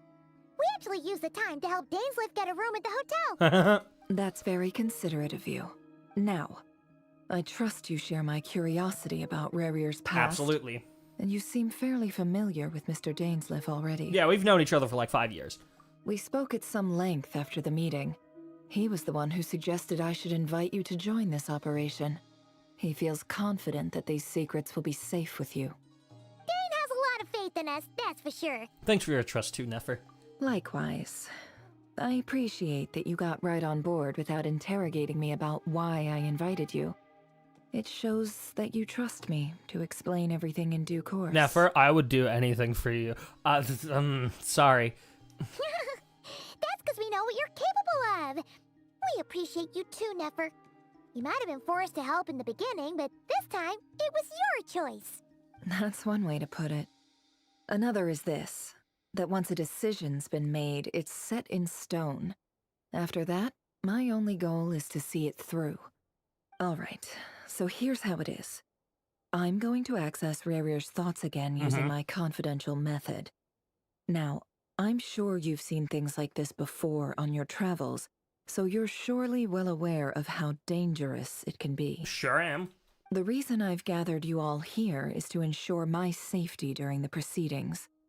I plan for us to enter the fragment of his consciousness together, and once inside, I will focus on searching for information. Think of this as a diving expedition into someone's brain. I want to know so diver, much. You are my safety equipment, tasked with keeping me alive while I'm under the surface. Okay.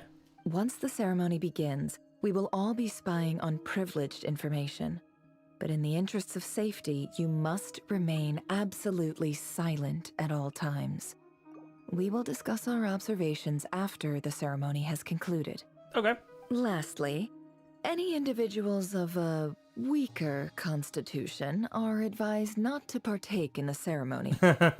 In any case, Paimon has her own job to do, which requires staying in the room, but not joining the ceremony. Protecting us. Never conspicuously left out the details of her confidential method. I guess her brain diving techniques are a trade secret. Well, good luck, everyone. Sounds like all Paimon can do is cross her fingers and root for you guys. There's a little more to it than that. I was being serious when I said you have a job to do. While the rest of us are inside Rayrear's mind, it's imperative that we have a team member on the outside. In the event that something goes wrong, you will be our first responder. Yeah.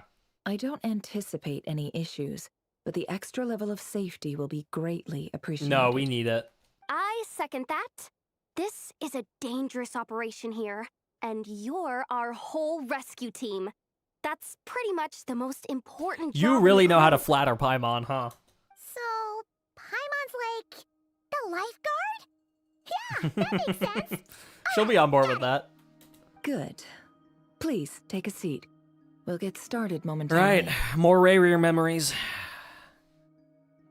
The last segment of this was extremely interesting. So, did Mr. Dainsliff tell you anything else? He told me that he believes Rayrear kept some big secrets in his life. Mm-hmm. He's not sure that they were the cause of his eventual downfall, but he's asked me to uncover what those secrets were all the same. But surely you're not planning to go through with this, no matter the cost. If you think that, you'd be overestimating me. I'm a businesswoman, not a mercenary. But I do have my own professional reasons for taking this job. Mm-hmm.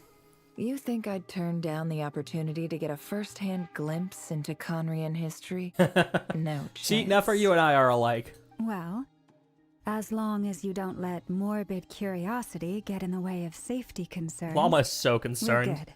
So we'll do whatever we can to help you. She's so worried about Nefer. You're such a killjoy. She's got incense, candles, almost feels like a summoning ritual.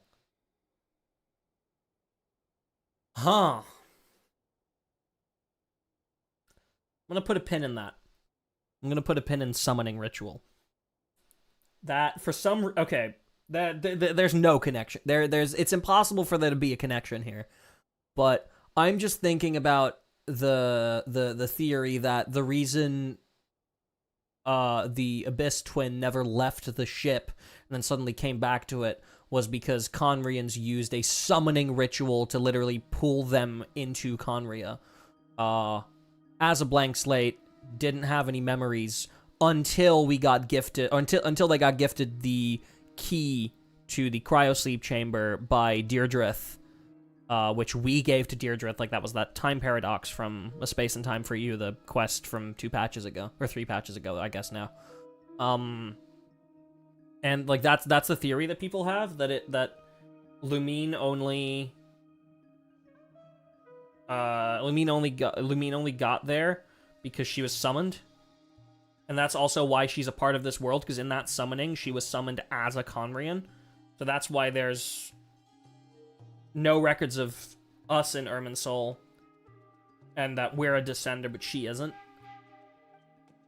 He's like, Nefer still has no intention of sharing her trade secrets, but now's not exactly the moment to pry. See, the reason why it's just, like, popping up on my brain is because they wouldn't fixate so much on this being a trade secret if there wasn't something important to go with it.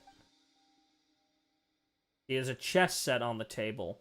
Could that have something to do with her intel gathering methods? I mean, first thing that we think about when we think about chess sets is the Gnosis, right? Because they're all chess pieces. All right, I'm good to go. All set over here too. I'm ready as well.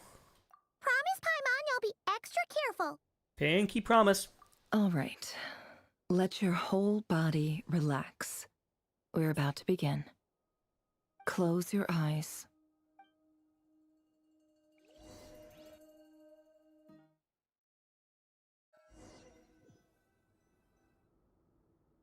I love how I just instinctively closed my eyes when Nefer said it. God, I love women. Could this be his office? Pretty standard setup. Bookshelves, paperwork, files. According to Dainsliff, Rayarer used to be an intelligence operative. Mm-hmm. Chances are there's plenty of top secret intel stashed away in this room.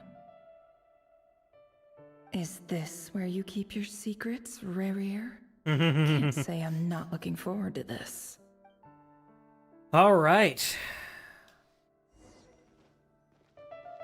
We have full combat capabilities. Oh, I'm interested in that. We also have C3. Yeah. Our wife says hi and says that it also loves women. Your wife is so real for that. That incredibly real. A file tucked inside a folder.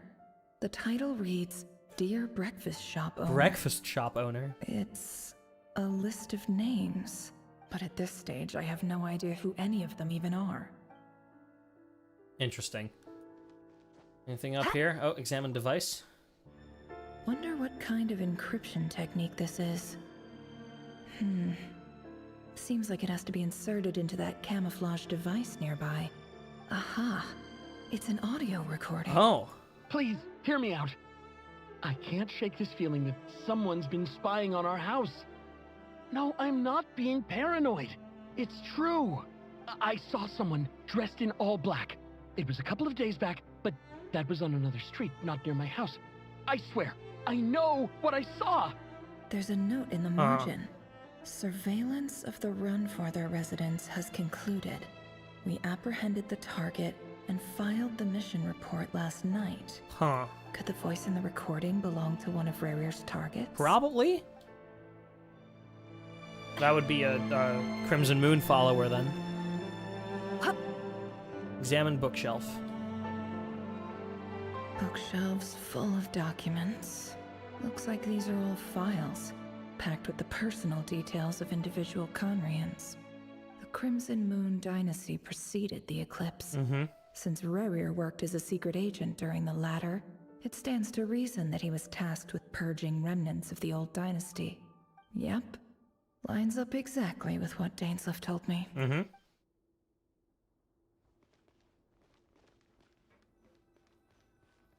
He looks even gloomier than last time. I wonder what's changed. Oh, he does. Oh, alright. Well, I guess we sit down. Huh. Today's files are in. Time to wade through them, just like usual. Oh, interesting. Male, 51. Occupation, cook. Confirmed Crimson Moon descendant. Has maintained frequent contact with other descendants over the past year. Poses a threat to the dynasty. Neutralized.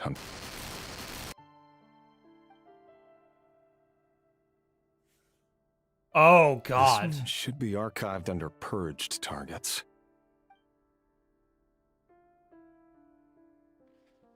Female, 23. Occupation, office clerk. Confirmed Crimson Moon descendant. Has maintained frequent contact with other descendants over the past year. Poses a threat to the dynasty. Jesus. Neutralized.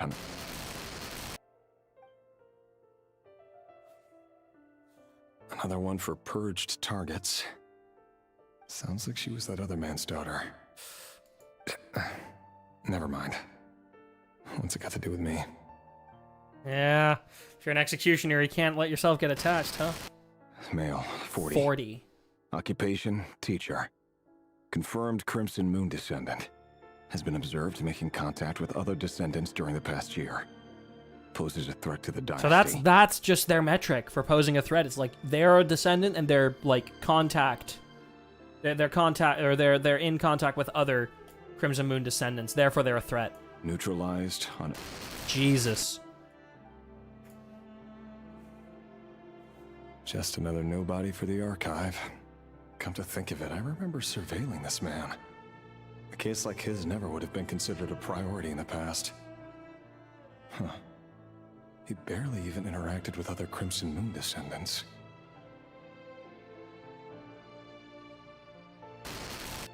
Female. 16. Occupation, none. Orphan and confirmed Crimson Moon descendant. Has been observed making contact with other descendants during the past year. Poses a threat to the dynasty. 16-year-old posing a threat to the dynasty. Neutralized on...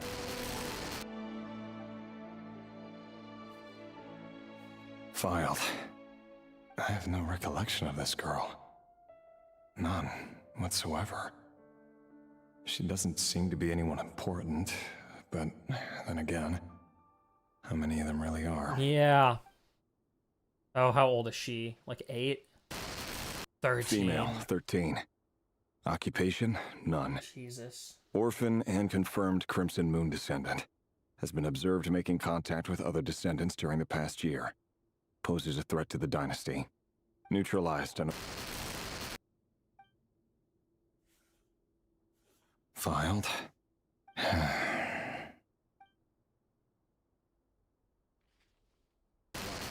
11. Occupation, none. Orphan and confirmed Crimson Moon descendant. Has not been observed making any contact with other descendants during the past year. Poses a threat to the dynasty. Neutralized and... You can tell he's getting more somber in his voice.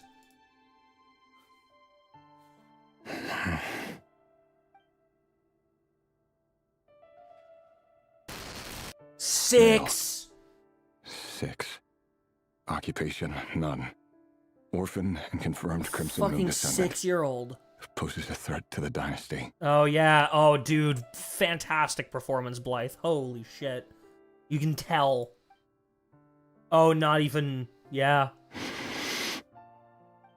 It's funny, isn't it? Your job is becoming both harder and easier at the same time, depending on how you look at it. That's the Abyss creeping in. Sooner or later, the Crimson Moon descendants will be completely wiped out. But as their numbers dwindle, they become harder and harder to track down. That's not how it is. Fortunately, however, most of the able-bodied adults have already been taken care of. The remaining weaklings will be increasingly easy to deal with. No! No. My job is to ensure the survival of the Eclipse Dynasty. And the only way to do that is by eliminating any and all potential threats. It's a perfectly legitimate line of work. Every single one of my colleagues can attest to my fairness. And if my friends were aware of the facts, I know they'd back me up too. Assuming, of course, that they were aware of all the facts. Probably not. Look for Vetterfolnir. I would love to look for Vetterfolnir.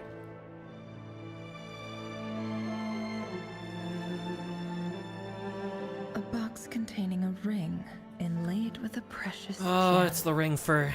Must be for his girlfriend. Yeah, for Thelindus.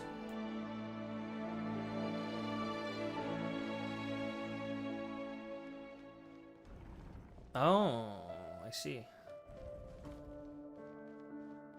Dude, we're just walking the halls of Conria, dude. It's just walking the halls of Conria. Whoa!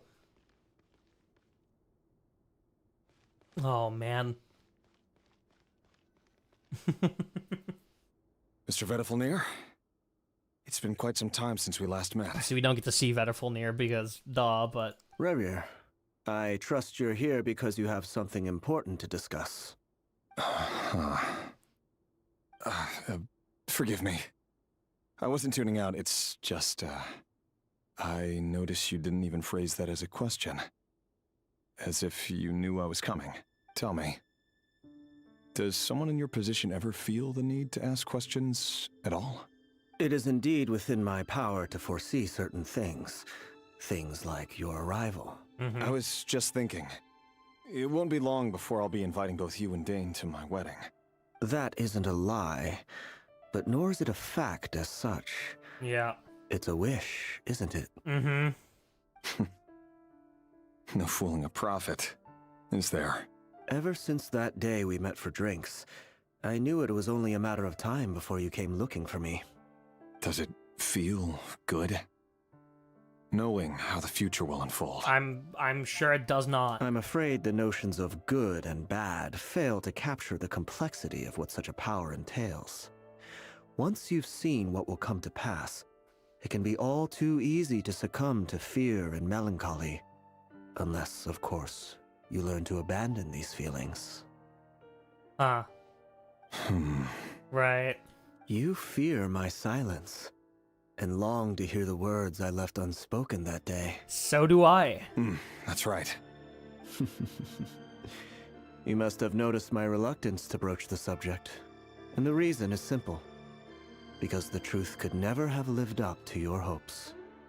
For both our sakes, such words are better left unsaid. I mean, now that you've told me that... The burden of prophecy was never meant for your shoulders. So who exactly do you deem worthy to hear your prophecies? None but our exalted king? Or rather, our king as he once was. You're closer to his majesty than I am. You must know better than anyone how much he's changed. Yeah. You say that as though it is to my benefit. Yet precisely because of that, I dare not speak rashly. A king can turn out to be the most virtuous of rulers, or a tyrant more terrible than the most vicious of dragons. You are so wise and far-sighted, yet still you would have me live in fear of the unknown? You make a fair point. Especially given my silence alone was all it took to send you spiraling downwards. Yeah. Very well then. Let me offer you some advice. And I say this not as a prophet or a visionary, but simply as the brother of your friend. For many reasons, there is very little chance of your marriage ending in happiness. Wow. If happiness is what you seek, you should find another fiancé. Oh, that's painful. Hold that's painful. There's that same black fog again. Could this memory belong to Thelindis? Jesus. Guess I better tread carefully.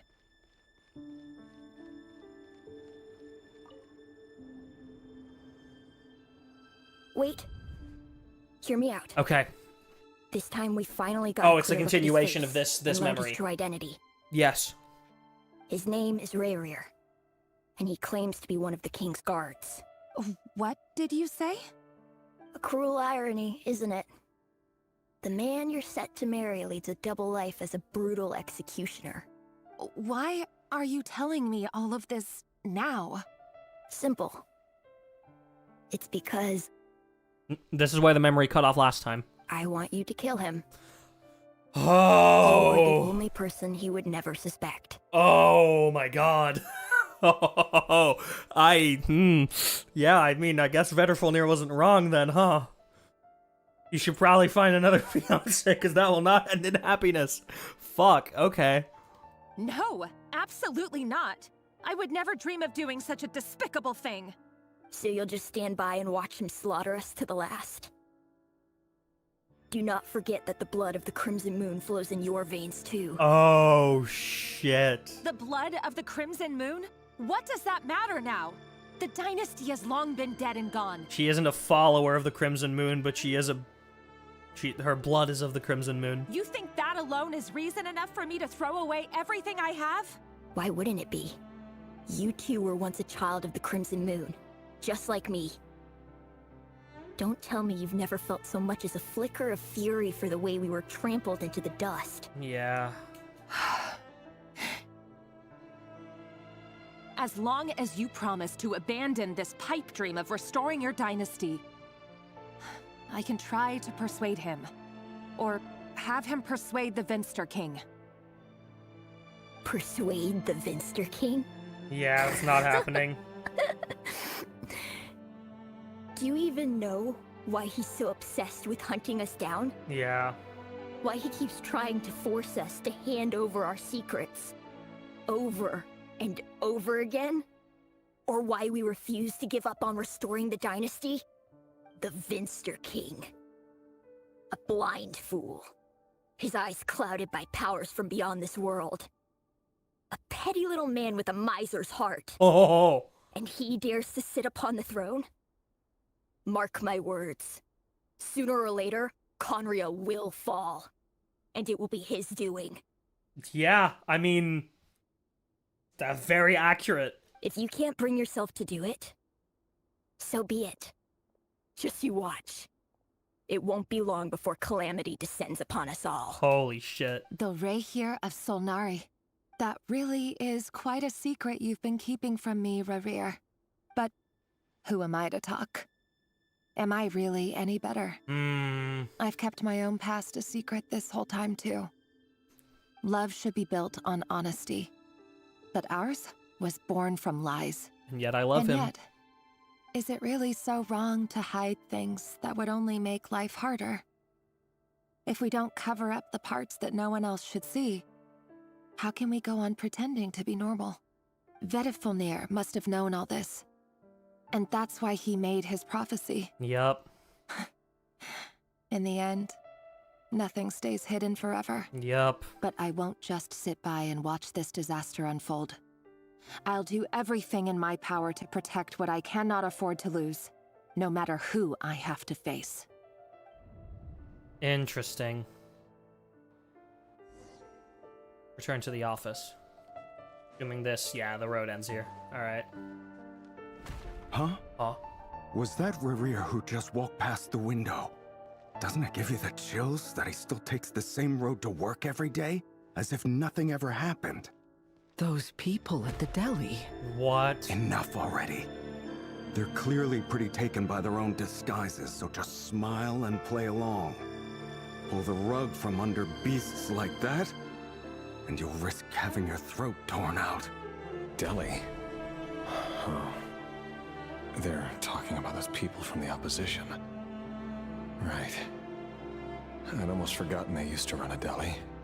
People of no consequence always vanish so easily. And no one even remembers them. Oh shit, more black mist. But surely you can see he's not the man he pretends to be. So many have died already, and they say that the king's madness grows with each passing day. We're not going to survive this, Wait. are we? But why does it have to be Okay, no, this she way? isn't. No. Do we really deserve to die just because of the blood that runs through our veins? Felindis, are you even listening? Sorry, Freether. My mind was off wandering. I heard you, though. You're talking about what Rayarer said. He's just following the king's orders. He's a secret agent, and it's his job to hunt down rebels and dissidents. By the time you first met him, he'd already taken lives. Maybe he was using you from the very beginning. No. Rayarer has no idea I have anything to do with the Crimson Moon. My family are only distant relatives of the main lineage, and besides, my eyes are perfectly ordinary. Truth be told, apart from my teacher, pretty much no one knows I have any connection to any of it. It's been a long time since my family severed ties. Question is, would he kill you if he knew? But as Orlog said, who could possibly talk sense into that raving lunatic of a king? Yeah. No one. I'll work something out. Trust me, I'm with you all. But for now, you need to keep yourselves hidden. Don't let anyone find you, anyone at all. Don't forget that Rayarer is an Eclipse operative. You need to be extra careful when he's around. And when I am too. For now, don't come looking for me. And you're still working with the enemy, Felindis. Just act like we've never met. You are an enemy of the state for doing what you're doing by the Vtuber King's judgment. If even you can't escape this, what hope do the rest of us have? But after all this time together, surely he wouldn't lay a hand on you. I don't think he has a choice. He's ordered to. I won't speak in his defense. nor can I give you a clear answer to that question. But I'll do everything I can to put an end to this. Here, hold on to this. If an opportunity to escape presents itself, take it. You'll be glad you took some spare change. You call that change? But what about you? I've got a job, and there's still money coming in. But you can't go anywhere right now. Please think about yourself for once. Man. Go to the training room.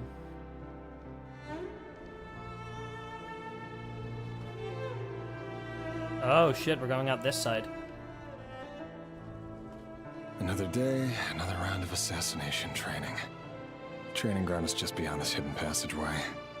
When you kill a person, doesn't it bother you when you end up covered in their blood? So is that the king or is that the abyss talking to him? Aren't we all just walking blood bags? But not everyone is accustomed to hunting down others like prey. You've been a hunter for so long now, you seem to have forgotten that most people don't just go around killing one another. Leave me alone. Whoa. Oh shit, a bunch of training dummies. Begin training. It all adds up. Make sure you have a firm grip on the handle, then choose your angle well. Keep your movements light and brisk, and the prey won't sense a thing. I doubt that. I'll bet no one's ever died a quiet death at your hands. I work clean. No traces.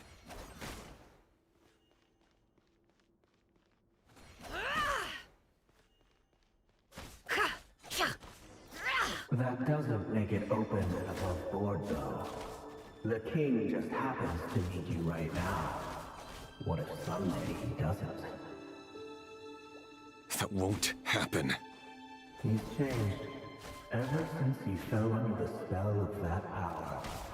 In the beginning, he only had you take out a handful of the guilty. But now... All of them. The ones I've dealt with have always been guilty. And I've carried out my work flawlessly.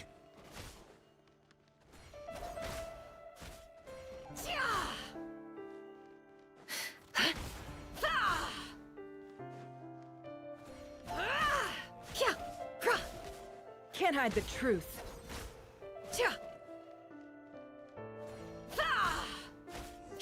You know why Felindis didn't accept your proposal, don't you? Was it because she didn't trust you?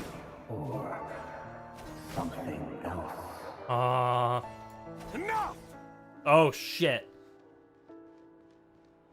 Investigate the black mist in the space. There's two of them. Oh! Jesus Christ. Felindis, do you still remember Orlog? Orlog's dead. Orlog. The boy who was pretending to sell flowers. You spoke for quite a while, didn't you? Yes, we did. He was killed this morning. What about him? He was arrested 2 days ago. Chances are he's already dead. He... I just don't get it! After everything he's done, why do you still stand by him? Or does it mean nothing to you that people keep dying? No, that's not... Just hear me out. She doesn't want to accept it, does she? I need to go now, Felindis. They're looking for us. You take care too. If you ever need a place to hide, come find us. Come be with your actual family.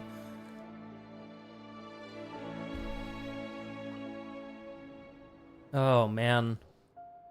Author Felindis. Over the course of this week, the research object was subjected to interference for a total of 47 hours for experimental purposes. The results are as follows. Subjected to interference. All subjects of observation that were sent inside have now... The situation within is proving more problematic than anticipated. No progress whatsoever. What now? Won't you give me even a glimmer of hope? things are getting worse by the day. I have to find a way or we'll all be in danger. But I...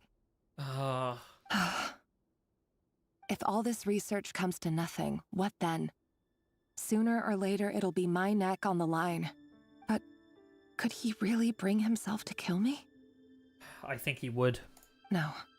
Surely he wouldn't have the heart. Interesting you mentioned that. Interesting you mentioned wouldn't have the heart. Because he currently doesn't. Turn to the office. Sorry, I just want to have a look up here. We can't. Okay. It all adds up. No more lies. Whoa! Why won't you just let us go? We don't even know each other.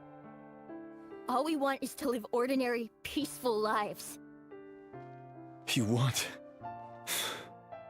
to live?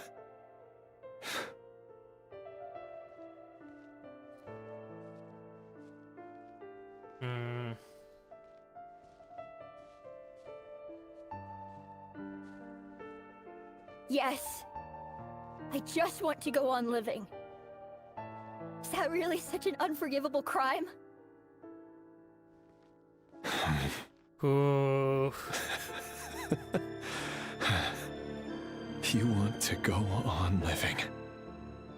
I want to keep living too. To keep living forever. That's why I have no choice but to continue on the path I'm on. If only some savior would suddenly swoop down and change the way the world is. Too bad that's not going to happen. I mean, wasn't Lumine hailed as the savior? And then she didn't change how the world was because she ignored Conria's call for help and instead went to go check on us?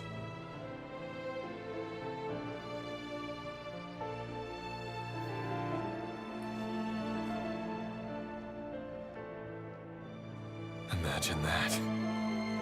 If there really were such a person, you and I wouldn't be standing here like this, would we?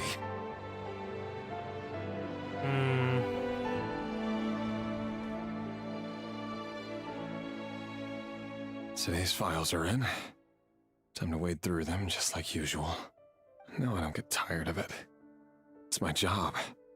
And not only am I lucky to have it, I'm good at it too.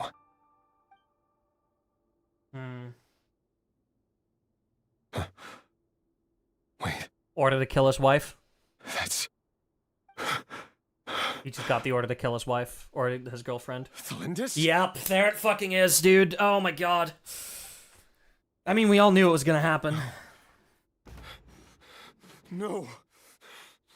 No! Why? But you bear no mark of the Crimson Moon. She does, though. How could you possibly have anything to do with them? It cannot be. I think one of them ratted her out. One of the people that talked to her ratted her out just to put her in a bad spot. A diluted bloodline. Carefully concealed. Yep. I see it now. You've been living in the shadows just like me. This drove him to madness overnight, didn't it? What a fool I've been. No, that's... Numbing myself with talk of justice. Even imagining my friends would back me up. But in the end, Irminsul. Finster King! How far are you going to take this? From the direct bloodline to secondary offshoots? And then what? Today it's the descendants of the Crimson Moon. Who will it be tomorrow? Will you not rest until everyone down here is dead? No. This cannot go on. This is where it ends. Okay. That's not what I expected him to do. Head to the corridor.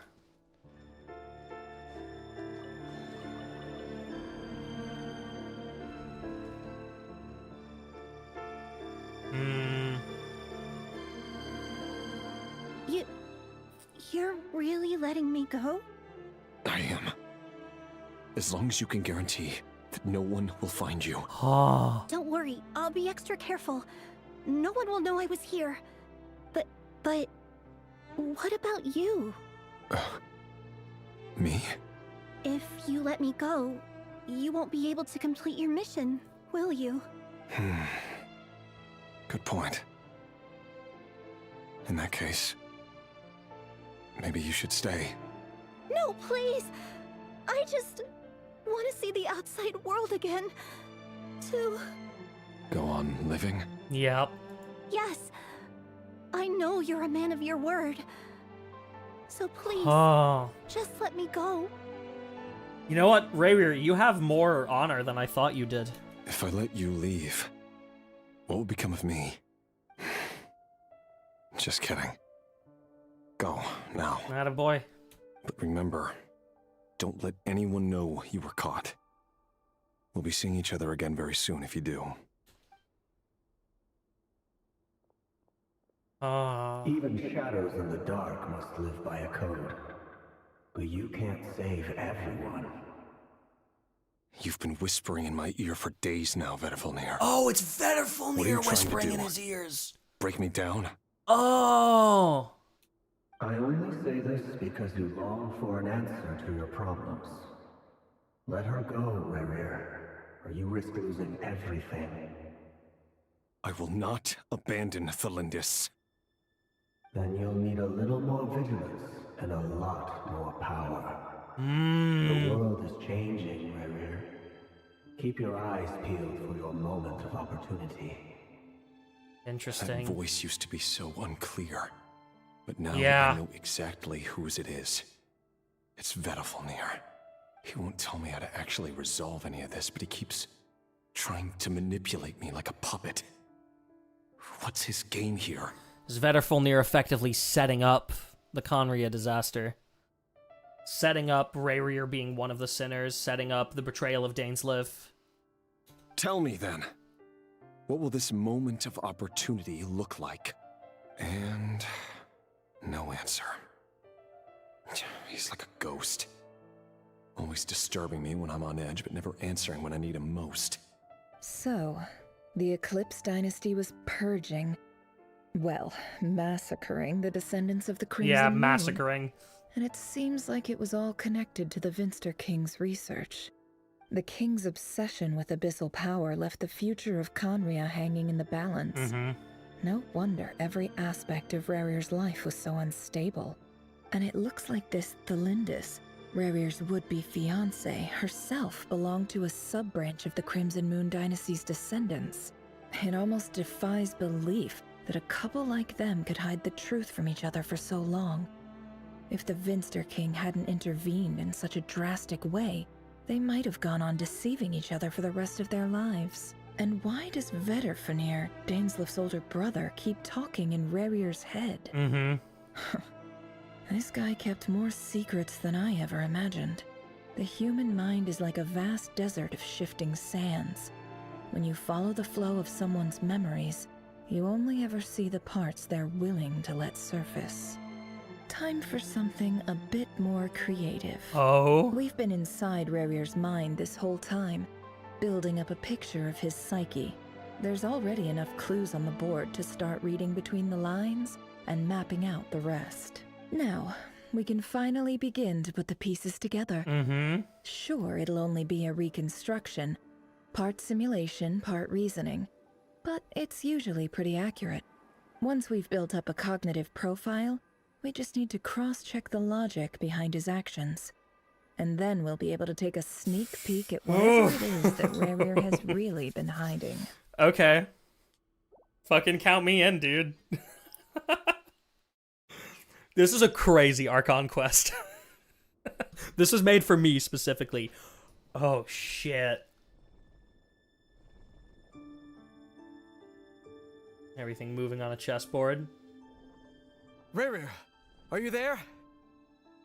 That's Rayrear's piece. Kinda looks like a knight. Oh, shit. Moving pieces consumes action points. When all your action points are used up, you'll be returned to the previous save point. When a piece moves to a square with this marking, you'll gain the corresponding number of action points. The square will also become the latest save point. Oh, we literally are a knight. We can make knight moves. Oh, move piece.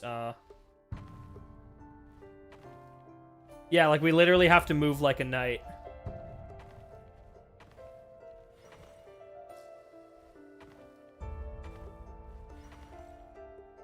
Interesting. Hey, Rayarer! Come out, it's urgent! Well, that's Dane's lift. Dane? What's wrong? Quick, come with me. I'll explain everything once we've met up with the others. So this is the night of the disaster. Okay. Oh, fuck. But the Lindis is still over at the Universitas. I'll need to leave her a note.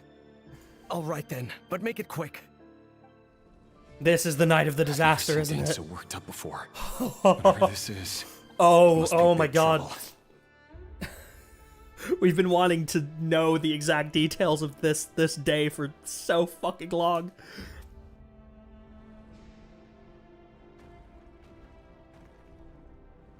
Okay. Make use of movement squares to move pieces in the marked directions. Moving this way does not consume action points.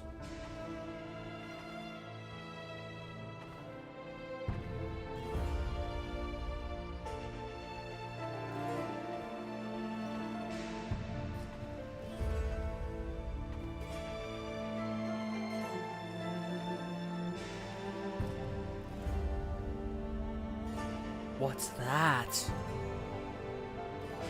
Who are they? Well, this is a nice change, meeting you all at this hour.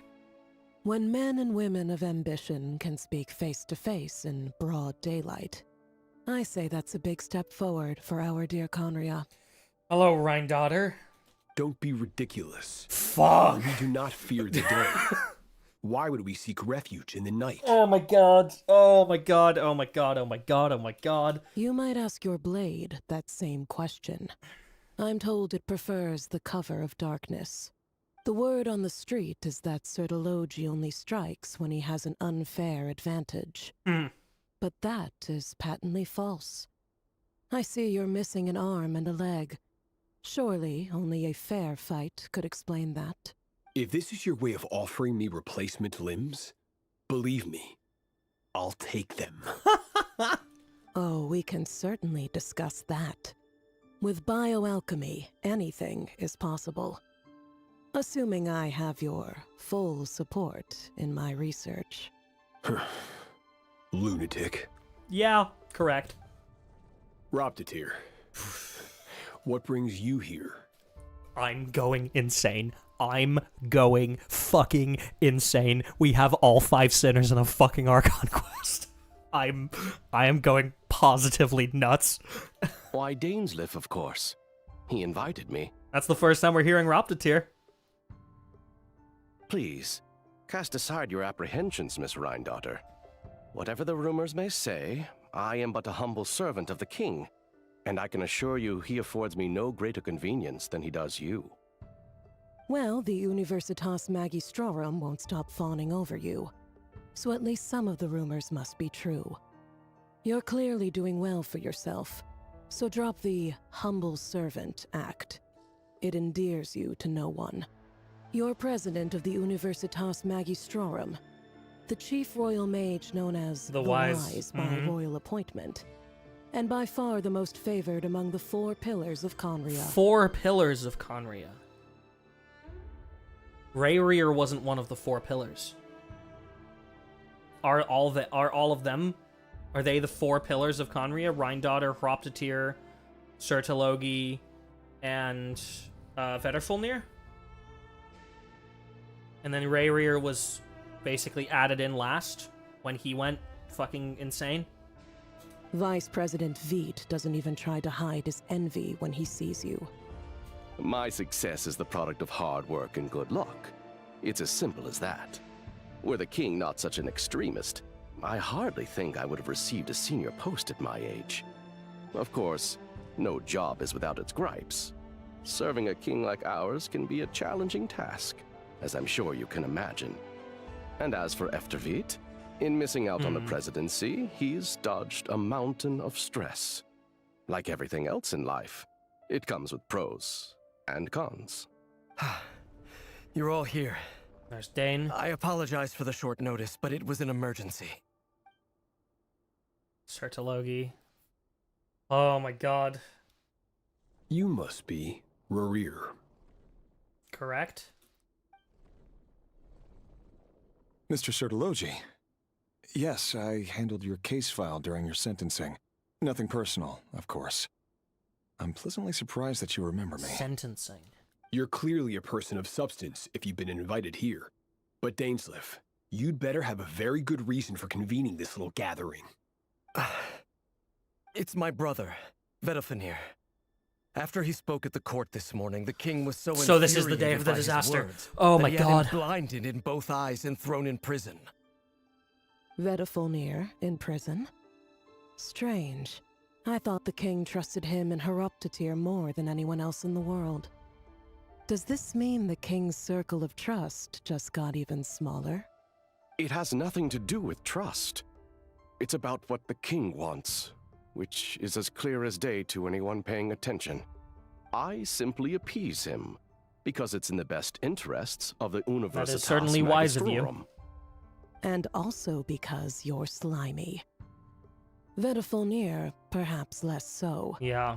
But still, a visionless visionary? It rather inclines me to think that qualifications are not what get you ahead in Conria. Do you honestly think this is an important discussion to be having right now? Dane, what are you planning to do? Overthrow the king, right? Rescue Vtuber, I assume. Correct. It will mean storming the palace by force. Tonight. I need all of you on my side. And all of them abandon them? That's far too dangerous. And don't forget, Dainsleif, you're captain of the Royal Guard. You swore an oath to the throne. You are the Twilight Sword. Hmm? You've been planning this for a while, haven't you? Oh yeah. I have no desire to commit treason. But whatever critique the king may have of Vtuber, disfiguring your most loyal subject for putting the best interests of his court and nation first, this is not the conduct of a wise ruler. My blade will force the king to see the error of his ways. So, Vtuber's prophecy enraged the king. I'm sure it wasn't what he wanted to hear, but if he won't take counsel even from the visionary, that is deeply troubling news. Yeah. The extent of His Majesty's madness is now all too clear. The question is, how does a man like me get out of this situation unscathed?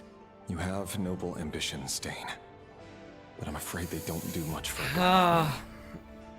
I'm not interested in saving the world. All I want is a letter of pardon. All I want is a letter of pardon. A letter of pardon? For whom? Yeah. Thelindis? Yeah. The chances of the Vinster King issuing a pardon for anyone connected to the Crimson Moon seem vanishingly slim.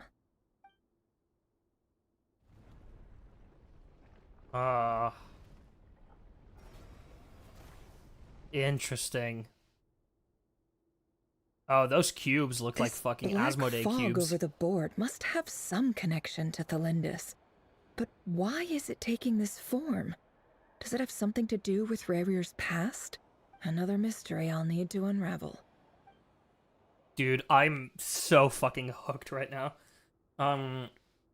Assume the marked number of action points to defeat your opponent's pieces. Your pieces will only attack when they have more action points than needed to defeat your opponent's piece.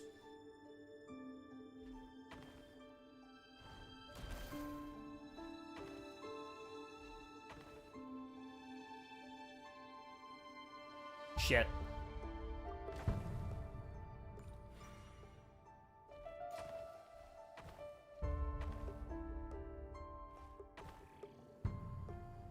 That's not right. That's not right.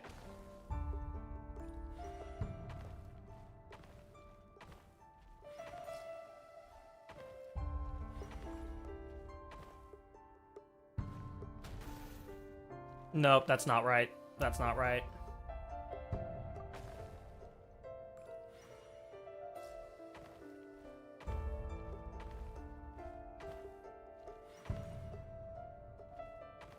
Oh, oops.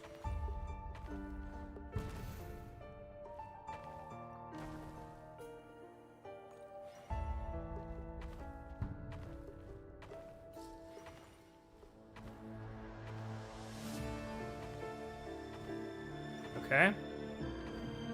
Right, we're through.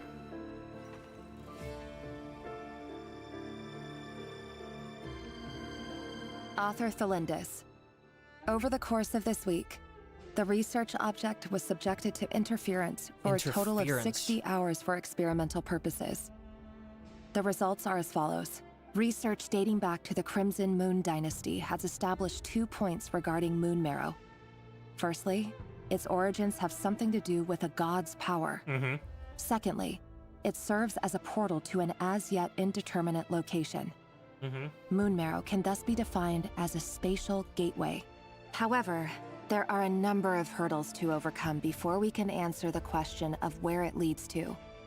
To start with, opening the gateway requires a specific power source, which the relevant literature indicates. An enormous amount of power is then required to keep the gate open. Currently, the total power output of our instruments remains in the single digits.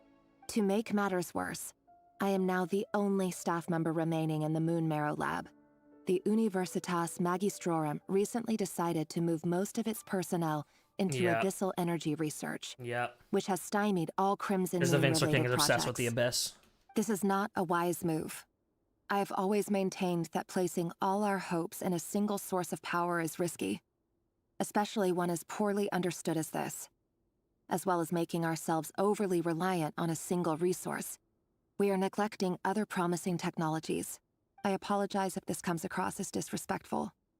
But as a Moon Marrow researcher, I desperately want to see the world beyond the gateway. Chelsea, you missed a meeting of practically all of the sinners. We finally got to hear Horoptatir for the first time as well. We're basically currently trying to piece together everything that happened on the night that the 5 sinners became the 5 sinners, the night that Rayarer himself went into madness, the night that Vtuber, his eyes were gouged out by King Ermin, and the night that the 5 sinners all betrayed Dainsleif and led ultimately to the Conria disaster. We're trying to piece that together currently. Right now, Dainsleif has called all of the other people we now know as sinners, so Horoptatir, Vtuber, Rhine-Daughter, and Rayarer, because Dainsleif has heard about the fact that Vtuber's eyes were just gouged out by King Ermin, and Dane wants the help of the 4 of them to effectively storm Ermin's palace and overthrow him. If we really made it there one day, what would we find? And how would we go about taming the unknown? My imagination is endlessly fueled by questions such as these.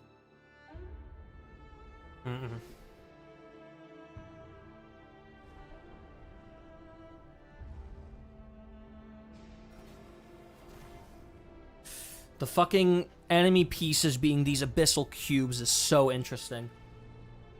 Or these, the Asmodee looking cubes.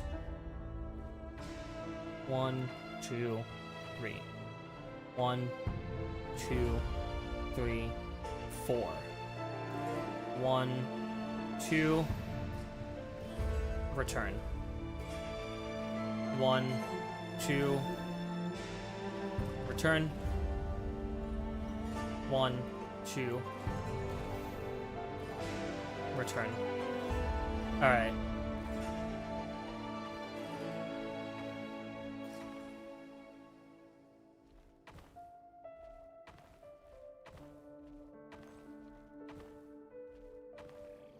Okay.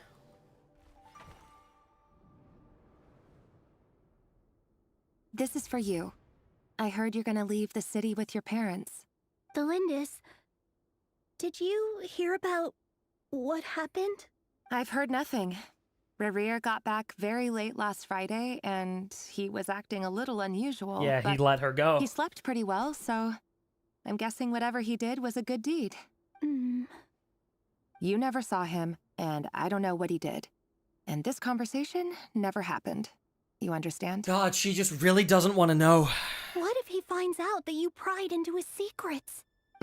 Don't be silly. I don't know what secrets he does or doesn't have. All I know is he's Ignorance just is a normal bliss, guy huh? who happens to run some errands for the king. Yeah. She's living in ignorance is bliss. Are you scared of him? I don't know. The Rayarer I know doesn't match the person you all describe. Logically, I should be scared of him. And yet, I don't want to lose him. But enough about that. You should get going, and be careful with the package I gave you. Keep it secret. Keep it safe. What's in it? A piece of the moon. All you need to know is that as long as you keep it safe, then in the future, everyone will be able to see a red moon. A red moon? You mean our moon? That's right. Our moon. Promise me you'll look after it. I promise, Tholindis. The Crimson Moon bloodline will never die out. Its light, the color of blood, will become like a fire that flows in our veins. No matter how long it takes. And it still does. I mean, Arleino is evidence of that.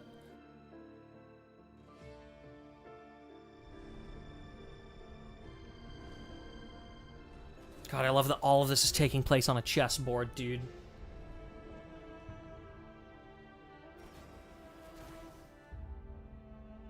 Gotta make it out. Okay. 1, 2, 3.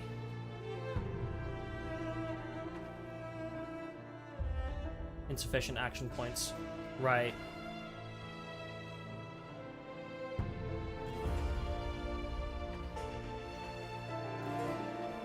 We gotta go around this way. Yeah.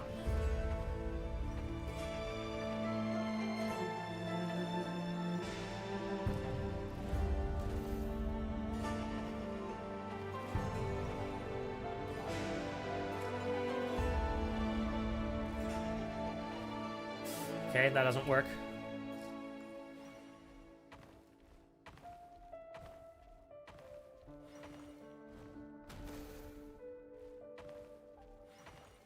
One, 2, 4. Now what? We can't pass Hurry, this. everyone. Too many and action stick points. to the plan. Okay, here it is. Sir Dainsleif, what are you? Is this treason? You know what happens to those who betray the throne. Please, don't do this! It is the king himself who has betrayed the throne. He has betrayed all of Conria. If you have any love left for justice in your heart, you should join me. It's showtime. Dane and his group will handle the troops in the palace. Then Hraptatir and Rhindaughter will disarm the security measures. My job is to enter the prison and rescue Vtuber. Stay safe. Wish me luck. Look after my brother. Draw your blade. It is time for justice to prevail.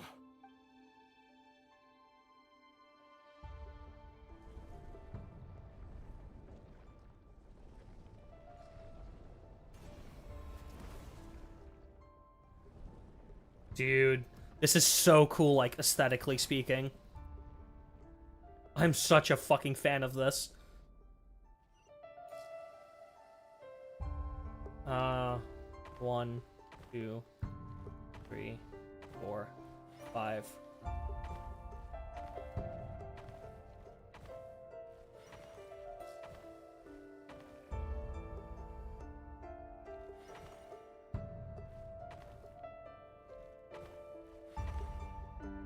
Nope, that's wrong. No, wait, it's not. No, it is.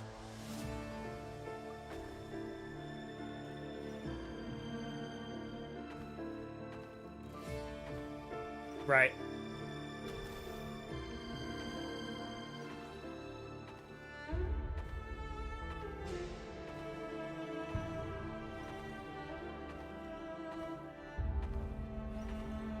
Okay. This place is filthy. And the smell is abominable. Clearly, the king doesn't allow his prisoners a single shred of dignity. Found you. Hello, Mr. Vtuber. It's you. Surprised? Oh, wait. I guess surprise isn't an He emotion did that lose his prophets vision, feel so very maybe often. he is. I certainly felt some surprise in the moment when I was blinded. Surprise at the king's sheer ignorance. Surprise at just how unfairly this world responds to words of earnest remonstration. I'm curious. What did you prophesize this time? It wasn't a prophecy. It was a word of warning. Mm-hmm. Someone had to say it. Oh, he's represented by, like, a snake. Interesting. The king has forsaken all reason in pursuit of his obsessions. I simply told him that if he continues on this path, Conria will surely fall. He was right. But he didn't listen. Worse still, he stabbed you in both eyes and locked you away. Dane asked for my help. The court is in complete chaos now, but I'm sure you predicted that. Everything is transpiring as I foresaw. Yet I am powerless to change it. Mm-hmm. Fate is an immutable force. I can but lament as the inevitable unfolds. I do wonder whether giving a man the power to see the future does nothing more for him than slowly crush his spirit. Forgive my curtness, Vtuber, but the king did not suddenly turn on you today. Yeah. His suspicions have been brewing for a long time. You can't have wisdom beyond the reach of your fellow man without attracting his fear and suspicion. There are things the king does not want to see. So, he doesn't want you having visions of them either. Yep. He blinded you because he thought this would make the visions stop. He wasn't entirely wrong. I did indeed lose my power to see the future. Right up until... Until what? Just now. Oh? I believe I saw something new. Well, tonight could go a lot of different ways. 5 of us banded together to storm the palace, also we could rescue you. This will go down as the most tumultuous day in Conrian history. Yeah. No, you're fucking right about that. I sense hatred in you. But also hope. A desperate hope that with the tyrant deposed, that will be the end of the story. But this is not the end. It is the beginning of a new chapter, in a whole new story. I've waited 5 fucking years for this, man. There are many men of honor and courage in this world, Rayarer. But you are not one of them. You're not here for justice, are you? You're here for yourself. He's here for his life with the Lindis. Yeah. Is that a dagger? Interesting. Why not the polearm? It was always your weapon of choice. Dude, even fucking calling back to the fucking weapon skins from Stygia and Onslaught, where each one of the 5 represents a weapon of one of the 5 sinners, and Rayrear's is a polearm. Dude. With your abilities, I don't doubt that you were able to recover some of your sight. But I also doubt that you want to make an enemy of me right now. Of course not. We're on the same side, aren't we? Are you? We could be. But I need you to be honest with me, Vtuber. At this point, you're my only hope for the future. You mean your future? Mm-hmm. With your beloved, Felindis? Yes. And I know there are bigger things at stake here. A dynasty, a nation, maybe the entire world. But forgive me, I care first and foremost about myself. I can't abandon the one I love to save myself. I just can't do it. But you see a broader picture of the future than I. You see the solutions to the biggest problems of our age. So tell me, what is my solution? What's the answer?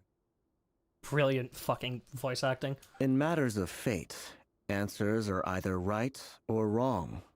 What will be and what will not. Maybe you are willing to pay a certain price in the pursuit of happiness, but unfortunately, fate does not negotiate. Yep. That is the cruelest thing about fate. It is unmoved by your sacrifices.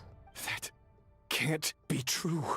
I know it's your voice that I keep hearing in my head, urging me to see how the world is changing, to seek more power, so I can protect the things I love. You show me disaster, but you won't show me how to avoid it? Why? Why are you doing all this? My voice. In your head.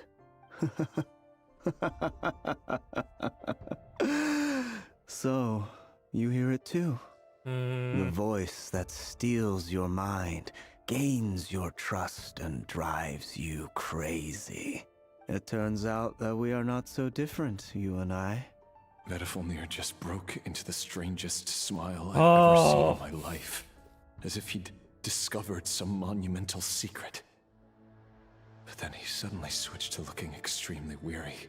Very well then. My advice to you is as follows. You must persevere.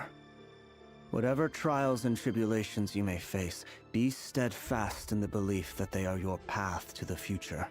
For as long as you live, your story with Thelindis shall not come to an end. That is the only chance you have of fighting back against fate. That's positive news for him. It is up to you whether you believe my words. Regardless, that is all I will say on the matter. I have no right to intervene any further. I will hold you to your word. Right. Thank you for setting me free. In return, I will tell you one more thing that you cannot afford to ignore. Betray Dainsleif. Just then, a strange wave of energy rippled through the city. We had no idea what it could mean. If I were you, I would head to the Universitas Magistrorum. Thelindis is dead. He's gonna find Thelindis dead. Universitas? Oh no! Oh god. I'm sure we'll be seeing each other again very soon, Rayarer. Whatever Vedifilnir said, I didn't catch it. I didn't even help him out of the prison. There was no time to lose. Oh, don't tell me that's it. Okay, it's not. We're not out of his memories yet. Only 10 domain challenges. Oh, okay, sure.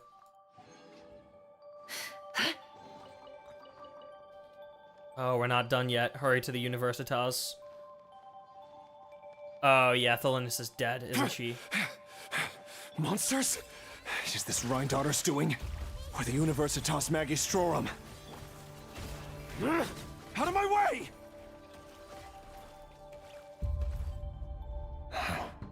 The Universitas. That reminds me of a rumor I once heard. Allegedly, the king installed secret mechanisms in the palace and around the city. No one knows where they are or what kind of power they hold. But if they were ever going to activate, it would probably be on a night like tonight. Help! Help! Hold on! Don't let them anywhere near you! Save me! I can't! Ah! That sounded like an explosion. Damn. So the rumor is true? The king really went through with it. So Rayarer is number 1 who abandoned Dainsleif. What other means does the king have at his disposal? They must run on power from the Abyss. And given it's a major center of Abyss research, anyone over at the Universitas will be in grave danger. I have to hurry! Yeah, so Rayarer has officially just abandoned Dainsleif. Dude, we're just looking over it. We're in fucking Conria, man. Holy shit. Defeat the monsters.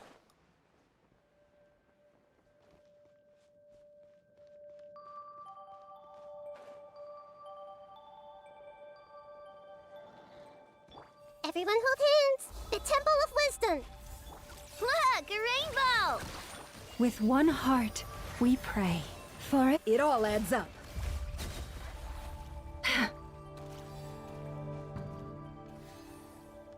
Seek within. No more lies. Let's see what you're made of. Committed to memory. Chew on this. It all adds up. The mystery unravels. No more lies. Leave this place for the everlasting. Ding dong water bomb. This might hurt a little. It all adds up. Alright, go to where Thelindis is. Oh, we're seeing this memory from Thelindis' perspective.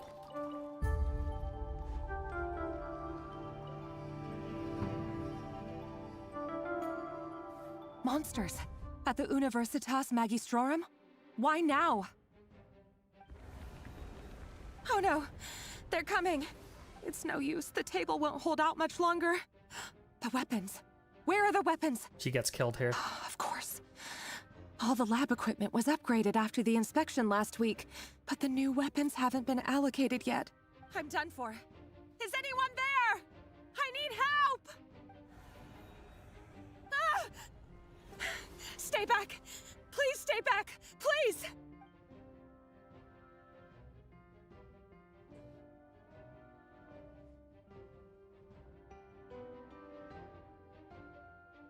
Why did she just get up?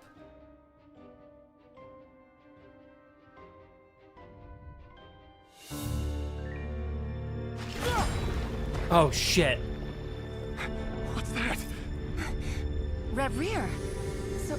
So the rumors about your work are true. What? No! Listen, something happened at the palace tonight. We have to leave! You don't need to lie to me anymore. What do you mean? I know why you're worried, and I will respect the decision you've made. But it's okay, because I found a solution. I know how to end all this. You can have it back. The normal life you so desire. But until then, I'm afraid our wedding will have to wait. Just... No, don't do it! She just jumped into the abyss. Valendis!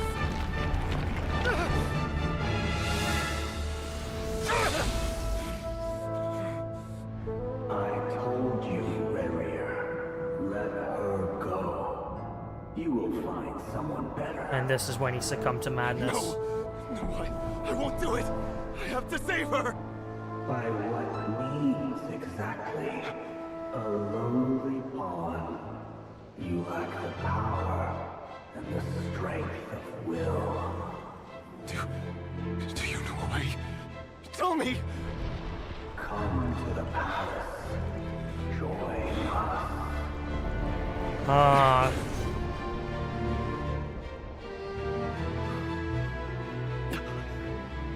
Rayarer, thank goodness we... Step forth and take your share. You made it. Not you too. Everyone betrays Dainsleif here and takes a share of the abyssal power. For grief, despair, desire. We all have our own. Yeah. Dainsleif is the only one who didn't. Rayarer. Rayarer. Valendis? Were you daydreaming?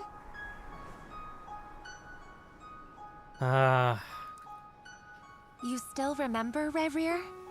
That question you asked me a couple of weeks ago? This is all an illusion. Oh. You mean the proposal?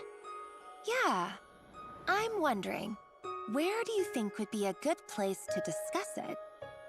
Maybe in the garden? Or were you thinking a fancy restaurant? It's your choice. Yeah.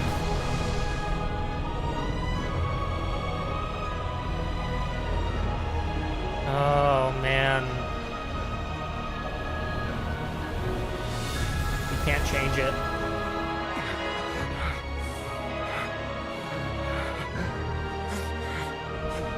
His hair growth. Yep, yep.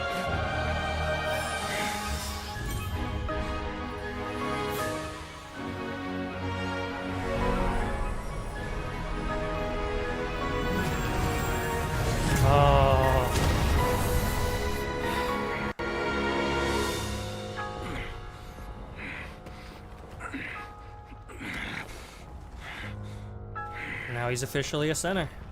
I will find you. And then... you can give me your answer.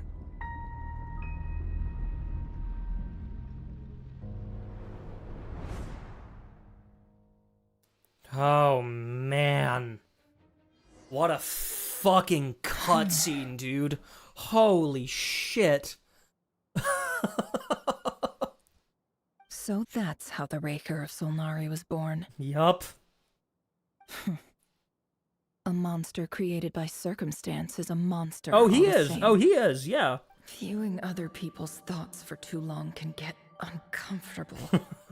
Right now, I'm feeling a strong sense of loathing.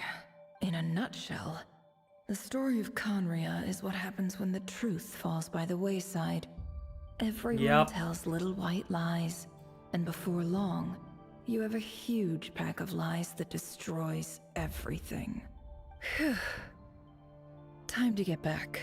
His past is filled with sorrow, but the tale of any fallen civilization is one of endless tragedy. Cruel as it may be, that was Conria's fate. Yep. Man.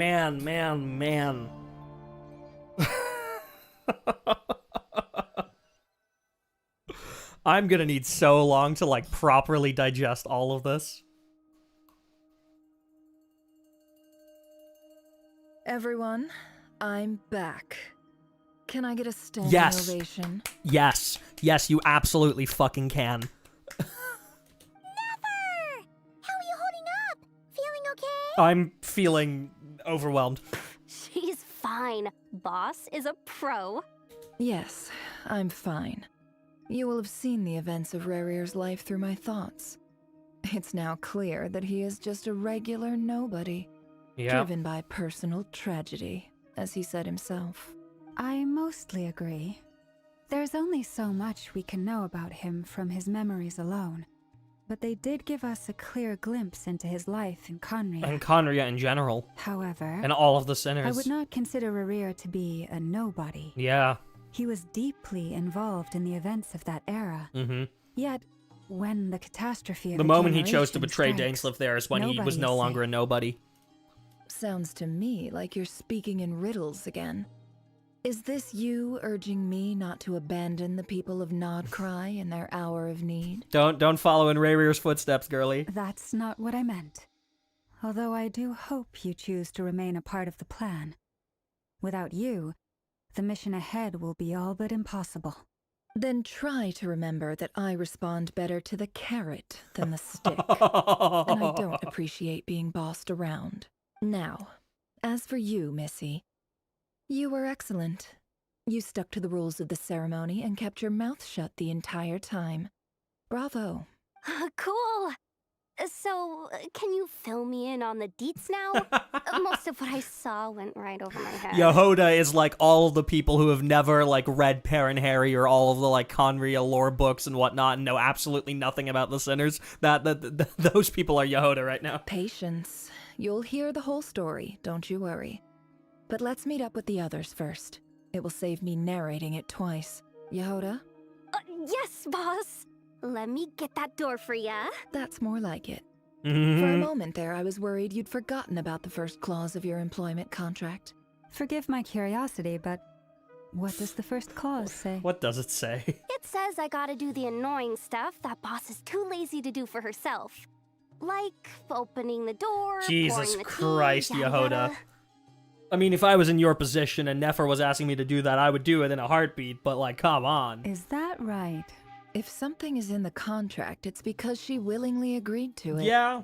Rest assured that the Curatorium abides by the very strictest of labor policies. You don't seriously think I'm cruel enough to treat her like my slave. In any case, I've hardly shied away from my share of the work today. Hope I don't catch Flintz and Varka lounging about in their chairs, enjoying a leisurely cup of tea. There's a good chance you will, There's actually. nothing I dislike more than other people enjoying themselves while I'm hard at work. That's actually so real.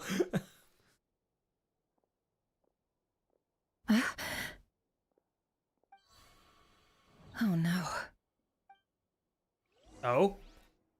Oh?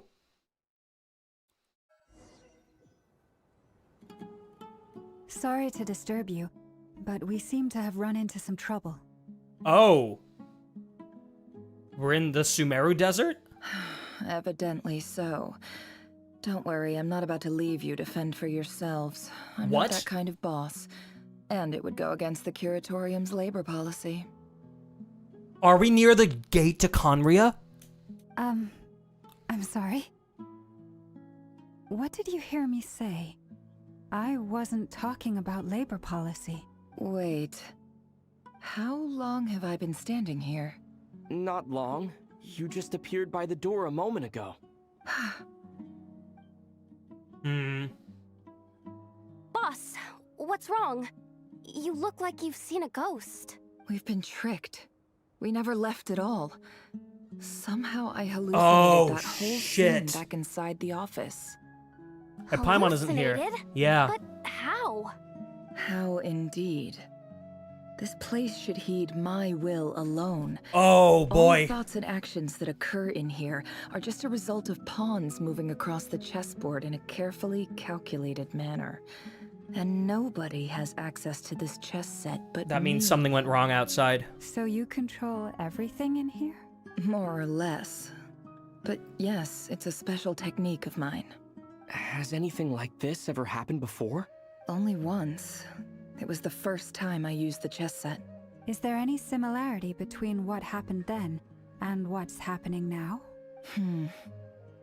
I suppose my thoughts are a little turbulent, which was also the case my first time. Is there anything I can do to help? The first clause of your contract clearly states that I only need your help with things that I'm too lazy to do myself. Meaning you're not feeling lazy right now? Meaning this is not something Yehoda can help with. The chess set is a personal treasure that I alone understand. I must be the one to find our way out of here. Boss, it's fine. Really. Let me do something useful. Oh, listen to you. Whatever would I do without you, Yehoda? What? Really? Yes, really. Where would I ever find another employee as obedient and servile as you? Jesus. God forbid anything ever happens to you. I mean, I guess that's a compliment. Well, anyway, I was thinking of fetching some water. There's gotta be a source around here somewhere. Where are we? I suggest everyone finds someplace comfortable to take a rest. We gotta conserve our energy. Even though all this chess malarkey doesn't exist in a physical sense, mentally speaking, it's all real. And so is our tiredness and fatigue. You don't want to dismiss mental fatigue. Just because it isn't physical doesn't mean it's any less serious.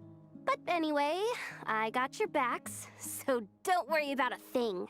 Don't I have the best employees? Jealous much? If we can find a suitable time, I'd love to borrow Yehoda for a day to help out at the Frostmoon Scions.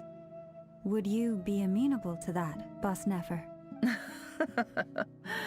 Oh, Lauma. Have I ever told you just how pretty you are? Oh god, I just got stabbed in the Beauty chest. runs from the tips of your antlers to the depths of your imagination. I was then shot 57 times. Yuri bullet, fuck you. Damn. Okay. Time to rally, everyone. Follow me. You can't just dismiss that. As we continue our journey, the same rules will apply. That means stay focused and no talking no matter what we encounter. And don't disturb the chess pieces. You have my word that I will get us all out of here. Okay. Moonless Night. Dance of Death, Serpent, and Scorpion. Okay, I don't recognize this area. I do think this is a new Sumeru Desert area, but what if it's near the gate to Conria, though?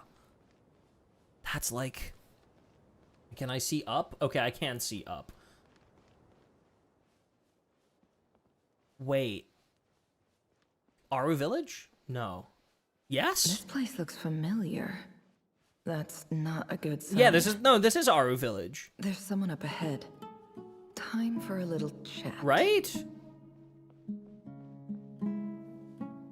Is that Rayarer? I wasn't expecting visitors at this hour. Wait, is that?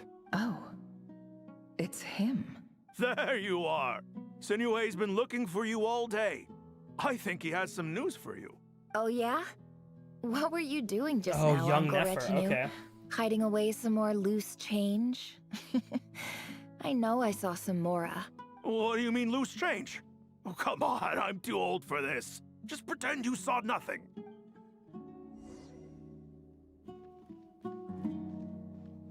Talk to a Peppy. Peppy is an interesting name.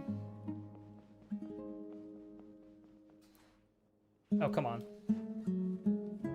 Hey, kid. Mind telling me what Sinohe's been up to recently? I'm trying to get in his good books and I need a way in. Get in his good books?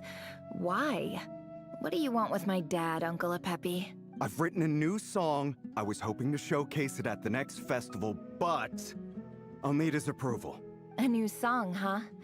I'd love to stay and listen, but unfortunately, Uncle Retinue says my dad's looking for me. Well, there's plenty of time and I'm not going anywhere. See that pile of stones? I'll be sitting there warming up my vocal cords. Come find me when you're done. Pile of stones. Got it.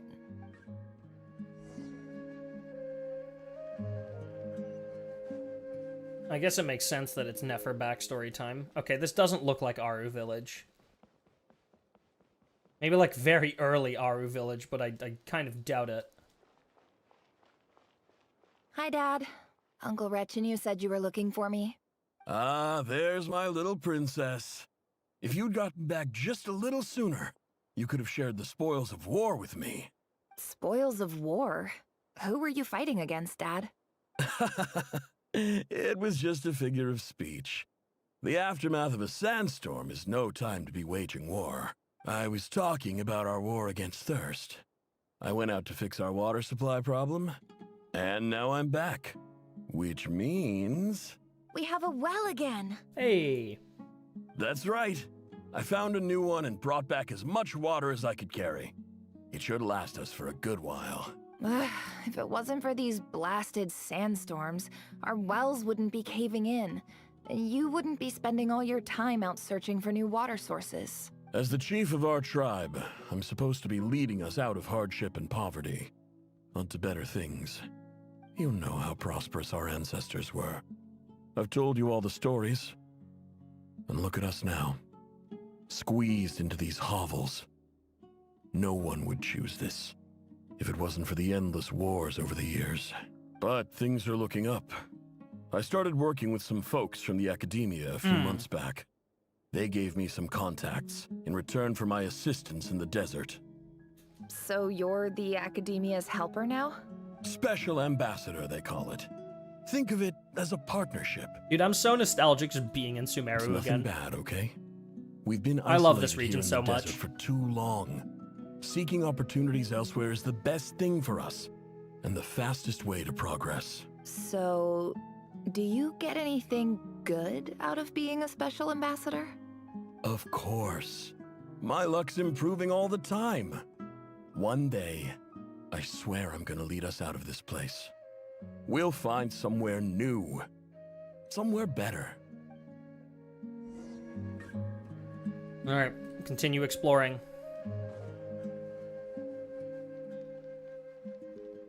Okay, we are... Okay, no, we're still above ground.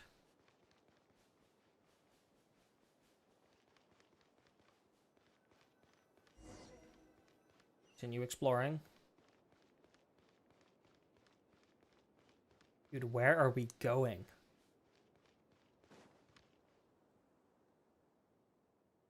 That's our well, and you know it. You stole from us. Well, you've gone from Oh, cheese is to her thief. dad gonna get now murdered? You have to face the consequences. Did you really think you could take our water without permission and get away with it? You're either brave, stupid, or both. And that special ambassador act? Yeah, nice try. We spoke to the academia. They said it was all news to them. You're a liar and a cheat. Oh, shit.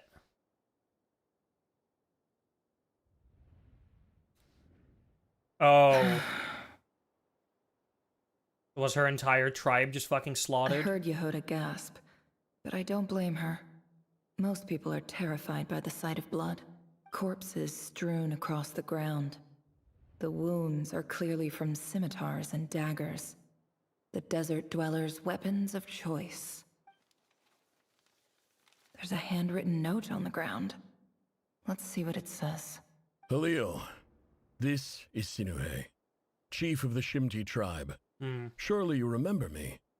I was the one who helped you and your colleagues avoid the quicksand in the desert. This is my second time writing to you. I assume my last letter must have gotten lost in the mail, as I didn't receive a reply. I hope this one makes it to you safely. I'm writing to you because I need some help. That sandstorm the other day completely blocked up our well, forcing me to look for another water source in Iab and Unut territory.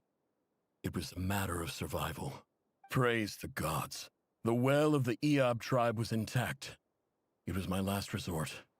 I drew what water I could and left, but not without being spotted. I fear they will retaliate. You told me to write to you if I ever needed help. You said you'd be my ally in the academia. I urgently need you to formally recognize my title of Special Ambassador and send some of your people to assist me for a few days. It's the only way I can convince them that this was the academia's decision and prevent them from retaliating. This is an emergency. Please send help as soon as possible. Looks like this letter never got sent. Yep. The writer died a grisly death, and the letter was trampled into the ground. It's badly defaced. Some parts are barely legible. What a ridiculous lie the surviving Shimti tell. Their whole village was butchered over a sip of water. But what about Nefer? Oh. Okay, we're still in a domain. Officer. Our village. Welcome to our humble village. I thought you would at least have the courtesy to provide some respectable libations. Oh, and Akasha around the ears, so this is very much before the Sumeru Archon quest. This is the finest wine our village has to offer. I promise.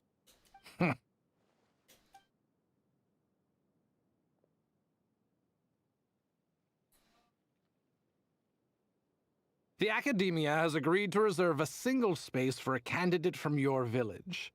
But I remain skeptical of this entire endeavor. I highly doubt anyone in this desert possesses serious academic potential. Please, have faith. If not in us, then in our god. The child we found shows great promise. I beg you, take her away from this place. Give her a chance. Don't let her talent go to waste. I don't recognize her. New arrival? She showed up here a few days ago and we took her in. She's a really bright kid. Please help. I'm begging you. So, where are you from? Nowhere special. Just a sand dune. What about the rest of your family? How many of you are there? Just the one. It's only you? Correct. So, no brothers, no sisters, no mother or father? Any who have slept on a bed of sand, I call my brothers and my sisters. Apart from that, I have no family.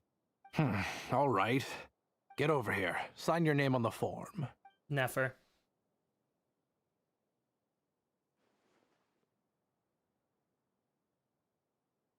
Never?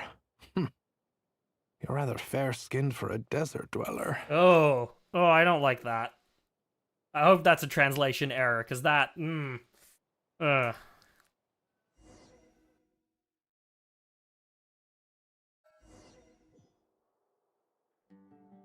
not a fan of that dialogue line. To be fair, Sumeru's entire plot is basically racism, so, you know.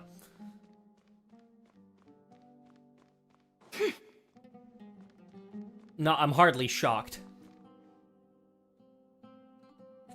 Nefer, this term's assignments have been issued already. Please read through the materials thoroughly, conduct your own additional research, and then write an essay on the topic. Yes, Professor, I'm aware. I just had a couple more questions I wanted to get your perspective on. Oh? Please, ask away. Well, I saw the other students' problem sheets, and I couldn't help but notice that my assignment is much easier than theirs. Do you really think I'm a weak student? A weak student? So... Goodness, no. Quite the opposite. You have a sharp mind. Almost too sharp. By the way, Manetho is a professor of the Vahumana darshan. The academia consists of 6 darshans. They're the 6 like main schools of the academia. Vahumana, to my knowledge, is the one that specializes in Asiology, which is the study of like how certain phenomena happen. It's like history, social sciences, that sort of stuff. It's intel, basically. So that makes sense that if she studied at the academia, that it would be in that school. I think what you're saying is a weak student wouldn't have noticed the discrepancy. And if they did, they certainly wouldn't complain about the lighter workload. You see, sharp as they come. You see things the way they are, and I'm sure you know why they're like that. Because of where I come from. Because I'm different. I'm sorry, Nefer. I don't like it any more than you do. It's just... Anyway, you said you had a couple of questions? What's the other one? I wanted to check... If someone sent me a letter to the academia, where do I go to collect it? Ah, your family wrote to you. Well, as long as they put your name on the envelope, someone should hand it right to you. Not exactly. It's not even a recent letter. I was just curious where the mail would end up if no one collects it. The House of Dana, I expect. Yeah, I know there's a box for unclaimed mail somewhere in there, probably sitting on a shelf. Whatever you're looking for, that'd be the place to start. Okay, got it. Thank you, Professor. Oh, don't mention it. Honestly, I feel like I failed you. I'm supposed to be your teacher, but I haven't taught you anything. Hey, don't say that. You're a great teacher, and you do your best for all your students. But the rules are the rules. You're not allowed to teach students like me. It's not just the academia either. The whole world bends over backwards for the successful and leaves the losers to suffer and die. Oh, my dear child. Don't tell me you've given up on life already. No, but she's given up on a few people, I think. I haven't. I just think that if you want to make it in this world, you have to find a way to become successful. Yeah. Look for the box containing the letters.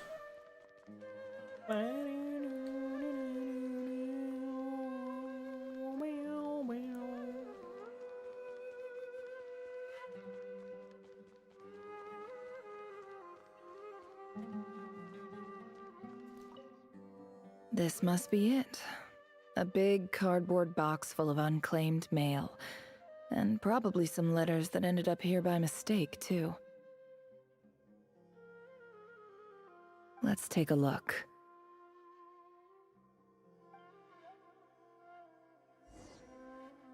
Take a look at the letters inside the box. Alright.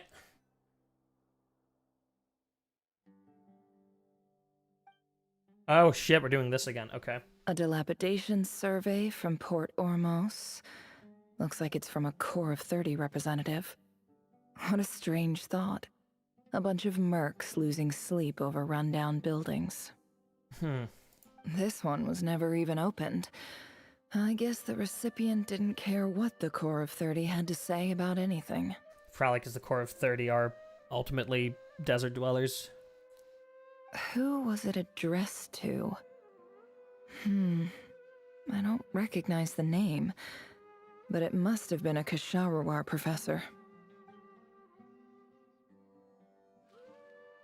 This one is addressed to the Immorta Sage. The title is Changes Observed in Satyavada Life Symptoms. Why do all these letters read like full-blown dissertations? guided by the incense, we became lost somewhere in the forest. All the barriers between levels of consciousness disappeared as our minds soared around in circles, looking for a branch to seek refuge on. In clinical terms, these symptoms fit the description of incense poisoning. The Amorta Darshan strictly prohibits the use of hallucinogenic substances, but I believe there are still people getting away with it. For example, my neighbor who always breaks out into song and dance after using incense. Bro is high as fuck. This seems like something the academia would want to know about. Why wasn't it collected? Wait, what's this written on the back? It's so small. The note says, "The sender authored this letter while under the influence of mushrooms. I would send it back, but no return address was provided. Stamped by the Grand Conservator of the House of Dana." Right. Dude was high as fuck while writing this. Please send back. This next one is addressed to Grand Sage Azar, who was the former Grand Sage. A few words of protest regarding recent changes in Sumeru's educational policy. In recent years, the academia has taken on a small number of students from the desert region, as per the policy to this effect. However, it appears to me that these students have not, in fact, been provided with educational opportunities that are, in any meaningful sense, equal to those enjoyed by their peers. As well as receiving dumbed-down assignments and perfunctory tutoring, they do not even have full access to the Akasha system. Okay, but why would you want to have full access to the Akasha system? In hindsight, I mean. Education is the fundamental purpose of this institution, which should go without saying in a nation whose founding virtues are knowledge and wisdom. I ask you, is the lip service we pay to the policy of education for desert students truly the standard of pedagogy to which the academia aspires? As Grand Sage, policy decisions are your prerogative, but do not forget your roots. You and I were once students too, as was everyone else in this institution. I do hope you will give some serious attention to this matter. I encourage you to discuss issues like this with myself and others, and listen to some alternative opinions. Great letter. Yeah, bro didn't Shame care. It didn't get to where it needed to go. And the sender is... Huh? Sage Cyrus of Spontamod. I didn't realize anyone else even knew how bad students like me have it in this place. So this is where letters from the Sage of Spontamod end up? Nice one, Grand Sage. Really enlightened leadership. I'm assuming this last letter is the one. This isn't what I came here for. Considering how it looks. I'm not exactly holding sorry. out hope that a letter sent from the desert would even make it here. But if it did, where else would it end up if not in this box? I can't believe how much discarded mail there is. Must have been years since someone last went through it all. And this is just one box. The whole House of Dana is boxes on shelves. I don't believe for 1 second that any human being has sat down and read through all the documents in this place. Who has that much free time on their hands? You, now. Right, this is the one, right? Wait, could this be it? A plain letter, least fancy envelope in the box, written on crude quality paper. And of course it would be right at the bottom of the pile. Clearly no one gave this letter so much as a first glance, let alone a second. Handwriting on the envelope looks very familiar. Greetings, Halil. My name is Sinuhe, chief of the Shimti tribe. I was the one who came to you and your colleague's aid when you ran into trouble in the Great Red Sand. I don't know how well you remember it now, but I brought you to safety and gave you some water and other supplies. You seemed very pleased and told me your name. In my tribe, learning a person's true name is serious business, and I therefore see you all as friends. You were kind enough to leave your contact details, so we could stay in touch. The Shimti tribe lives a harsh, nomadic existence in the desert. You were sympathetic towards my plight, promising to make me a special ambassador of the Academia and help us find a way to make a better living. That never happened. This brings me to my reason for writing. Our tribe has fallen on particularly hard times, and I would like to ask for your assistance. Assistance that never came. There was a terrible sandstorm a few days ago, which blocked up the well in our land. To ensure my people's survival, I had no choice but to venture into Eob and Unut territory in search of an alternate water source. The Eob and Unut are descended from the Thamudians, while we trace our ancestry to Tulatala.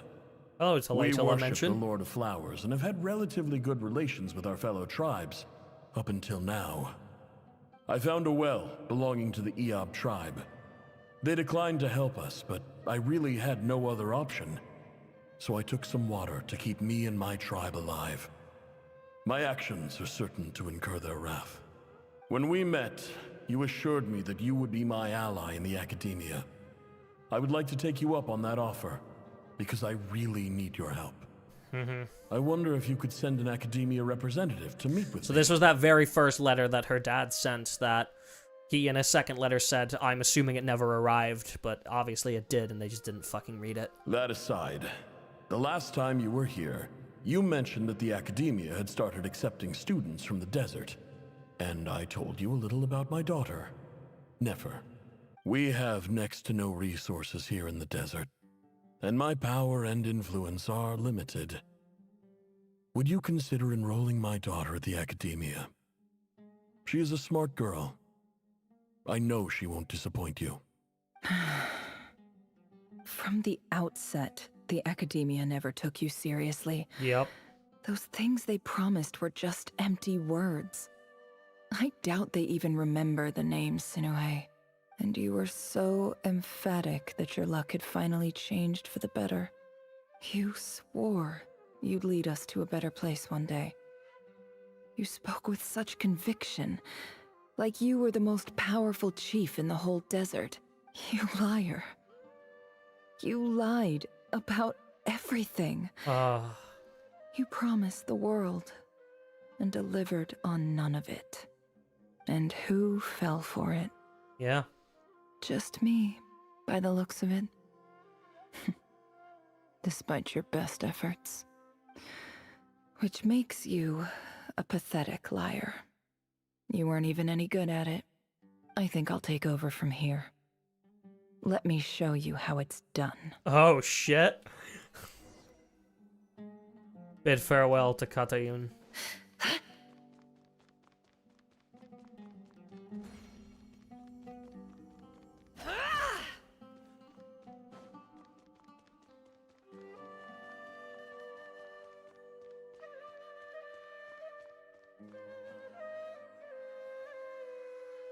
I just came to say goodbye.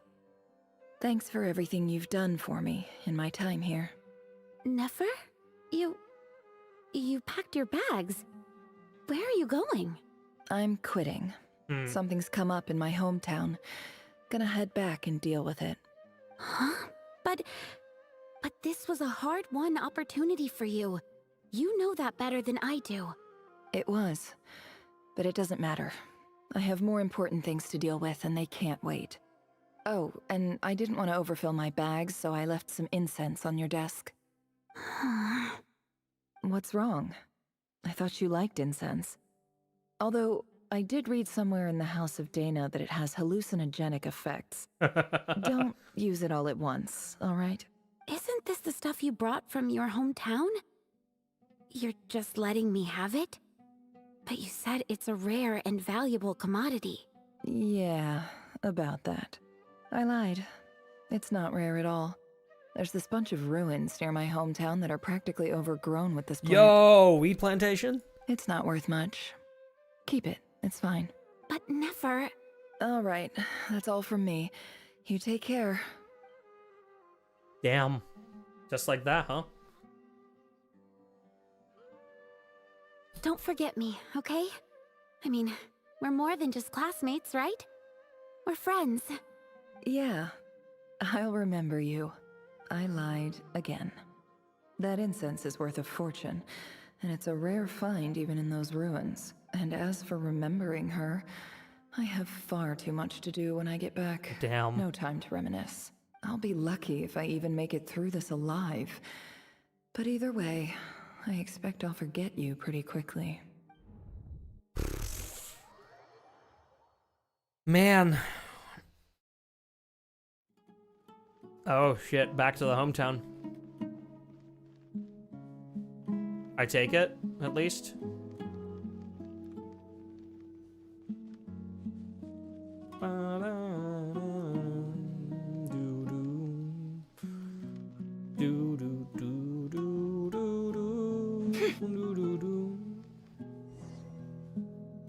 Talk to the Eye of Chief. Oh shit.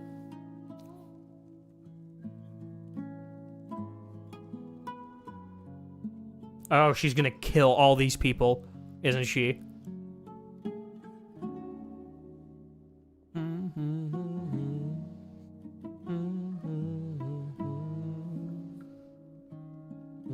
It's a pleasure to meet you, Mr. Arif.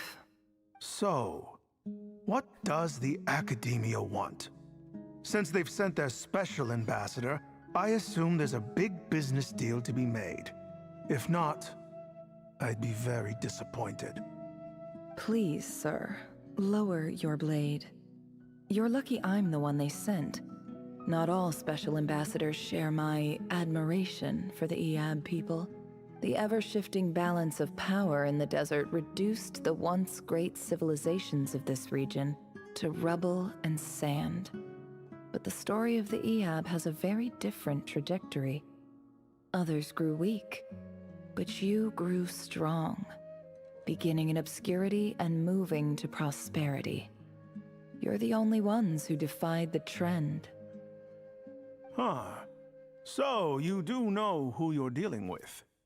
This well is the perfect symbol of your strength, is it not? It used to belong to the Unut, but it looks like you have control over it now. You're not wrong. But I'm sure you didn't come all this way just to flatter us. Of course not. I came to bring you some very good news. Some information that recently came to light, which might just be your ticket to freedom. Records uncovered by the Vahumana Darshan show that a certain well currently under Eab control is built on top of some ancient ruins. These ruins are of great archaeological interest to the She's Academia. lying, isn't she?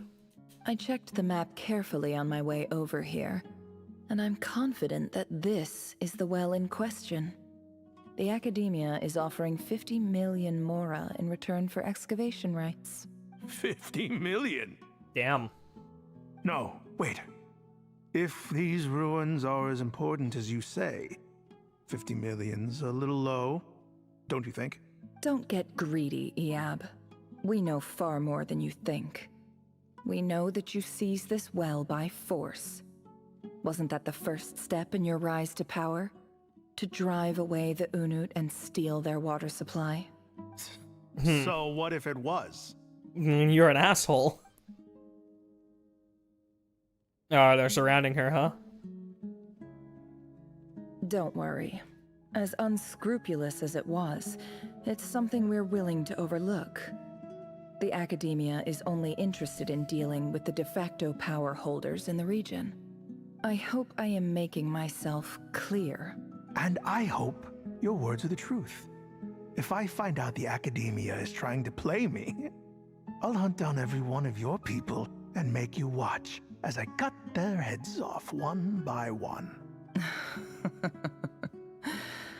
I assure you, Chief, that would not be in your long-term interests. You don't want to make an enemy of the Academia. You see how I'm dressed, don't you? I appreciate that you've never been to the rainforest, but surely even you recognize an ambassador's attire when you see it. And what does a barbarian like you have to lose anyway? You really think the Sumeru Academia would bother to come all this way just to lie to you? We have more important things to worry about. All right, I take your point. The Academia is the highest authority in the land. Yeah. I'm sure you're trustworthy people. No. In that case, we have a deal. We will sell you the excavation rights. I'd like to thank you, Ambassador. This is good news indeed. Excellent news. In fact, it calls for a celebration. Would you do us the honor of staying a while and enjoying some EAB hospitality? No thanks. Gladly. Oh. I am partial to wine myself, and I trust you are as well. So let's indulge in a few drinks together, in celebration of this momentous occasion. Elated that I drink the night away. Prospect of their new wealth is almost as intoxicating as the wine, but when the new day arrives, it brings some shocking news. Chief! Chief, it's an emergency! It's the Unut. They've taken the well. What? Well, don't just stand there. Take it back. Yes, Chief. I have every confidence in the EAB's military superiority, and yet... What is it? The Unut's response was alarmingly fast. The day after we reach a deal, they seize the well. This can't be a coincidence. Perhaps there is a traitor in your midst. I don't think so. I am obliged to remind you, Chief, that the Academia will only deal with the de facto power holders. Yep. If you cannot regain control over the well, I'm afraid you won't see a single more. That 50 million will go to your competitor instead. No! Please, Ambassador, just give me some time. I swear the Unut will not get away with this. That well is ours, and so is the Mora. Glad to hear it. I will wait here for an update. If there is a traitor, I will find them. In the meantime, make yourself at home. I'll report back as soon as I have an update. Much obliged. Wow. All it took was a few words and I've got him wrapped around my finger. What an amazing feeling. So, in summary, Ambassador, the Academia would rather negotiate with our tribe instead of the EAB, yes? Because you guys are taking the well. The EAB are ruthless murderers who don't listen to reason. And now they have the gall to interfere in our research projects in the desert region. Trying to pit them up against each other again. So let me ask you, Chief. If you were the Academia, what would you do? Kill them all, of course. Precisely. The Academia does not tolerate those who stand in our way. The EAB have held back our academic pursuits for too long, and our patience is wearing thin. At the same time, there is simply no way that the Academia can be seen to be intervening in desert affairs. I'm sure you understand where I'm coming from. We have our own rules out here. If the rainforest dwellers raised arms against a desert tribe, it'd start a bloody war. Huh. Right. We can't confront them ourselves, but we can support their enemies. The Unut have always had strained relations with the EAB, which makes you our natural allies. Natural allies. Yeah, she's lying through her teeth. Weren't the EAB your allies once? You were quick to send them after us to protect your interests back when we stole that water. And now look at you. You're at each other's throats. Let me be clear. The Academia wishes to collaborate with the legally recognized rulers of the desert in this matter. We are asking for excavation rights to that well, and our offer is 50 million mora. Say no more. I believe we have an understanding. Good. Then I suggest you get to work. Get us access to that well, and the mora's yours. You see, Dad? Lying is easy when you know how. People will believe anything. Okay, Cypher.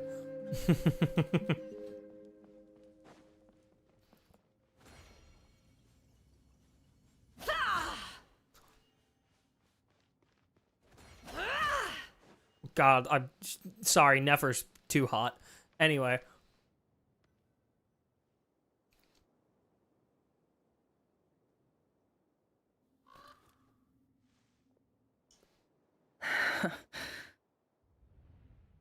Ah.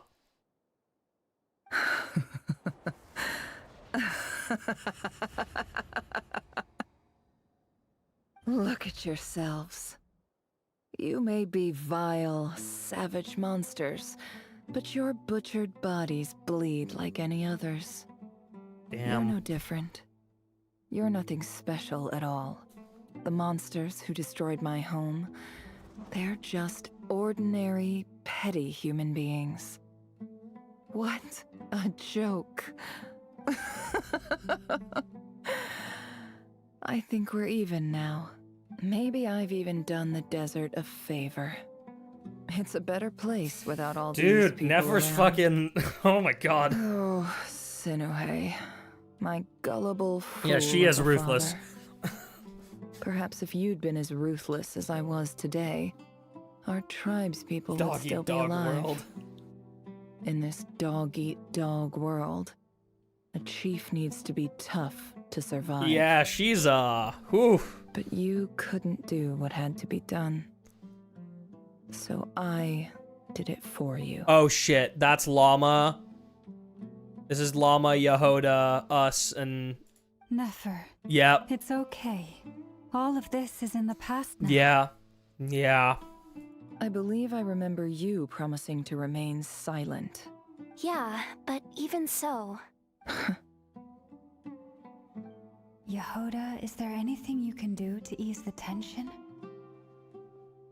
Got this, Yehoda. It's your time to shine. Alright, time for a sharp turn onto a completely different topic. So, anyway, that's enough of that. When are we getting out of this place? Feels like we've been walking forever. I'm getting pretty tired. Oh, Alma, you tired? So subtle, Yehoda. Well done. Yes. If we can find somewhere to sit down, I could certainly do with a rest. It's not far now. There should be a temple just up ahead. Is this situation about to reach a conclusion? Yes. Really? A temple? That's where this story ends? I guess that's how things go in the desert.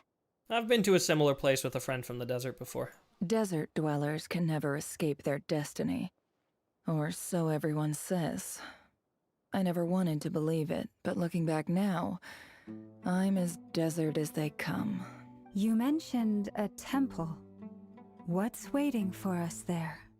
My biggest trade secret of all. Where she found the chess pieces. Ah.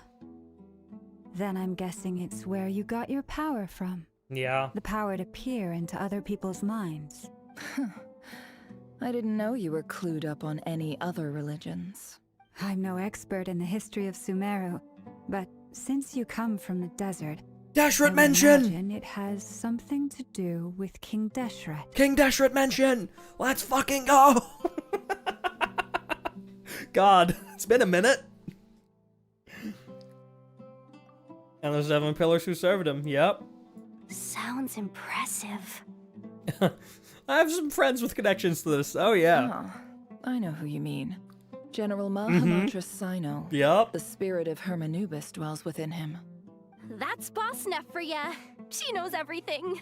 Sino's hardly a figure of obscurity, but I know about Sethos too. Oh fuck, Sethos mentioned in Archon Quest. That's not happened. He has like Sino Story Quest Part 2 and that's it. He doesn't appear fucking anywhere else. What about him? Is he a big deal or something? Well, he's not a small deal, let's put it that way. He certainly isn't. Yeah. Please, this is the bare bone basics. Save the flattery. Thanks for your patience, everyone. I'm sure it's been a lot to take in. With any luck, that's our exit just up ahead. Alright, well.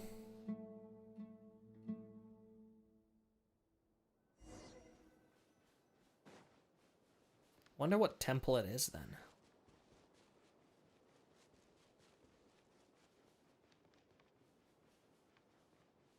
Oh.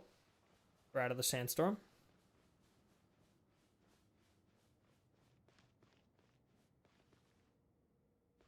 Is this the gate to Conria? No, it's not, right? No. No, it isn't. Okay. Sorry, it's just every time I see underground desert temple in a room this big, that's what my mind immediately fucking jumps to. No, but this is definitely... Okay, this is a King Deshret related area. Uh-oh. Uh-oh. Uh-oh. I'm totally out of my depth here. I don't have anything to add about any of this stuff. Like, look at that statue, for instance. Statue of King Deshret? I want to do the whole name-dropping, this girl knows her stuff thing too, but I've never seen anything like it before. A statue with the head of a bird. Looks like something out of King Deshret's mausoleum. That's Thoth, the Thoth, Ibis the King. Ibis King. One Oh, of the shit. 7 pillars of Right. King Deshret. The legends say that he, the Crocodile King, and the Goat King were the 3 retainers of King Deshret. Mm-hmm. Let's take a look. Dude, we're getting fucking Conria lore and King Deshret lore in the same patch. Oh, I'm familiar with that music.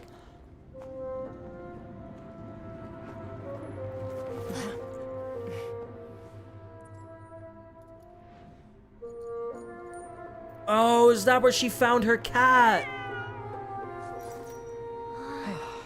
It's just Ashru. So, all is well?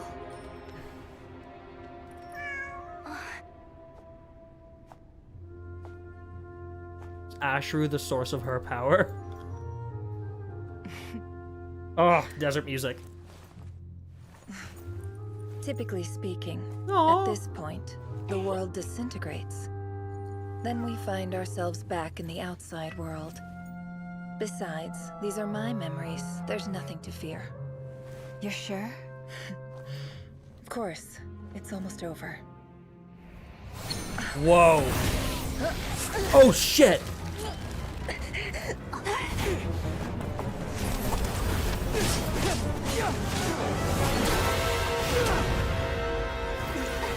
Fucking Rayarere's invading somehow. Hold on!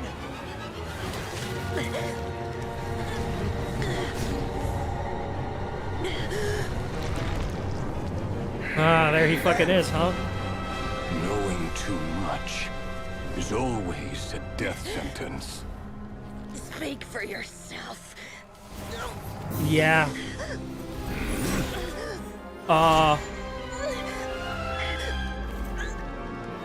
Oh, right. The thing from Dory.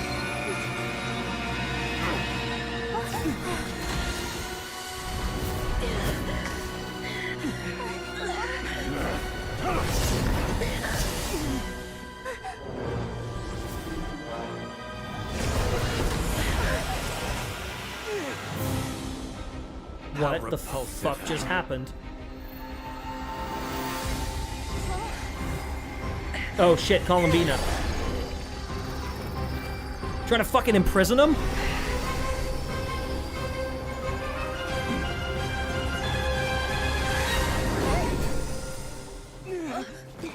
And we're out. Oh. Paimon went to get help. Alright. He's stuck in the chest box now. We've literally trapped him.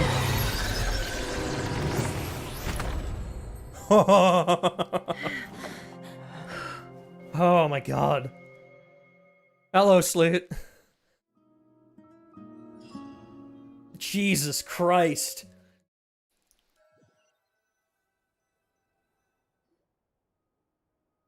Fucking now what? Timed that pretty well, didn't I? Sure did. So I'm assuming Paimon flew out. It's okay. I'm just glad no one was hurt. Paimon noticed you doing something too, Dainsleif. Were you helping get them out? Mm-hmm. Of course. When I asked Nefer to conduct this investigation, I was not naive to the dangers involved. Yeah. I had a duty to ensure your safety. Good to know your sense of justice is still intact after all these years. I take that to mean that you saw the truth. Yep.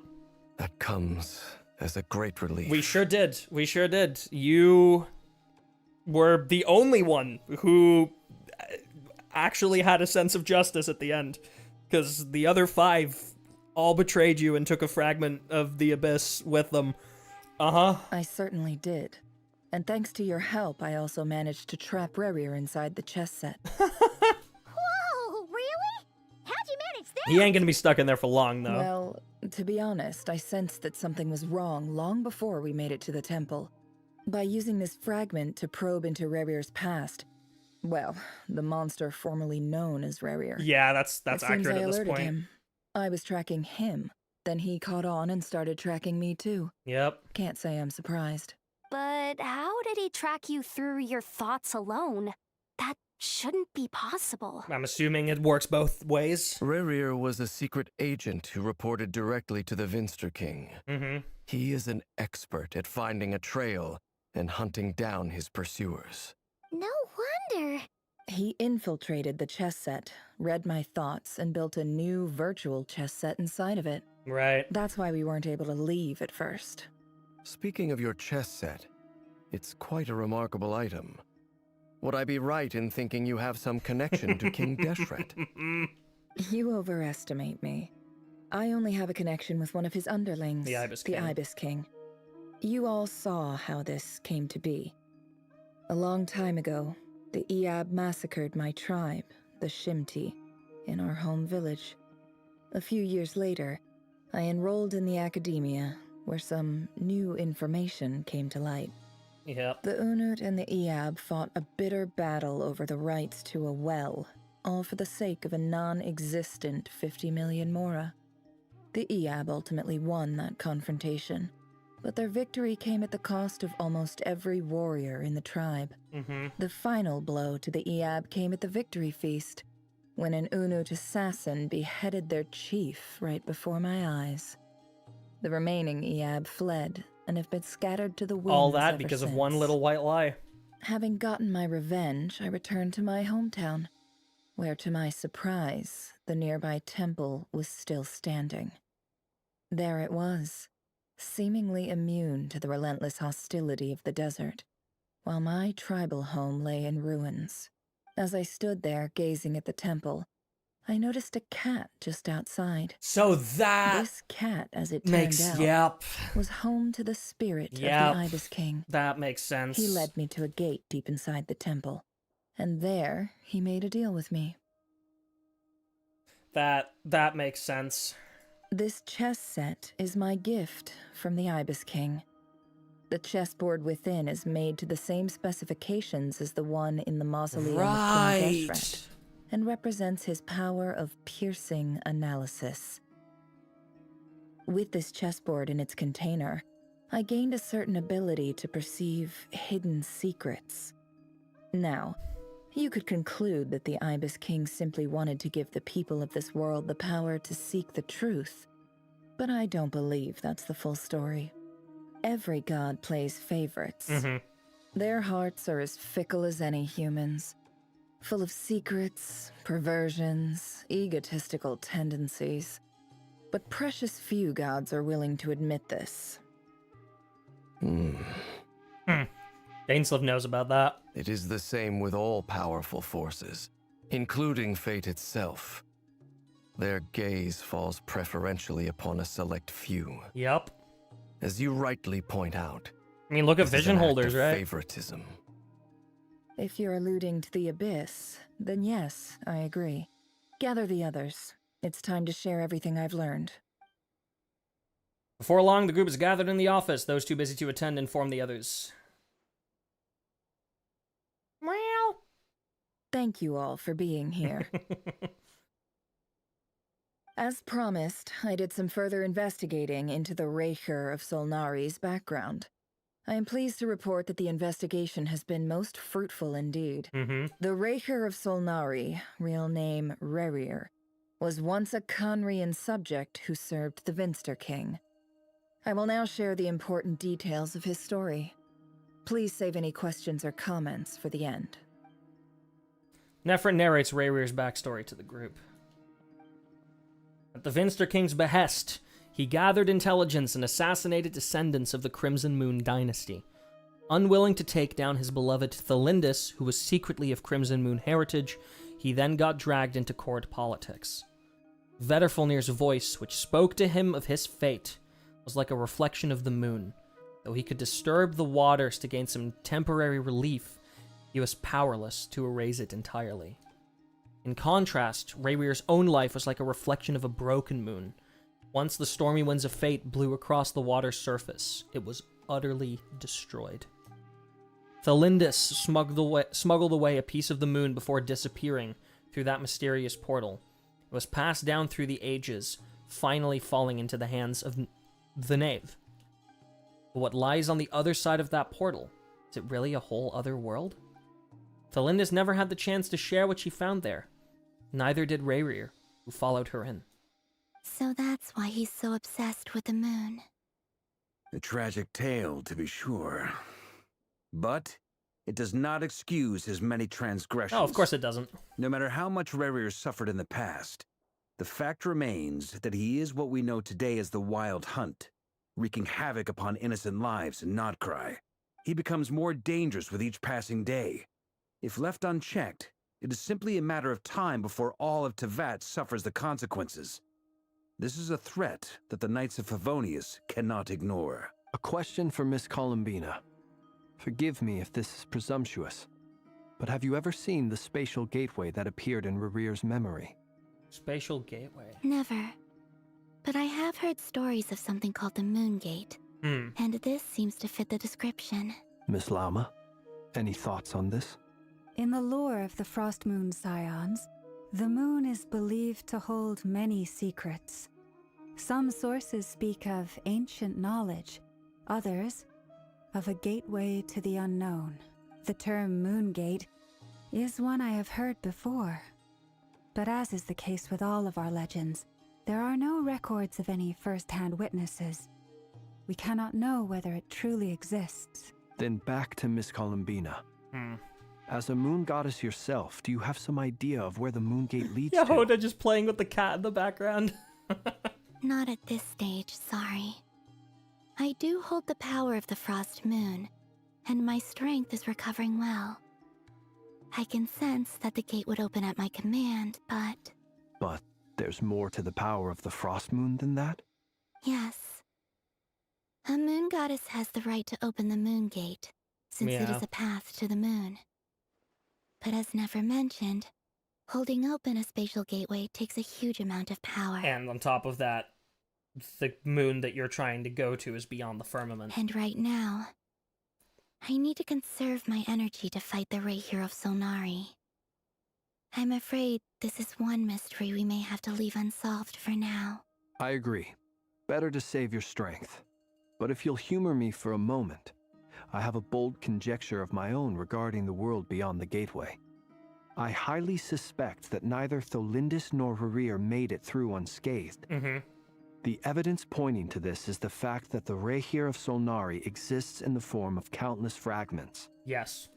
With the abyssal power he wields, no ordinary foe can touch him, let alone tear him to shreds. And yet, the Wild Hunt got shattered the moment he wherever went his through that scattered gate, and I'm fragments assuming lie, Thelindis did too. drawing hordes of monsters to many different locations across the land. That would explain why Thelindis' memories appear in Rayarir's. Because if he was shattered into hundreds of pieces, and so was Thelindis upon going through that moon gate, he's been trying to put himself back together, regain his body. Wouldn't be shocked if there's some parts of Thelindis in there. Maybe, and maybe he's trying to find the parts of Thelindis as well, and he's keeping those with him currently, and that's why we can also see those memories. So your theory is that Rayarir was physically torn to shreds by some powerful force? Hence, why the Wild Hunt is a distributed phenomenon, rather than a unified one? Makes sense to me.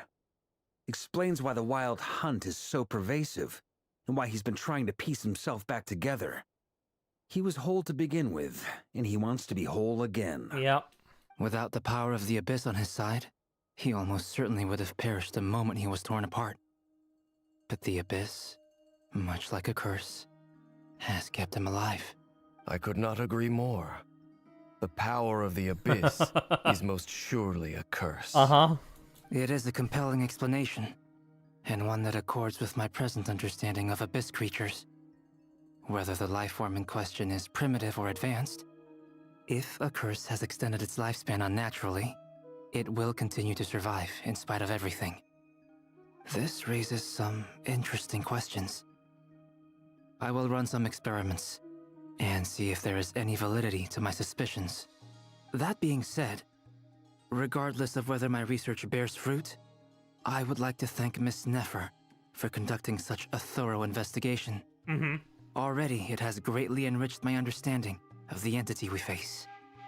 No, this investigation has been one of the Mr. coolest Albedo. pieces of Genshin story of all I too hope time. that the information I have shared today proves useful as we look to formulate the next stage Like, of our legitimately.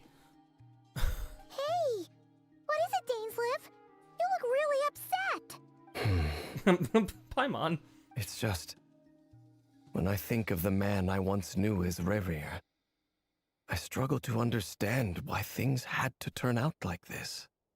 Why did they all betray you, man? The two of you used to be friends, didn't you? I don't know if these words will bring any comfort, but my heart goes out to you. Mine too. We can never know all the hows and whys of the way things are.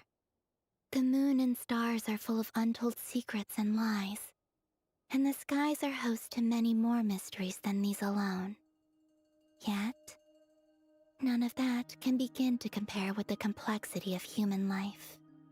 Those are the first comforting words I've heard in a long time. Thank you, both. Well, it's crazy that he's just in a main Archon quest now. Meeting. I'm sure like a main Nefer nation needs Archon some time quest. to recover. Not like an interlude. She's been through an awful lot today. That's very thoughtful of you, Lama. Of course. Aww. Sounds good to me. Take some time to rest and digest before we reconvene to nail down a plan. Back at the hotel, you sit with Paimon for a while and discuss what lies ahead.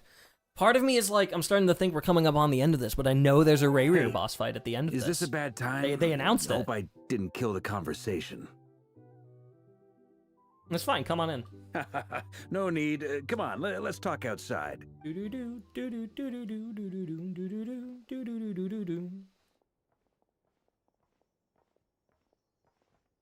Anyway, Nefer went back to the curatorium to get some rest. But before she left, she shared some things with me that I thought you should be aware of. Firstly, although she managed to trap the Raker of Solnari inside her chess set, there's no guarantee that the power of the Ibis King is any match for one of the 5 sinners. Probably not. Their powers are beyond our comprehension. It's only a matter of time before he finds a way to break out. We have to come up with a plan and take care of him before that happens. Honestly, Paimon figured that might be the case. So, how long have we got? Well, I asked her that same question. She talked for a long time, but for the most part, it seemed like she was trying to convince me how precious her chess set is. What a long and storied history it has. It felt like some kind of sales pitch, you know? The kind where you end up handing over Mora against your will. Anyway, after all that, she finally answered the question. 2 days at most. 2 days at most. 2 days? Holy moly! Can we even recruit enough help in that time? That remains to be seen. Which brings me to the second issue. Dainsleif is obviously conflicted about this whole thing. But given how little time we have, there's no way we can pull this off without his No one help. knows him better than Dane. You have some history with him, right? Yep. Do you think maybe you could talk to him for us? Oh, yeah, easily. Great. I appreciate it. All right, on to item 3. So, Albedo, Durin, and I put our heads together and came up with a plan. Can't promise it's gonna work yet, but at least it's a start. We figured we'd bounce the idea off you first. We'll explore it further once everyone's recovered. Oh, please ask away. Oh, Paimon's dying to hear this. All right, so here's what we're thinking. All right. In a hushed voice, Varka lays out the current plan. It's a shocking plan, but nothing can faze the greatest traveler and trustiest travel guide into Vat. Doesn't take long to get behind it. Oh, are they doing the fucking Sumeru Act 5 thing again? Where all the characters, like, come up with a plan to do it, but you, as the audience member, don't get to know what the plan is in advance. You just get to see it unfold and will slowly be clued in on everything. Because that was a brilliant way of storytelling. Roping you into this. They're doing that. Okay, sick. Firstly, you're not locals, and secondly, I fucking love that method of storytelling. You're well within your rights to refuse if you so choose. Roping us in? Why would you even say that? We know the stakes here. It's all of us against the Rayarer of Solnari, or none of us stand a chance. I choose my words very intentionally, I'll have you know. I like to think there's an art to striking a down-to-earth tone even when the stakes are through the roof. Sir Varka, I have a few thoughts about this plan. Oh? I'm all ears. I think we can be more flexible with how the roles are allocated. In my view, the most sensible lineup would be like this. We don't get to hear it. I see your point, yeah. But if that's how we're going to approach this... Oh, I'm so excited to see it, like, actually happen. To be clear, I don't doubt your abilities. Far from it. I just want to make sure. Are you really willing to take all this on? I want to do everything within my power. The Rayarer of Solnari is a truly fearsome opponent, and if I do my part, it'll greatly reduce the risk for everyone else involved. Well, that tracks with what I've heard.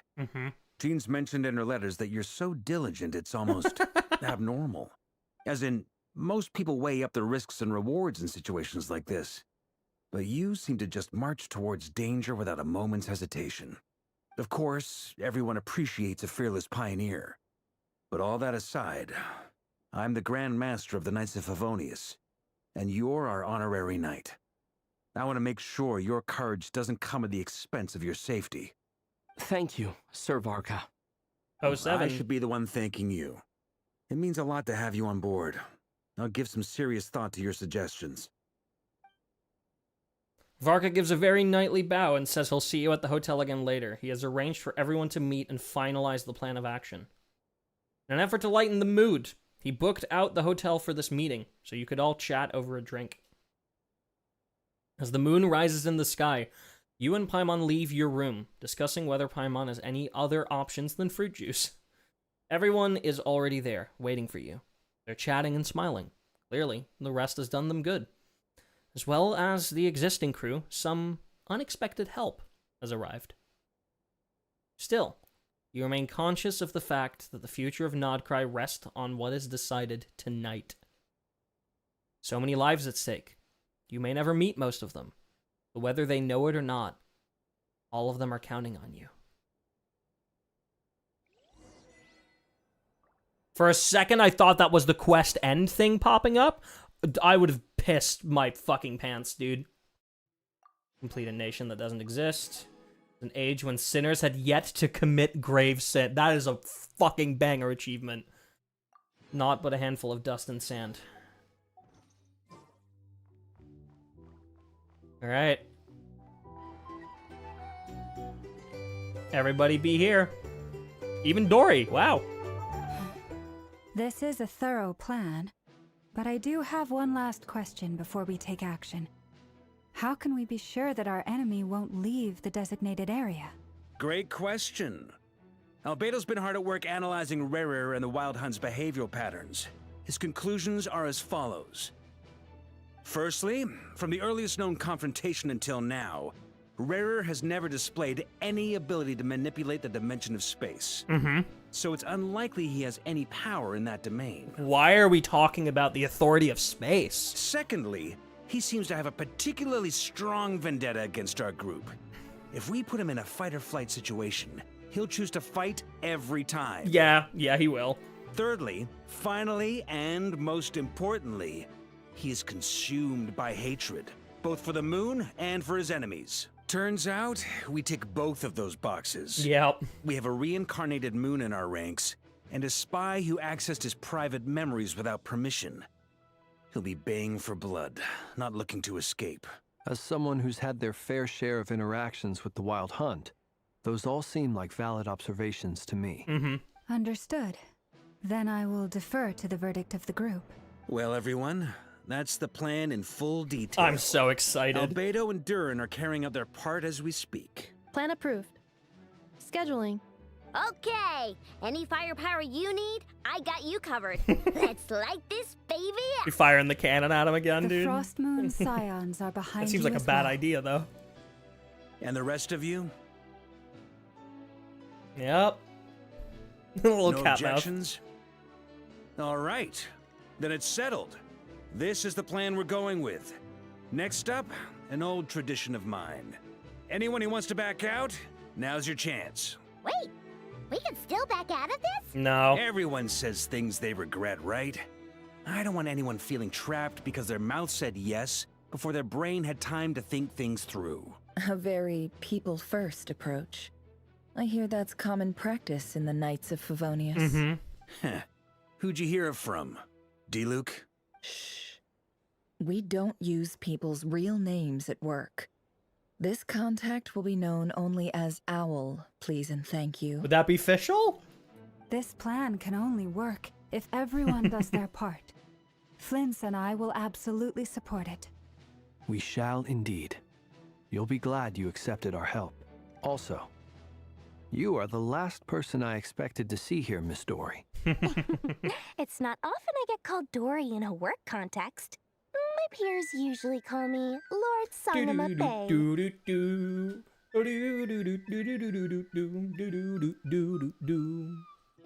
So, the longer your name, the higher your net worth.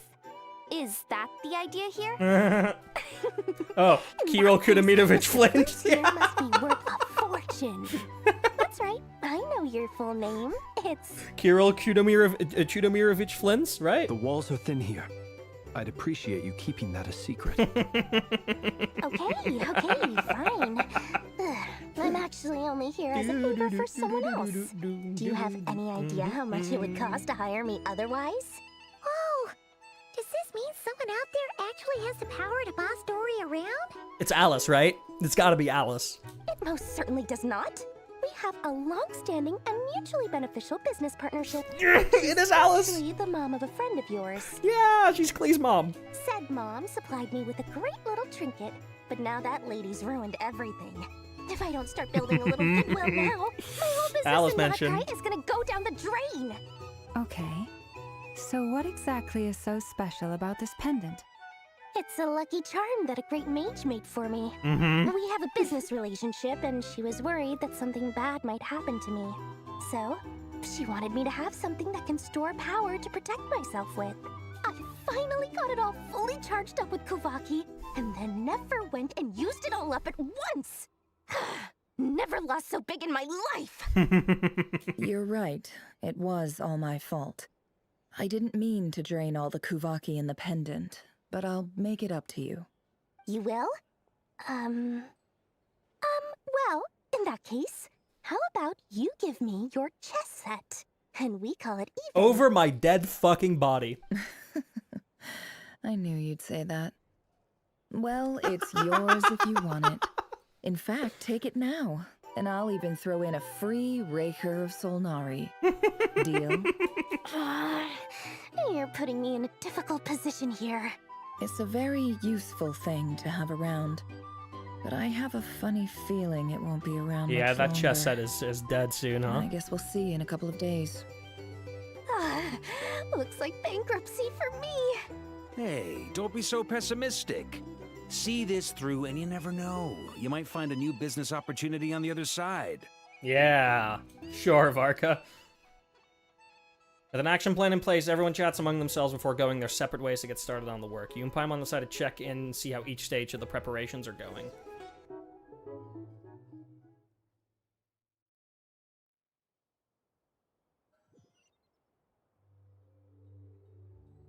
Look for Dory.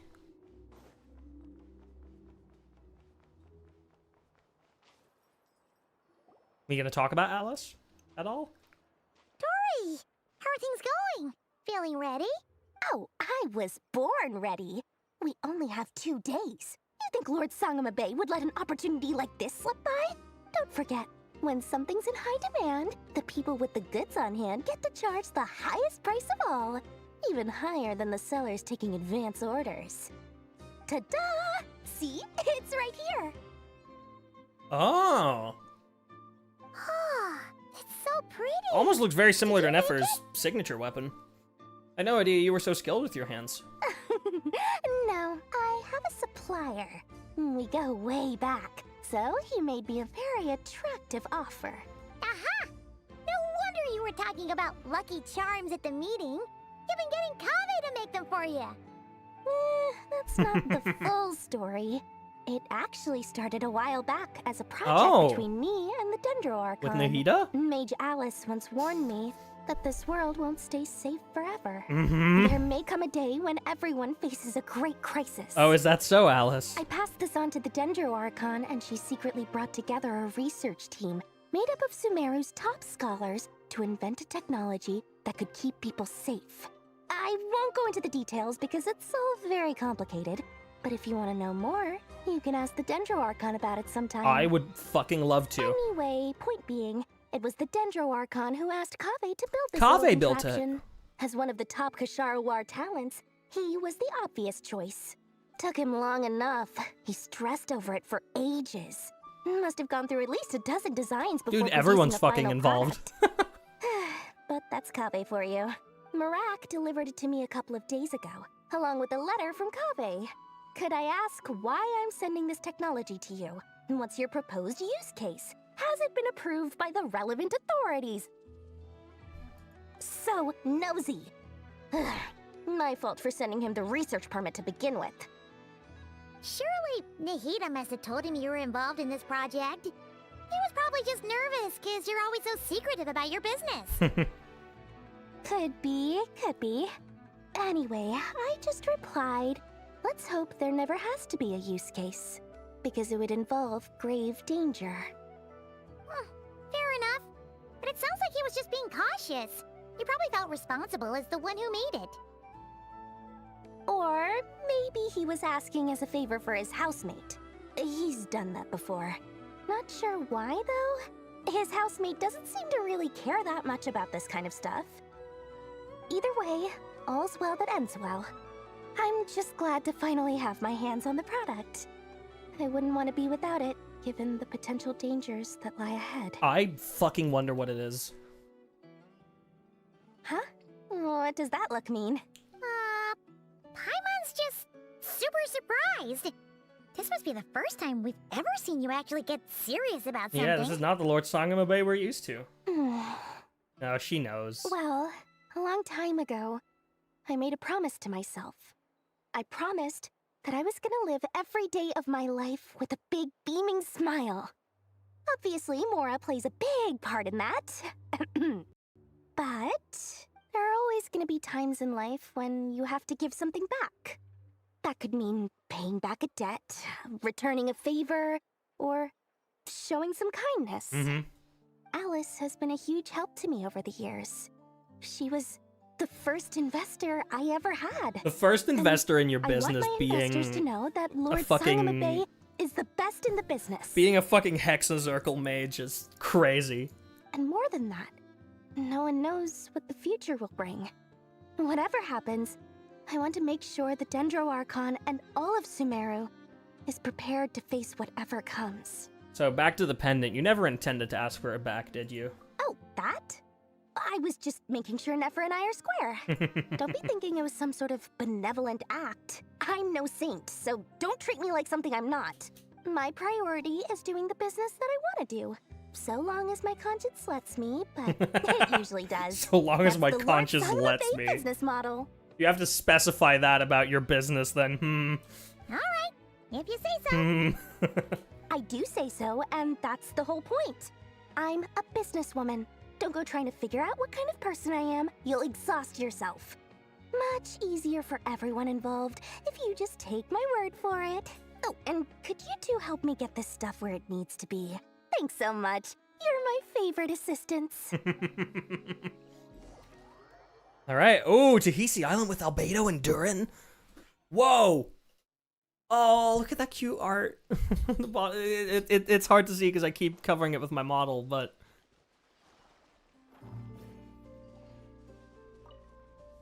So why are we here? Traveler, Paimon, it's good to see you. Everything going smoothly Silver over Moon here? Hall's right there. Sort of. As you're probably aware, Varka, Durin, and I captured some abyssal creatures from the Wild Hunt. Per the plan, we dissected and analyzed some samples of these creatures. The process went very smoothly. The findings, however, come with some troubling implications. Oh? What? You can actually dissect the Wild Hunt? Yeah, I'm not shocked. It's Albedo. That depends on your definition of Wild Hunt and dissection. Harmless, lifeless. These words are accurate descriptions. The Wild Hunt is an interesting phenomenon. In and of itself, it doesn't seem to possess anything akin to a human personality. But taken as a collective, the medium through which the Wild Hunt is summoned does appear to have a soul. That's probably Rayrier's, right? Master griped a lot about the wise Horoptetyr, and seemed somewhat fascinated with the foul Certology. Yeah. But she barely mentioned Raryr at all. To be fair, that's because Raryr was only very, like, late in, like, being even introduced to them. Right? She was introduced to Raryr the day they all became sinners. I don't think that was because of his lower social standing, though. Anyway, it's a pity. I should like to hear her thoughts on the nature of the life form he has become today. It's a strange mix. The furious energy of an abyssal being channeled through a fractured physical existence. A consequence of being torn apart by an unknown power. Perhaps the only explanation for his survival in this state is that he sacrificed a degree of individuality in exchange for a continued existence. Oh, sorry.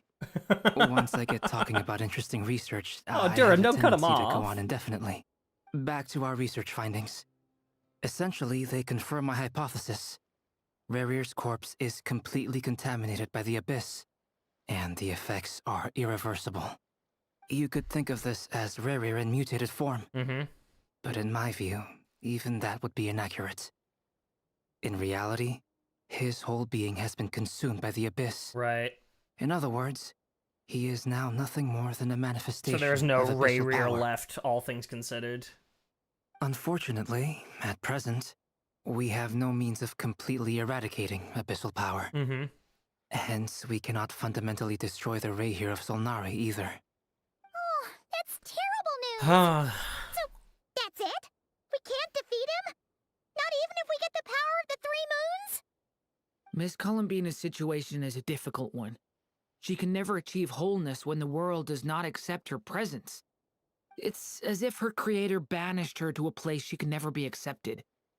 It means she spends most of her energy just on her own survival. So if her creator banished her to a place she can never be accepted. I mean, the Frost Moon was created by Nibelung, but Columbina is like the successor, who very clearly came after Nibelung was long fucking gone. So, what gives? Given the circumstances, it's only natural to despair. But we must see this plan through to the end.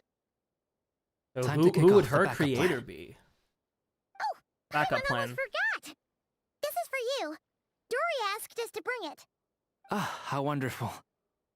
Well, thank you for making the trip. Durin and I will be heading off shortly.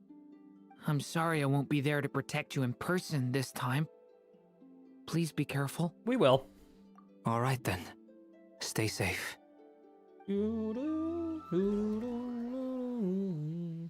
Okay. Varka and Lauma on Hisi Island. The art is so cute, god damn it.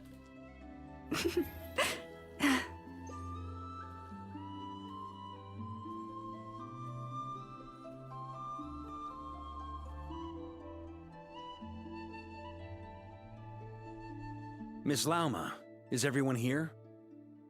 Yes. The fate of my flock is in your hands, Fate of my Grandmaster flock. Varka. Please keep them safe. My lady, what are you saying? Within the next 24 hours, we will face the biggest crisis the world has ever seen. See, normally I would go like, okay, but Teyvat faces those like every fucking day.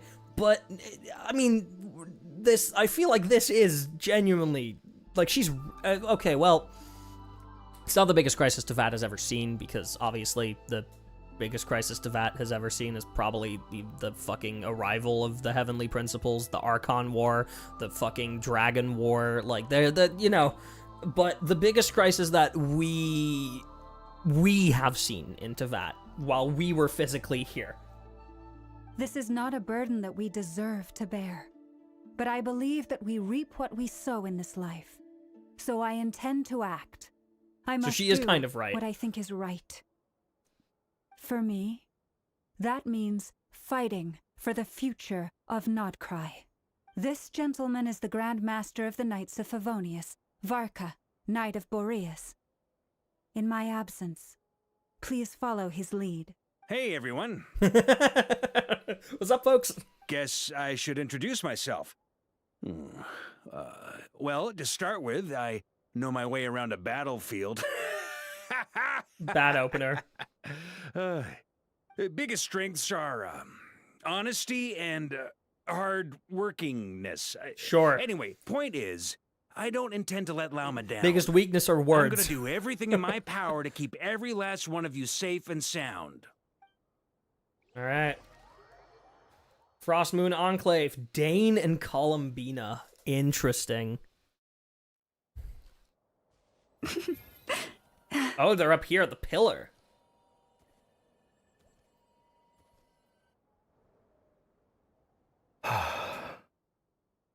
Something on your mind?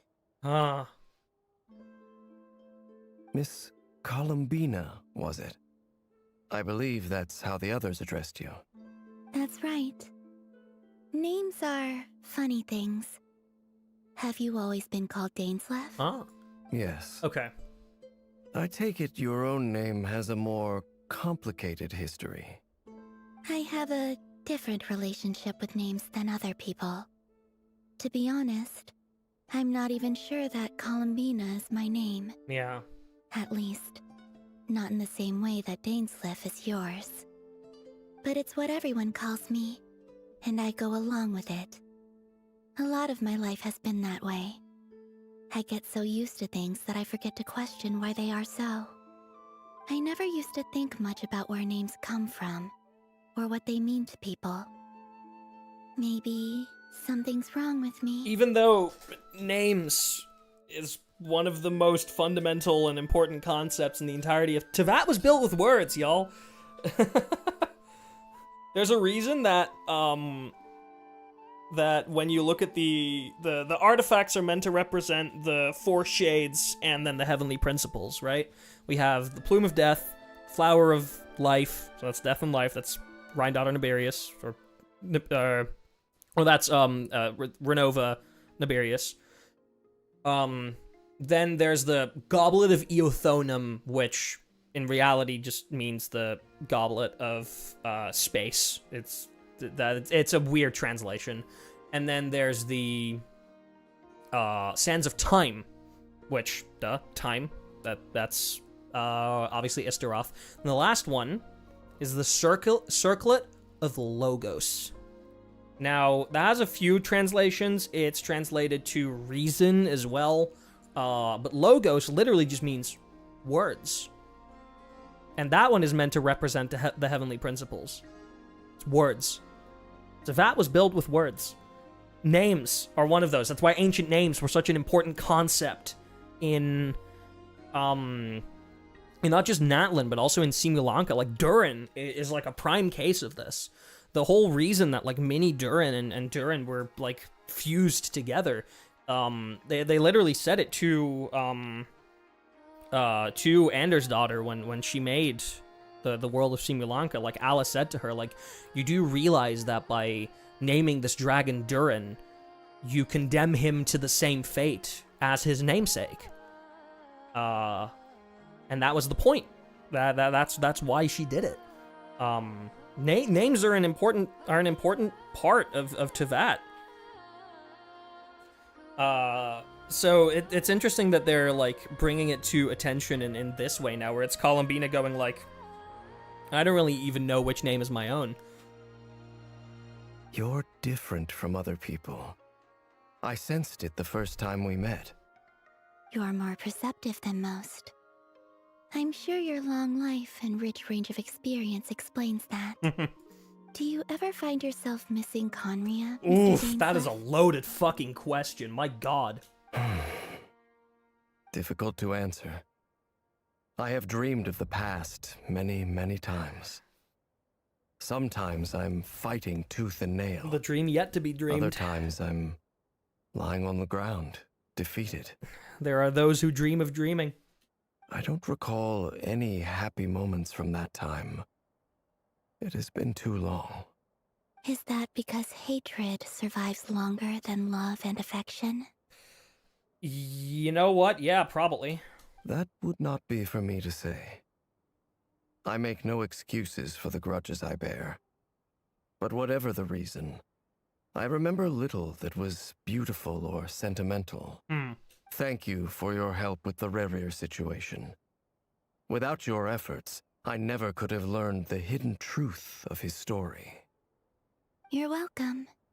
I know he's your friend. Friend?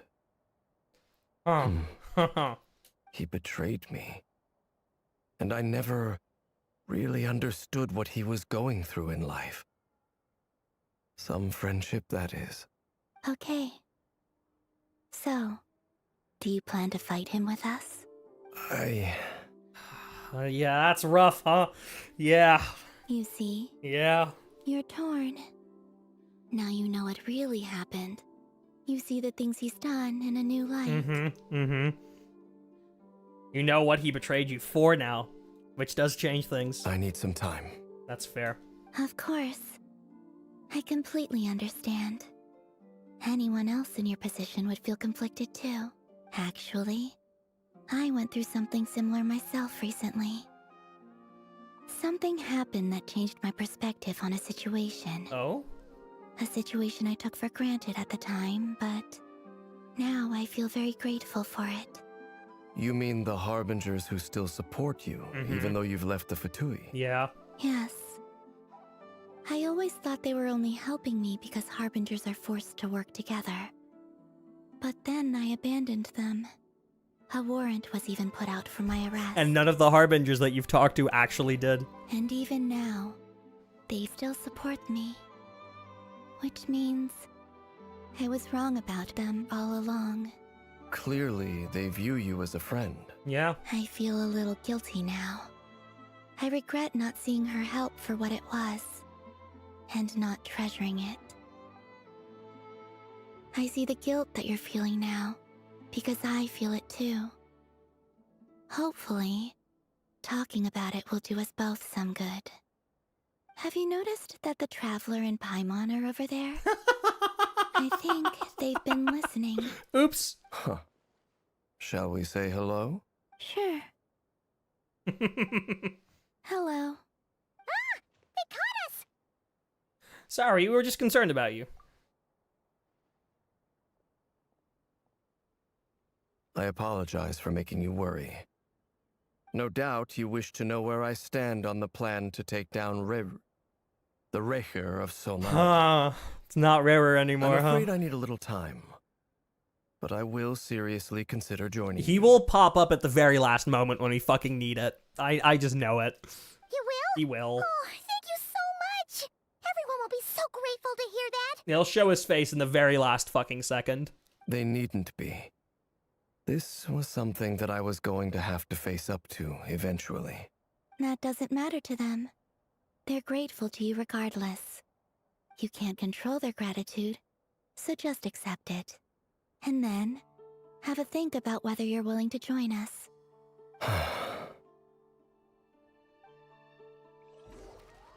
Sanctum of the Oathkeeper. Varka still on Hisi Island. It's nearly showtime! Let's go rendezvous with the others. You know the place.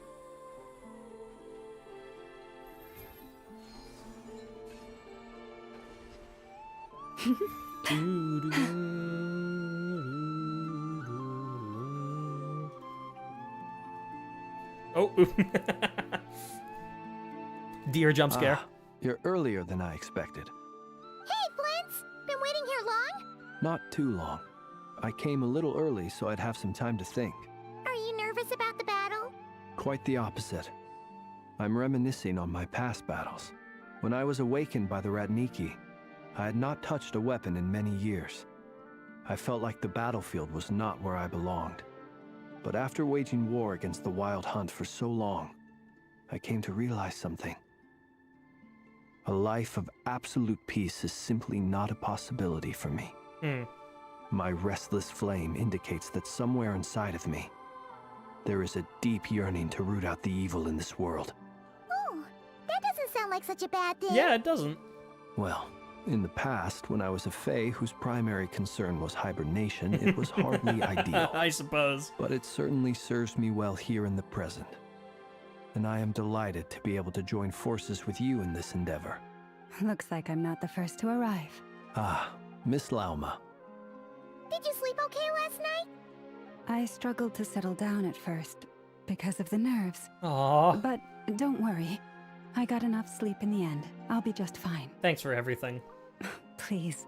I'm just doing my part. Never! Over here! Yippee! Right, we're assembling the Avengers. The goods have been delivered and the backup is underway. Aino asked me to relay a message.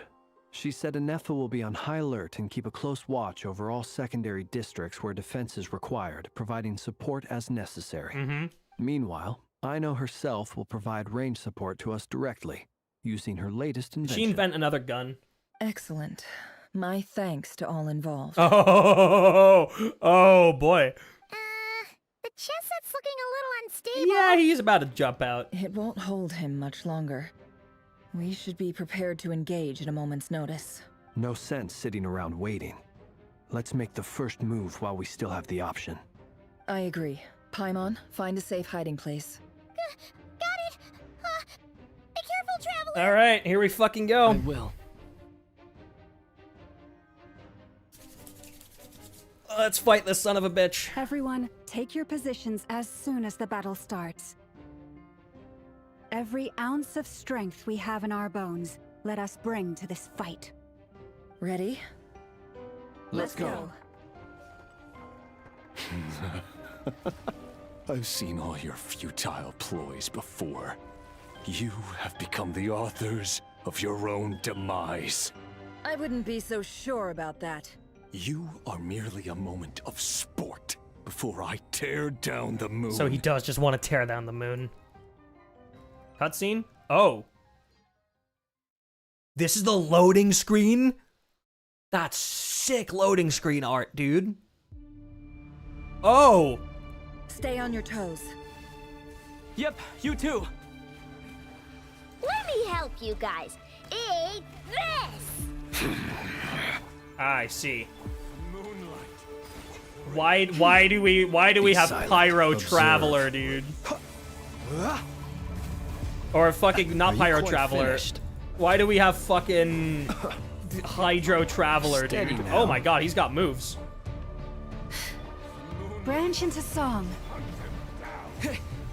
Jesus. Water jet! Close your eyes. Right. Do you fear the dark?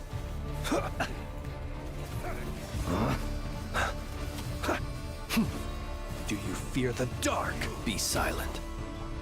Water jet! It all adds up. Nope.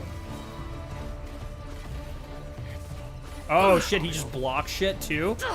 Absurd. Seek within.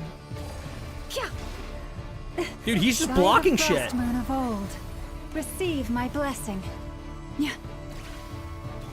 Water jet! Bombs away! No, come on, let me fucking... Close your eyes. Observe. Dude, we are not dealing a lot of damage, huh? Branch into song. No more lies. Time to come clean. It all falls into place. Alright. With one heart, we pray. Lush as the mystery unravels. I know. Help me out here. Close your eyes. To dust. Observe.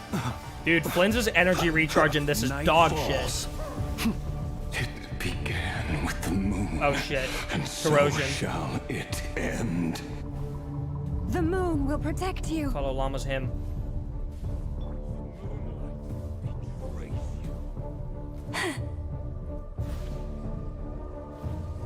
Receive my blessing. A Use the grave Lightkeeper's transgression. lantern to illuminate Be him. silent. Observe. Do you see? Got now? you.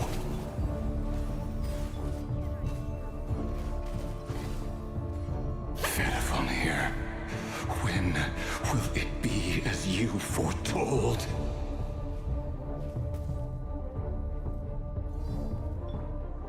Okay. We're here. Now we switch to Flynn's.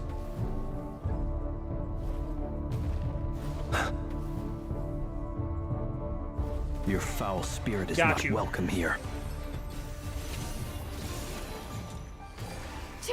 For the everlasting forest, leave this place. Wipe out! Close your eyes. No more lies. Shameless. Jesus. Dude, he fucking hurts. Also, this team comp is kind of dog shit, but, you know. Go! Who am I to complain about that?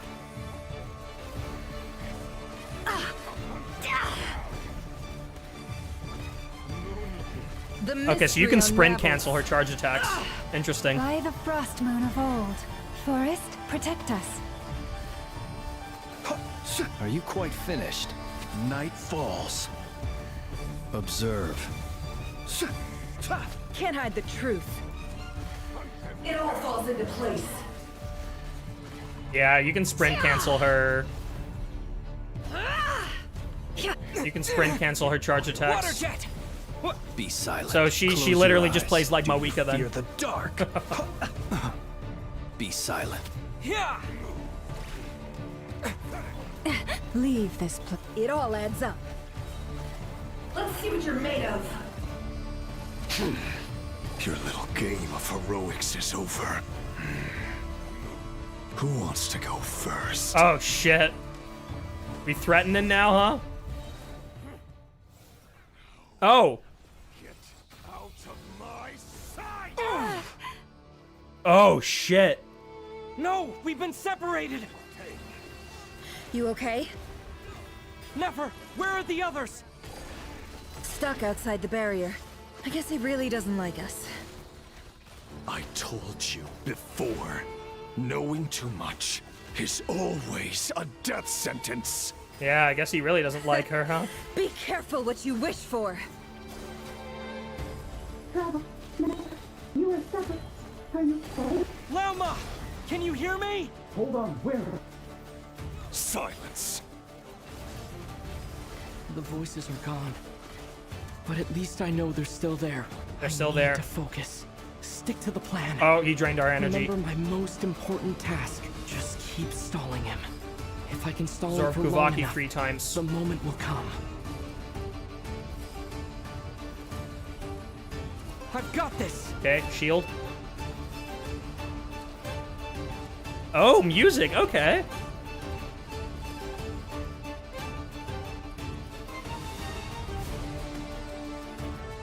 Wipe out! The shield's broken. I can't keep this up. No, we can fight again, though. Don't push your luck.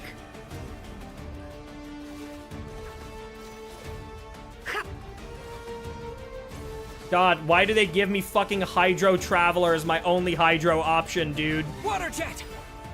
No more luck. Time to come clean. Bombs away! Water jet! Can't hide the So truth. diabolical. The mystery unravels. Where the fuck did he go? Oh, we're doing this again? Okay.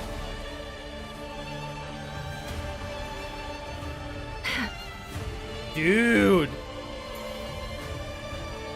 Boss theme fucking happening. There's no other way. Oh shit. That didn't give us a shield. Huh?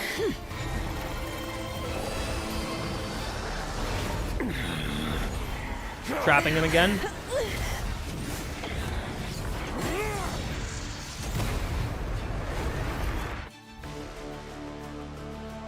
The only way to defeat Rayarer is to borrow his own power. There we go. That means Columbina will have to disappear while you two bear the brunt of his attacks. You have to hold on. Find a way to keep him focused on killing the two of you. Okay. Nefer, your eyes are bleeding. Oh shit. Soon you will be powerless to resist. And then, I will reduce you to dust.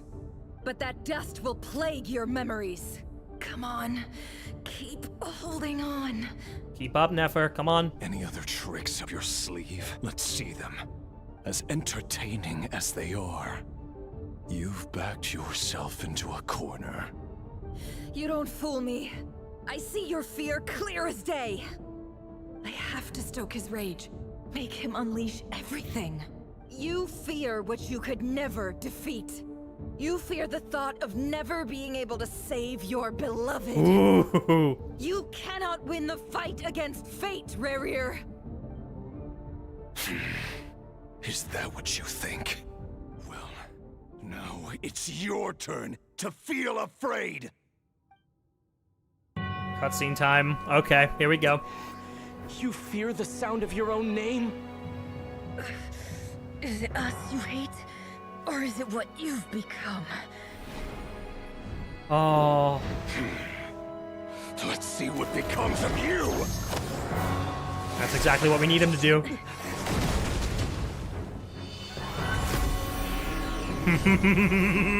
Thanks, Albedo.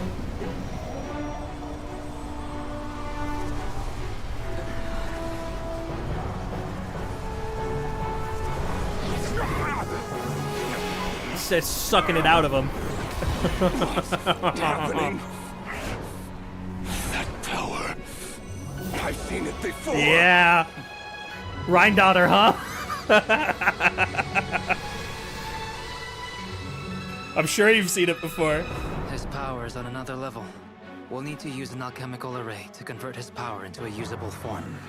Then quickly channel it into Columbina. Oh shit! Rendering her powerful enough to compete with him. I'll join you. I can help. If I release enough abyssal energy into a confined space, it'll create a potential difference, allowing us to extract a huge amount of elemental energy. Next, I'll synchronize with everyone's minds using pyro, then give you temporary access to their abilities and fields of view. But it won't last long. Can you see? Well enough. Well enough. She does practically have a blindfold on. We have a student of Gold Rhine-daughter in our midst. So we do. How about that?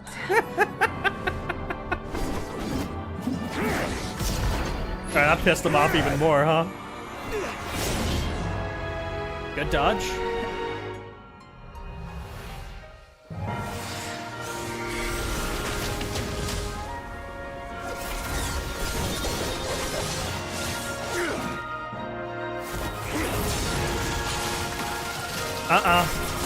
Not this time.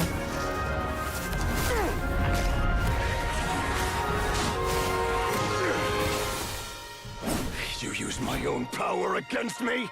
Just like how you stole Spvwvky. Ooh. Look familiar. Oh, okay. She got some fucking sass at her. All right.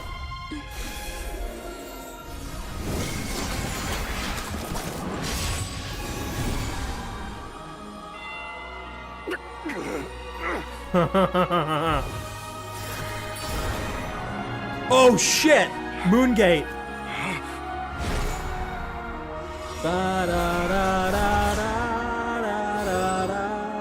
Don't you realize you don't have the power to hold that gate open? I know. I don't, but someone else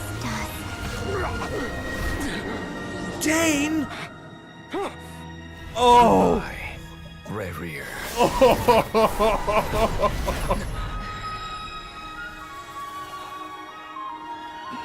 Oh, that must have hurt. That must have hurt for Rayarer for Dane to be the last thing he saw. Jesus. Oh my god.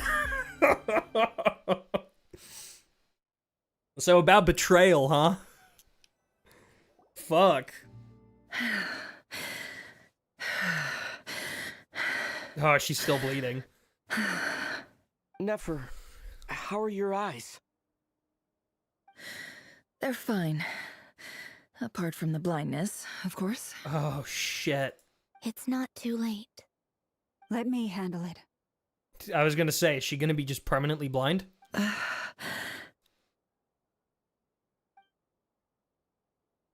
Yeah, I see. He's not gonna let Nefer see it, obviously, but yeah.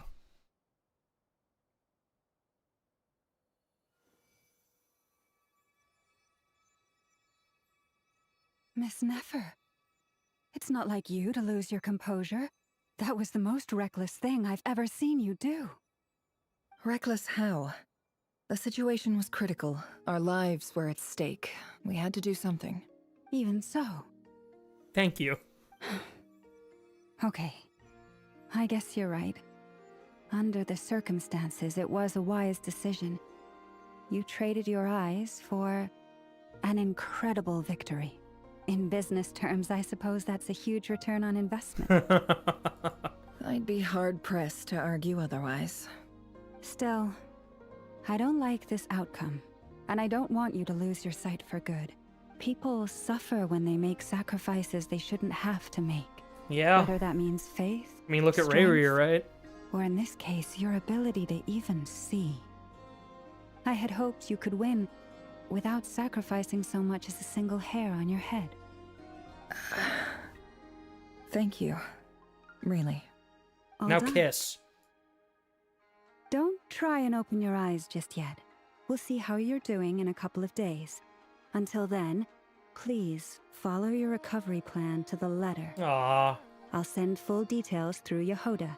For now, just get yourself home, relax, and rest. My dear friends, we have fought bravely and achieved a spectacular victory. A dark cloud has been lifted from the skies of Nodcry. All the Nodcry story ain't over, though. For what you have done. We have at the very least one more act to go. I'm pretty sure it won't be next patch, but it'll probably be 6.3. The moon will remember this day. Just like Natlin. Thank you both. Yehoda shows up and helps Nefer get home, and you, of course, have Paimon to escort you back. The sight of Nefer navigating the road with her eyes closed is a new one for you. She proceeds cautiously, but as her silhouette disappears into the distance, you notice she seems almost smug. There's something I want to let you know. Oh? Is it lore revelation time? What is it? When Durin connected everyone's minds so I could access their powers, I also felt everything they felt. And since Nefer's eyes were injured, my eyes are hurting now too. Hold on. Let me try. I only feel the pain. There's no actual damage. I just thought I should tell you. Oh. You're right. There's no damage. That's Why? a relief.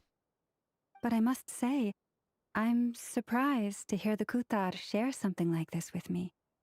In the past, you never used to open up about yourself. Things are a little different now from how they were. Aww. I'm learning to share how I truly feel with my friends. Friends?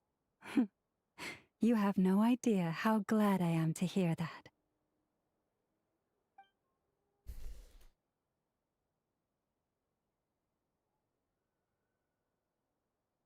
You can't help but break into a smile at the word friends as a warm and fuzzy feeling fills your chest. One by one, your fellow teammates report in to inform you that everything is under control. At Llama's insistence, you lie down. You fought on the front line against Rayarer, and now you need rest.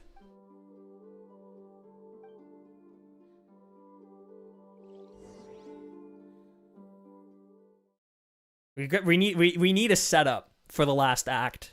So Give it to me. Yay! You're awake! Oh, I thought we were gonna have a fucking dream about something, dude. I was so excited. How are you feeling? Any aches and pains? Did you sleep well? I'm doing all right, Paimon. No need to worry about me. Phew! Well, that's good. Paimon's been sitting on the edge of the bed worrying about you for ages. You slept a whole day and night. Poor Paimon had to eat all by her lonesome. Glad to hear you didn't starve. How was the food? Well, it wasn't the same without you there to share it. Aww. Honestly, Paimon just can't relax when you're not your usual self. She couldn't enjoy the food and settle down to sleep. Well, I'm back to normal now. Oh yeah, and Albedo swung by earlier. He said to tell you to head to the tavern when you woke up. Varka and the others are organizing a victory feast and they want to celebrate with you. Huh. He also dropped off some medical supplies, but you seem fit as a fiddle, so guess you won't be needing those. If you're feeling up to it, let's head over now. Wouldn't want to keep them waiting. Oh, man. Before the moons fell. Defeat the Rayarer Solnari, one of the 5. That is a crazy achievement. Fuck. Oh my god. That is a wild fucking achievement. Defeat one of the 5 sinners. Fuck, dude. We're here! Oh, Traveler and Paimon! Oh, Yahoda! Oh, and Dory's here too. Perfect timing! We were literally just saying how there's no way we're holding this victory feast without you any longer, and we would have postponed it till tomorrow. How are you feeling today? Much better. Thanks. Don't worry about me. Relieved to hear it. If that changes, just let me know. Happy to check you over at any time. Aww. Yep, we're here for you. Anything you need, just let us know. Oh wait, I love Durin. Where's Nefer? Still recovering, I'm assuming. Nefer's right over there. No? I'm sure she'd love to catch up with you. I mean, yes, please. I would want to catch up with her. I want to know if my girlie's okay. Also, I want to talk to Dory. Curatorium seek. Oh, you can use their Talon's gathering abilities to obtain intel from certain Nodcry residents. In certain circumstances, obtaining intel can unlock special dialogue options. You can obtain up to 6 pieces of intel each week. After obtaining intel, Curatorium of Secrets characters can head to the Adventurers Guild to trade it with Catherine for classified information. Can be used to unlock new intel quests, which can in turn be completed to earn rewards and unlock new quests related to the Curatorium of Secrets characters. Oh. Whoa. That's neat. Hello, you. Recovered from the battle? Mostly recovered. Thanks, I'm touched that you'd ask. Come on, what do you mean? Oh, I hit my mic, I'm sorry. Of course I'm gonna ask. I care about my friend's well-being. And we are friends, aren't we? A little more today than we used to, yeah? Get yourself a drink. You've more than earned it. In fact, today, your drinks are on me. Lord Sangama Bay's got you covered. Wow, really? What about Paimon? Has she earned it too? Has she, please? Well, you haven't been through quite as much as the Traveler, but... what the heck, sure. Yay! Wow! Drinks on Dory! What a historic That is a wild thing to happen. Hey, keep your voice down, or everyone else is gonna want in too. You, have you heard anything I've been saying recently? Doing business in Nodcry has been an absolute nightmare. If I'm buying for everyone, oh... Okay. Paimon will speak more quietly. Just get me my fucking drink, dude. That's more like it. Don't you forget, Lord Sangama Bay doesn't just go around buying drinks for anyone and everyone.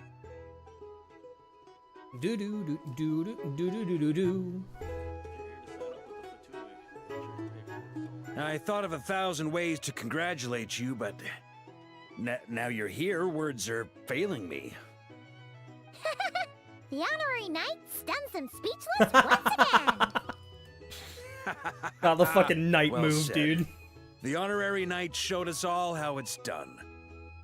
The other knights told me that Mondstadt was the first stop on your journey. Yup. All of us are truly delighted to count you as our friend. I'd like to thank you for supporting the Knights of Favonius, and also for helping us save Nodcry. Ah, don't mention it. That's long overdue fucking praise, dude. Nonsense. Of course I'm gonna mention it.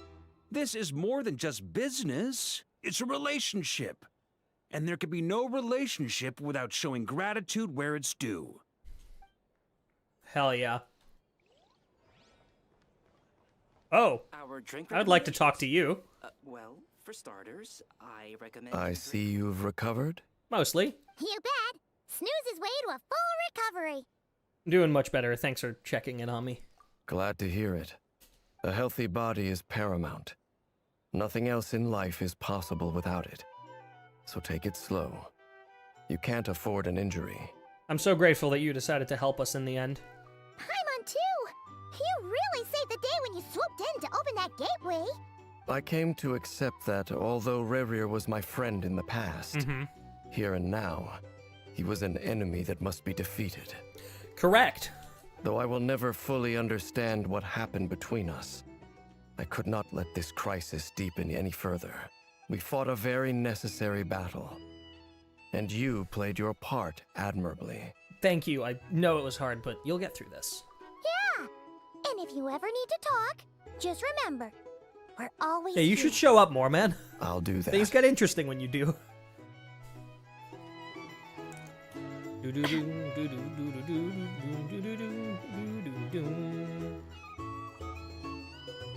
Sorry, can I sit next to Nefer? Now see, this is something I would be interested in.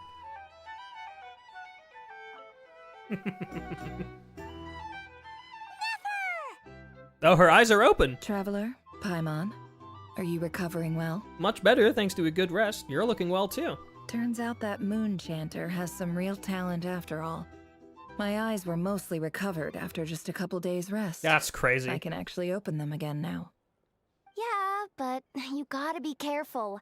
Lauma says not to strain your eyes while they're still healing. Yes, thank you. I'm well aware. Yehoda, could I borrow you for a moment? I could do with an extra pair of hands. Oh, sure. Coming. Did you hear that? I gotta go help Lauma for a second. You guys chat among yourselves. I'll grab us some drinks on the way back. Paimon, you still like him sweet? I think Yehoda just likes being useful. I think she just likes feeling like she's necessary or that she can, do something. You bet. Make it extra sweet, because Paimon's earned it. Sure thing.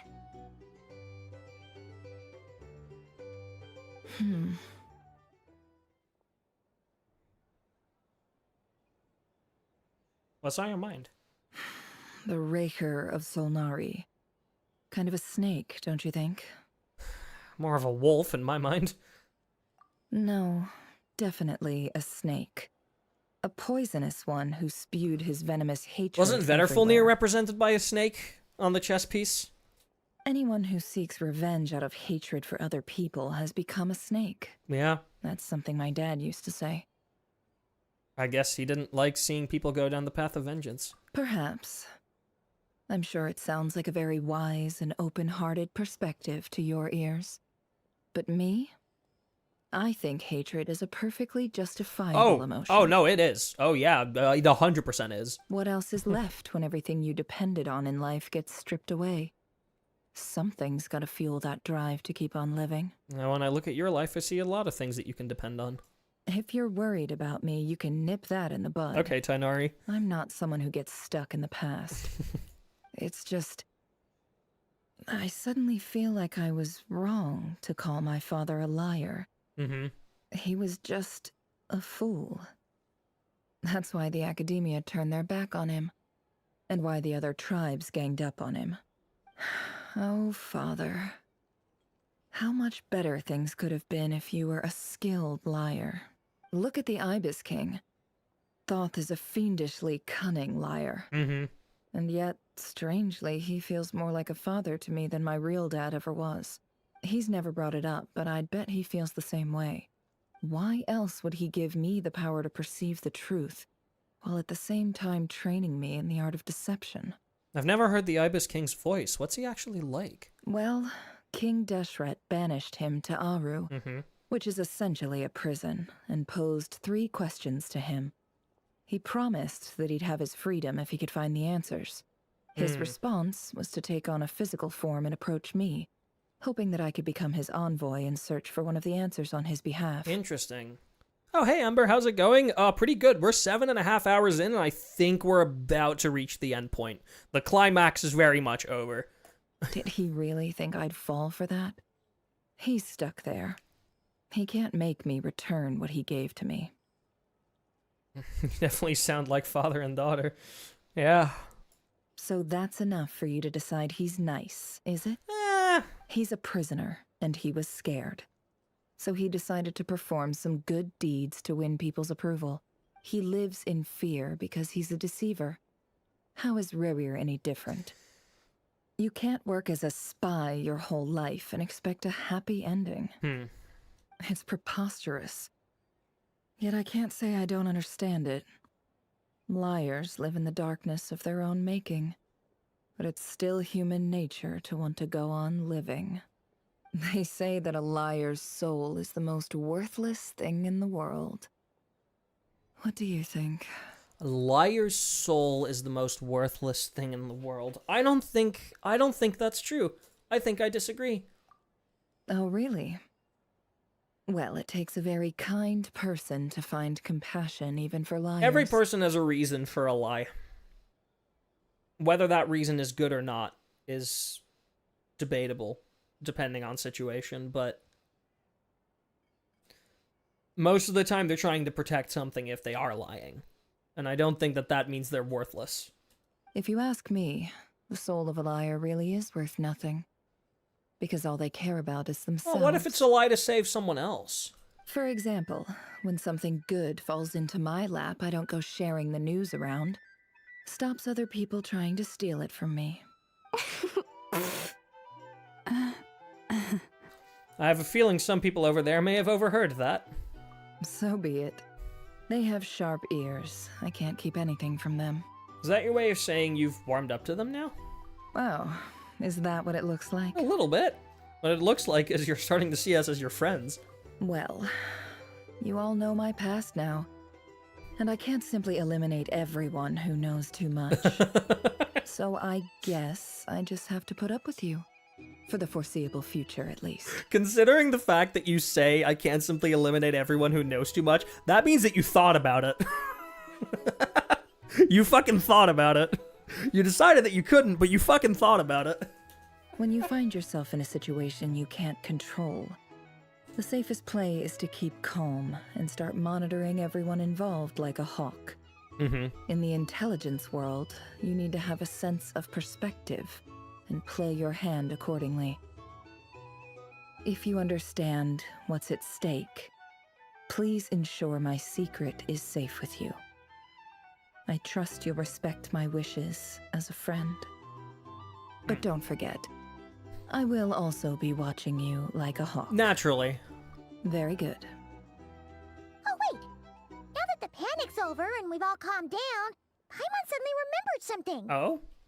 After all that build-up, our mystery ally never showed up even once. Mystery ally? Alice? Oh, fuck off! God, you fucking eat shit.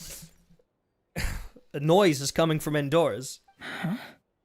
Am I imagining things?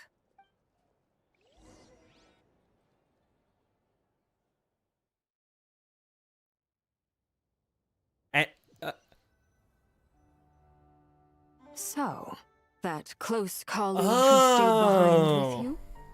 What's he been up to recently? Close colleague who stayed behind with you. What's he been up to recently? Don't know, don't care. I get more normal human interaction from hanging out with Bosco 2 than him. Dottore? Although, now you mention it, he hasn't bothered me in a while. I wonder if... Close colleague. If he's disappeared without a trace, it's the biggest gift he ever gave to the world. But I somehow doubt that's what's going on. It's Dottore. He won't lie low forever. So we'd better stay on guard.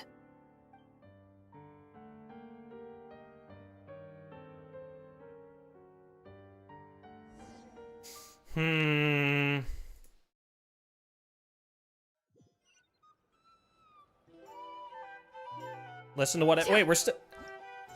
It said that was the end of the quest, but it's not.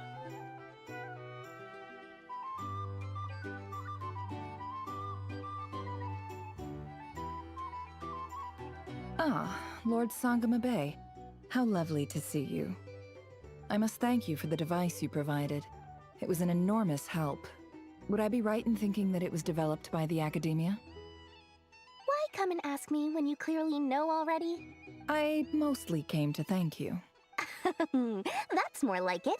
A little gratitude goes a long way with Lord Sangamabe. Play your cards right, and you might even stand a chance of becoming my long-term supplier. The chance to work with such a kind and charitable investor as yourself would be a great honor for the Curatorium. They suddenly fucking like each other, huh? Charitable? Who said anything about charity? First I'm hearing about it. Let's see. The first plot of land you purchased in Nodcry, your desert interests, and... No, Ember, these two are not Yuri. No. Nefer is for Lauma, I'm sorry. These two are not Yuri. Stop! What do you think you're doing? Exposing my investment history! It's nothing to hide from. They're all perfectly legitimate investments. And some of the land you purchased was with the intent of building a sanctuary? Yes, I heard about that too. Oh. How did you... You're a curious case, Lord Sangamabe. You don't like people finding out about your good deeds, do you? But I'm afraid no matter how hard you try to keep things under wraps, where there's a will, there's a way. You did it for Sumeru, didn't you? It was empty land that was gonna go to waste otherwise.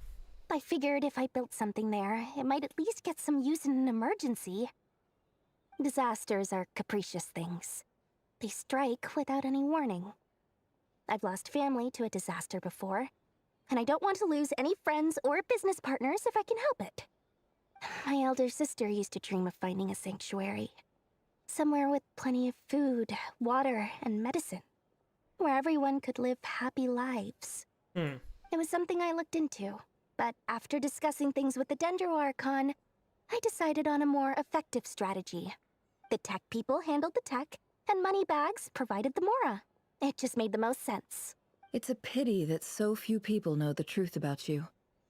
Everyone says that you view everything in terms of Mora, and all you care about is growing your own wealth. That's probably how she wants to be seen. So, what's the problem with that? Everyone wants to be rich. It's human nature. So yes, I love Mora, and it's nothing to be ashamed of. But surely you have dreams of your own beyond just making Mora. You don't get it, do you? My dream is to invest in other people's dreams. And, you know, make a nice little slice for myself along the way. Just thinking about it makes me happy. That sweet, sweet sound of Mora. Thank you. For the device? And the pendant. Aww. Oh, that. I was just returning a favor. Don't worry about it. Seems like we've both been away from home for a very long time. Right, they are both Sumerians. Yeah. So long that I barely remember what my family even looked like. Nefer does. That would be your mother, father, and sister? Yeah, though it's been years since my sister passed away. Oh god, Dory lore. It's not like I want to forget them, obviously, but memory can be even more ruthless than the most calculating business person. Beyond a certain point, if something isn't helping you, it just gets rid of it. My sister can't help me now. Slowly but surely, her face is fading from my mind's eye. It's become a vague impression. Not everything will fade. When loved ones pass away, the beautiful memories are the ones that last the longest. Yeah. Yeah, that's true. If you ask me, that's the one silver lining in all of it. Well, that, plus, I'm sure that life is much better now than it was back then. I mean... Oh, absolutely. Yeah. I have tons of Mora, a big, beautiful house. Business is booming, and I'm as happy as can be. Business is booming. You've got a lot going for you, too. Boss of the Curatorium of Secrets? I'm sure there's plenty of Mora to be made in that line of work. I appreciate the vote of confidence. It's weird seeing those two interact like that, but it's nice. Do-do-do-do-do-do. Oh, of course, we get to talk more to these three. How have you been holding up? Any adverse reactions? If you start to take a turn for the worse, make sure you tell me right away. You don't need to worry about me, Grandmaster. I'm fine. I mean, I barely did anything, so... He's my boy. What? You're too humble, young man. You played an indispensable role in the battle for Nodcry. We can't thank you enough for your support. And Albedo, that's your boy too. I mean, yes, he's your brother, but also he's kind of your creation. Sometimes, when people praise you, it's because you deserve it. The best thing is to accept it calmly and with grace. It's important to learn how to respond to words of admiration. I think that was just the lighting, Chelsea. Let's do a quick demonstration. Albedo, that was an incredible feat of alchemy. The pressure was on, but you worked flawlessly at lightning speed to get the job done. Thank you. I can't take all the credit, though. Durin played a big part in forming the alchemical array. See? Did you catch that? A masterclass in how to take a compliment. I love how Durin just has to, learn social I did work pretty hard situations. to help prepare for the battle. No point denying that. Hey, guys. Seriously, great work, everyone. You all outdid yourselves. Hey, look who's bounced back. Looking good, traveler. Seems like you've recovered. You won't need to take any more medication. Can I get you a drink? Aww. Huh? You know how to order at a bar now? You've sure learned a lot recently. He may be, like, pretty new to this world, but he's not fucking stupid. Handling a drinks order is ridiculously simple compared Ember, to no. alchemy. Nuh-uh.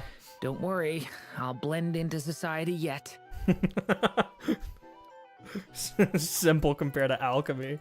Paimon believes it. Yeah, an anxious motherfucker will rather sink himself into his alchemy than order a single drink from an in-person human being. To be totally honest, though, Paimon didn't quite follow all the details when you first explained the plan to us. Don't worry, that's completely understandable. Unless you're a student of alchemy, it's hard to grasp the principle and how the process works. To put it in the simplest terms, we saw how our enemy stole the power of Spvwvky. And that gave us the idea of stealing his power to turn it against him. When facing an enemy you have no hope of defeating, it's best not to engage them in battle. So, instead of looking for a way to overpower him, we decided to help Columbina get strong enough to at least stand up to him in a fight. For this to work, we had to analyze his modes of attack, confirm who his main target was, and make sure that he wouldn't go beyond the range of the alchemical array. For added security, we prepared a total of 4 arrays. But to mitigate the impact of the battle, we identified one location in particular as the ideal spot, which is where the confrontation took place. The alchemical array absorbed his abyssal power. Then Durin processed it to render it usable by Columbina. That power enabled her to do what would otherwise have been nigh on impossible. What surprised me was that Dainsleif actually agreed to join us. Given his history with Rayarer, he had every right to sit this one out. Yeah. But we're extremely grateful for the decision he made. Yeah, that is not easy. It must have been a painful choice to make. But I'm sure that making a decision was far better for him than staying in limbo. Oh yeah, obviously. Absolutely. He was torn between 2 paths, but in the end, he made his choice and stuck to it resolutely. He doesn't strike me as the sort of person who'd stay trapped in limbo for long. Well, when you're already immortal, like, not really a point in doing that, right? Anyway, however you cut it, everyone gave a stellar performance. And now, it's time to kick back and celebrate. That it? Oh. We're loading somewhere else still. It gave us the quest complete screen, but it's not done. Oh! That's the only reason you're here. Yes. I've thought a lot about it. And I've realized that you, me, and Arleino should be friends. I think this is very important. So I felt I had to come and tell you. Well, this is a new one. I'm so moved. I can't even hold my teacup. If that's all, you can leave now. Oh, come on. Do you not want to be friends with me? Or is it that you prefer being coworkers? What is this, Columbina? Are you deliberately testing my patience threshold? No, she's Right trying now, to my she's trying to get politeness to module is you. active, but if you say another word, I swear I'll shut it down. Is this Yuri? Oh yes. Oh yes. Yes. Yes. Yes it is. Right now my politeness module is active.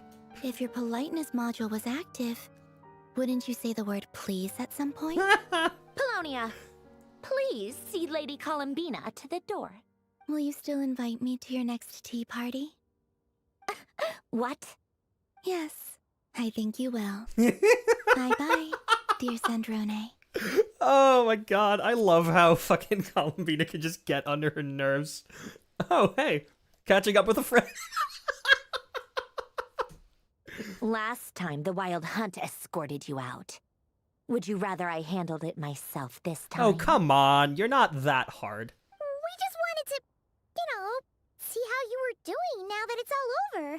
Why? Out of concern for my safety? I hope you didn't seriously think that the Rayarer of Sandrone would be able to lay so much as a finger upon me, given how prepared I was. He very much could, and did, kind of. It's if it wasn't for Columbina saving your ass. Mostly because you kind of helped us out, so we just wanted to check you were okay. Looks like all your robots are fixed, huh? I spy books and teacups on the table. Oh, don't you worry about that. Tea time is already a write-off. The visitor before you managed to kill my appetite. If you're in the mood for tea, go ahead and help yourself. Otherwise, it's going to waste. My coasters are still missing in action, though. Use this notebook instead. Oh? Whoa! Pretty hefty notebook. Look at all those calculations. You can ignore those. They're just dumb scribblings. I doodle and write in my free time. Sometimes I remember the distant dreamlike past. Sometimes I imagine the far-flung future.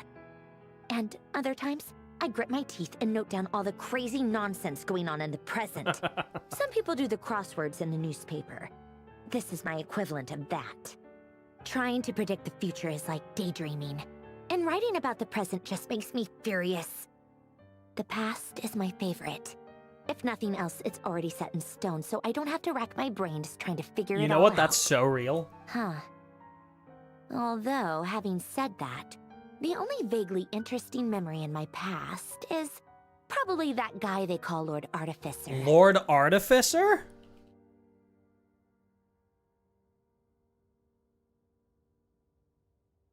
The one who invented the fucking New Musia system?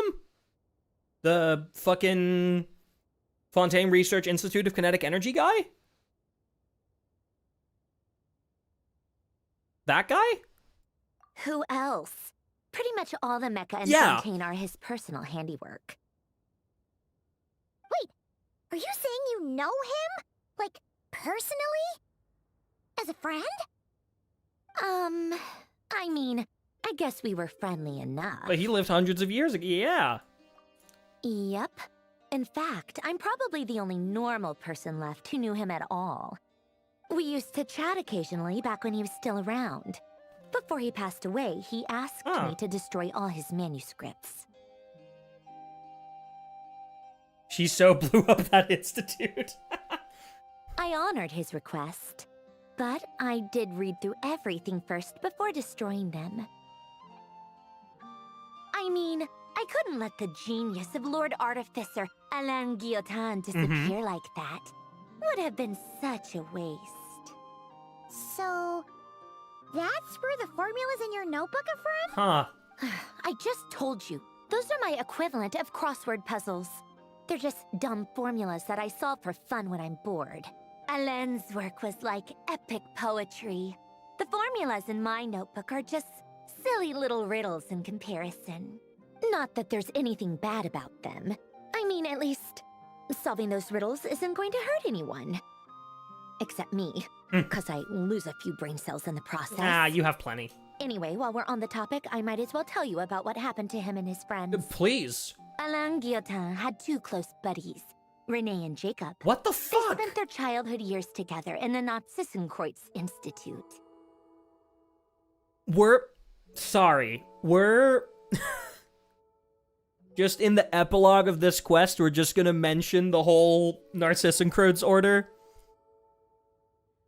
Yeah, just like that. You know, we had Per and Harry brought up earlier by Arleino, now this. Just gonna explain entire world quest really quick. They were all quite competitive, so there was some rivalry between them. But it was a friendly rivalry. But beneath the friendship and the rivalry ran something deeper, a sense of nostalgia for the past. Unfortunately, childhood would end, the prophecy would come true, the apocalypse would arrive, and the future would never be. A mad dream that would normally only capture the minds of lunatics began to take root in their hearts. A dream of saving the world. Dude, we're also doing fucking Fontaine music for this as well. The music choices for this quest have been impeccable. Like, also putting Hustle and Bustle of Port Ormos in when Dory first started helping out. And if Renee and Alain had been people of lesser wits, that dream would probably have ended up as something for them to joke about in their older years. But alas, they were some of the sharpest minds around. They nurtured that dream with the full power of their intellect, and it grew into something that ate away at their souls. The first of them to fall under its spell was Renee. Against Alain's wishes, he persisted in experimenting on a mutual friend of theirs to try and save their life. Alain did not approve and parted ways. This is just the whole fucking quest chain, huh? It's complicated. Alain wanted to believe that Renee only did what he did for the sake of their friendship. But when he told me about what happened, I could tell he still had some suspicions about Renee's motives. Perhaps the seed that would grow into a nightmare had already sprouted in Renee's mind. Even then. The next time they met, Renee's soul had been completely engulfed by the dream of salvation. His futile attempt to change the tide of fate only resulted in a wave that swallowed up the world, even before the apocalypse came. And although that wave died down eventually, I hear that it just recently came back with a vengeance. As I understand, Renee wanted to live out his dream of salvation once more. But I'm told that the attempted resurgence finally died out for good. Yeah, I wonder why. At long last, Renee awoke from his deluded dream. Though of course by then it was far too late. What do you think of Renee? Do you admire his transcendent genius? His view that any price was worth paying to achieve the lofty goal of saving the world? Or do you despise him? Dismiss him as an evil madman who wrought havoc on the Not lives expecting of to get everyone this around question him today about as the he pursued his fucking delusional dream. Narcissenkreuz quest chain. Same difference, really. Just a matter of perspective. I think I ultimately admire him. Do you admire his transcendent genius, his view that any price is worth paying to achieve the lofty goal of saving the world? Or dismiss him as an evil madman who wrought havoc on the lives of everyone around him as he pursued his delusional dream? It's 50-50, honestly. I'm gonna click admire. Doesn't surprise me. You share one thing in common, after all. You both want to be the savior. Cringe! Hi, Atlas. The only difference is, your dream came true, and his... well, he wasn't the one who made it come true. What about you? What was your take on him? I don't like fanatics who give up their whole lives for their ideology. Nor do I like fools who let their delusions take control. Maybe I could understand if Renee had just been an ordinary person. But he had a sage-like intellect. And still managed to get himself lost in a labyrinth of his own desires. Anyway, that's enough about Renee. Now, moving on to Alain Guillotin, the Lord Artificer. He managed to put a stop to the first storm whipped up by Renee. But after that, Alain lost his friends and family. To his credit, I suppose, the loss of his family and friends was purely a tragic accident. It's not like Alain sacrificed them for his cause or anything. After that, the only thing supporting his work was the same dream that had dragged his closest friend down to the abyss. But although the desire to save Fontaine drove him to found the Fontaine Research Institute, Alain continued to reject any form of transcendental knowledge or power. He was suspicious and fearful of it, having seen the way it had affected his closest friend.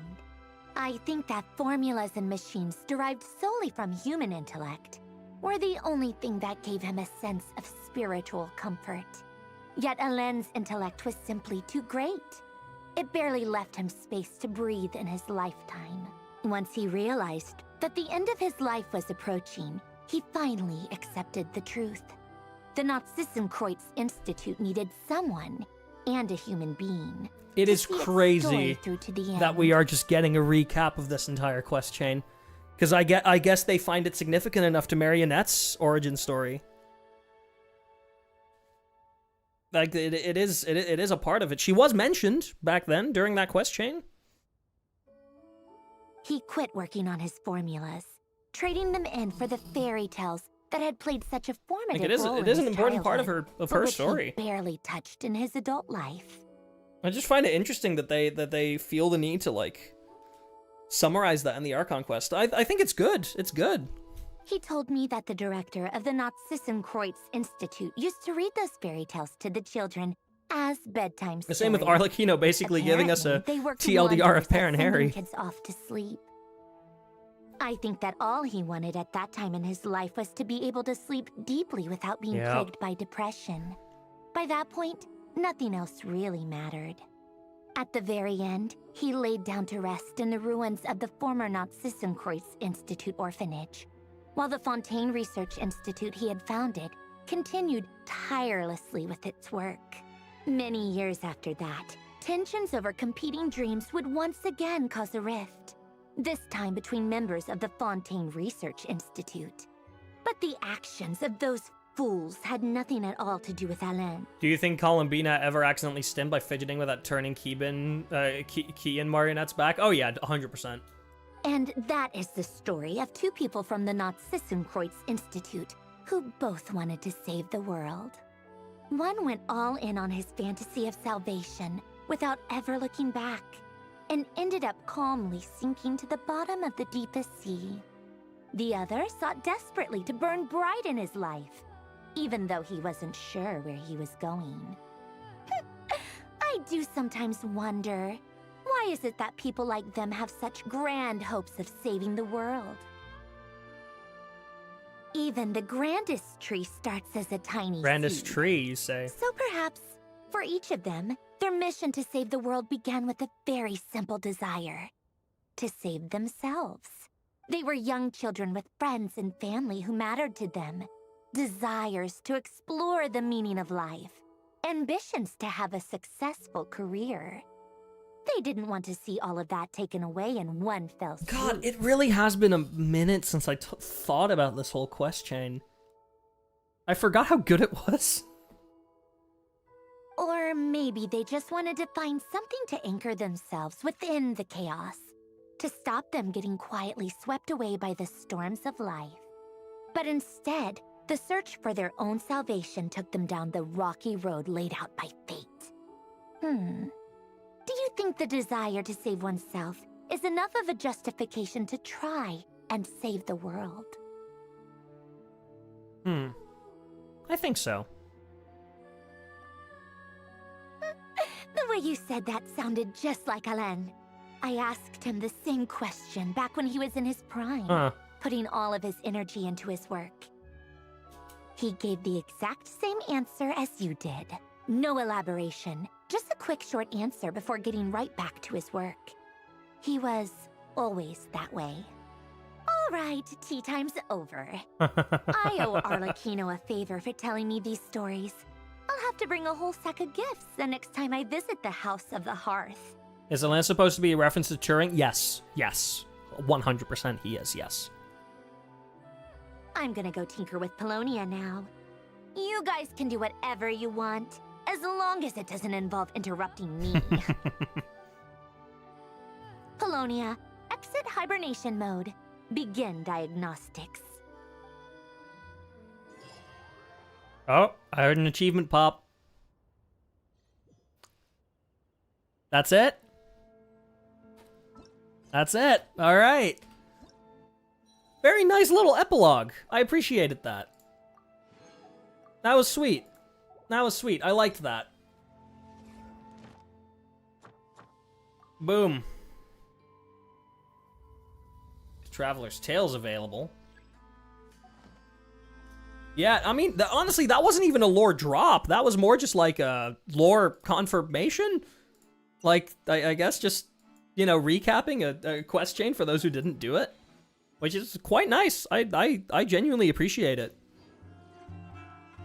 Also, I realized my Nefer was doing absolutely 0 fucking damage, and it's because I didn't upgrade any of her talents. Oh my god, Gamba? Oh no, I have no need to Gamba. There we go. That should help her do a little bit more damage.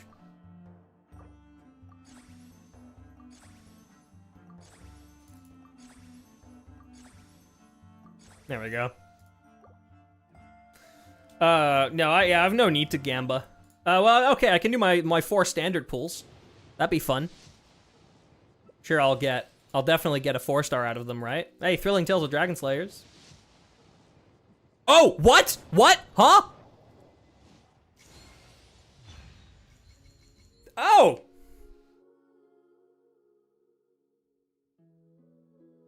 Oh! I'll take that. I'll take another Lost Prayer. Yeah, absolutely, dude. Oh, and sack frags? Yeah, sure. Oh! I mean, I already have one of these. It's on Varesa. Honestly, I'm considering refining this for Varesa. Who is Lost Prayer even good on? Who else? Like, who else is this even good on? I guess, like, if you want to use, like, DPS Mona, or, like, maybe, like, Risley. Recommends it for, like, Yai Miko and Nervalette. That's kind of... I mean, Nervalette I can kind of see. But, like, is that even... Like, that's not up there for him, right? No, isn't Sacrificial Jade just better? I'm pretty sure Sacrificial Jade for Nervalette is just better if I do ever get him. Is it, like, is it even Mona's best Sig? No, it's Skyward Atlas. Though it's Lost Prayer's second, I guess. Yeah, I'm considering, like, okay, how much of a boost would it? Would it just be 2%? It goes to 10%, yeah, so 8 times 4, 36 to 40%. No, 8 times 4 is not 36, that's 32. 32 to 40%? Potentially. Potentially. I would have actually preferred to get a character out of that. Just increase, to slowly get closer to some more Masterless Stella Fortuna. Speaking of, actually, after some recent revelations, so to speak, yeah. Hello, C2 Albedo. I'm going for you next. I'll have you in 2 weeks. After some recent interesting revelations, I will be switching to C2 Albedo instead of Baiju. Sorry, Baiju. I might do Baiju afterwards, because it's still pretty solid. But, yeah, for now, oh my god, what a quest, though. Jesus Christ. Back during HSR 3.6, you mentioned if you want to do some sort of recap stream. If you're doing it, do we know at what time, roughly? Probably a couple of days before 3.7. So I know the reveal stream is like in 2 days for 3.7. It'll happen some point, like, next week, is my guess. Either next week or, like, early the week after. I want to put some stuff together for it. I want to make, like, I don't know, like a little PowerPoint or a little fucking... Get a bunch of images ready so we can make, like, a fucking conspiracy corkboard or whatever the fuck. I do intend to, yes. That is my goal. I still want to do that. I probably will do one for Nodcry as well before we go into the final act, but I'm assuming the final act isn't for a while. Because next patch, to my knowledge, only has a little, like, interlude. And it has Durin's story quest, which, to be fair, Durin's story quest is probably going to be pretty important.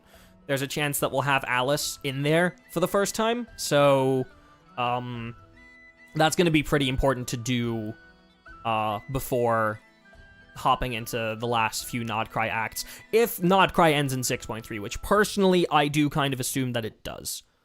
I do think that it will. But hey, we'll see. We will see. That being said, before I end stream, I'm just gonna do one quick thing. I can't wait until tomorrow, chat. I have to at least click the start button on this. I can't wait until tomorrow. I don't know if this boots me into something long. I will abandon out of it, but imagine, if you can believe it, a whole other world within this universe. In that world, people found supreme bliss in what can best be described as lucid dreams. Reality became blurred, or rather, redefined.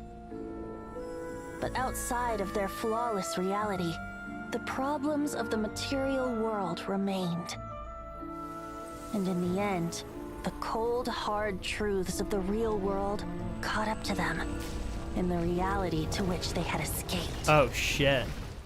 Deep in the dark ruins, who is narrating this? Oh! Destruction discovered the final remains of this world. These two terminals were once a means for the dreamers to manage the outside world. Now, they form part of the mage's collection. The mage once tried to form a world from things she had gleaned in her eclectic experience. But as the calm observer, she never found that oh god of inspiration to bring everything together.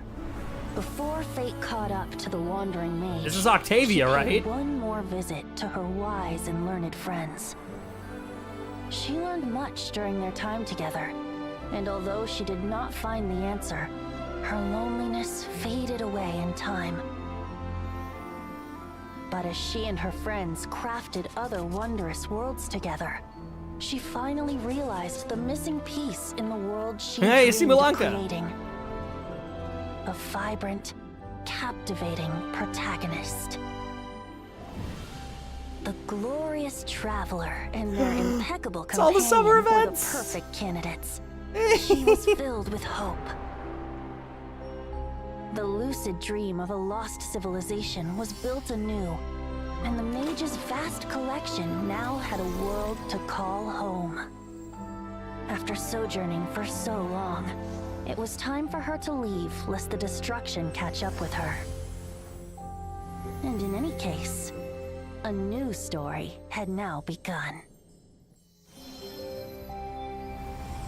Yeah, that's the thing that Alice gave to us.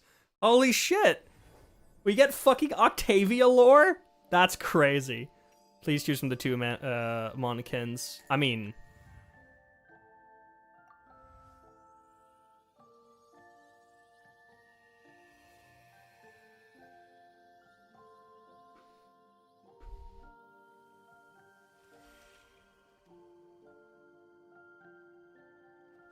Nice to meet you.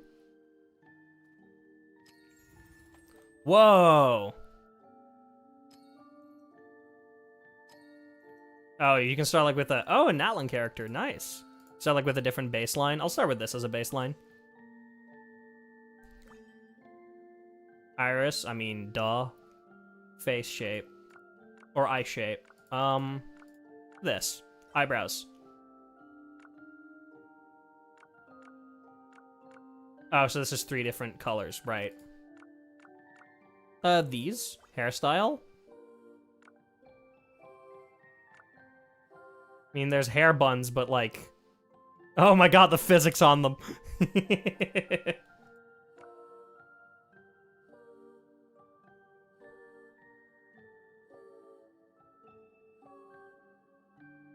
Yeah, I'll go for this for now. Outfit. Ooh. Okay, to be fair, I really like the Natlin outfit.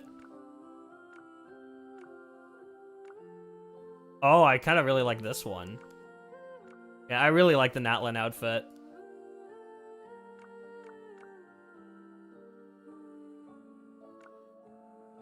I think I'll go with that for now.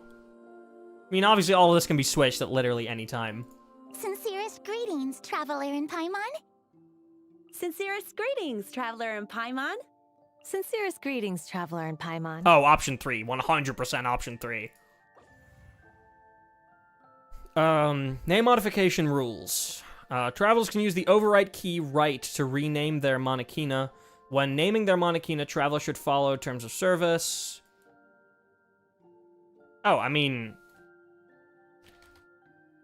I don't want to name her Rosa Nagashi. I'm just going to name her Rosa. Really?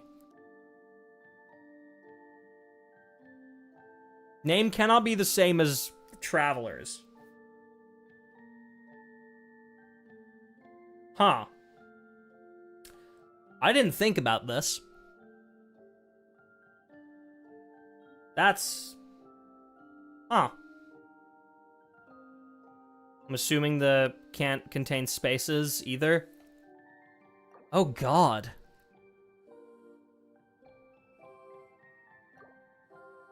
But I just want my character to be called Rosa. What's so wrong with that? I mean, oh. Fuck off, god damn it. I am not calling her...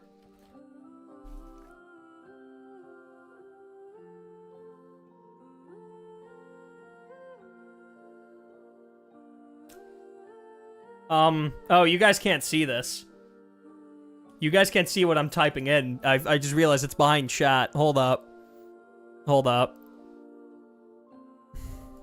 I'll fix this.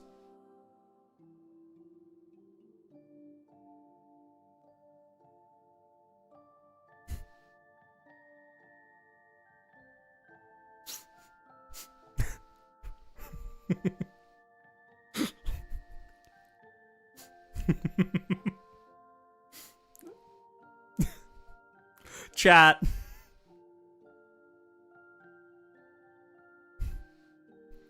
No, because I'm worried that... I'm worried that this doesn't comply with terms of service. I don't immediately want to get my account banned. Yeah. No, I can't. I'll do Bosa, though. I'll do Bosa. It's funny. Something fight a butts. Yeah, no, there was indeed a user on Twitter who accidentally named their Monkin, fight a butt sex. Which, I mean, hey. Bosa it is. God fucking damn it.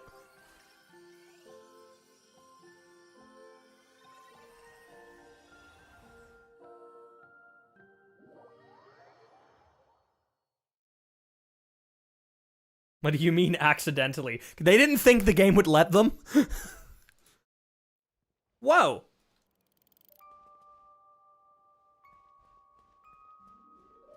Press F6 to open the popular stages page. Yo, there's a bunch of people here.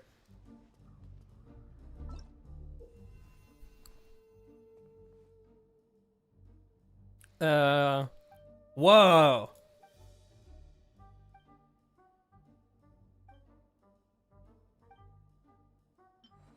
I want this outfit so bad. I want this outfit so bad. I know this one is, like, basically paid only, which sucks dog ass. Some really cute outfits already. I want this one really bad. Oh, this is paid only. Oh, okay. Well, unlucky. Lovely. Yeah, this one's Miliaster Pass. Go to Odes. Okay, yeah. That's also a paid only set. Really? Or is this like you can pay for them so you don't have to pull for them?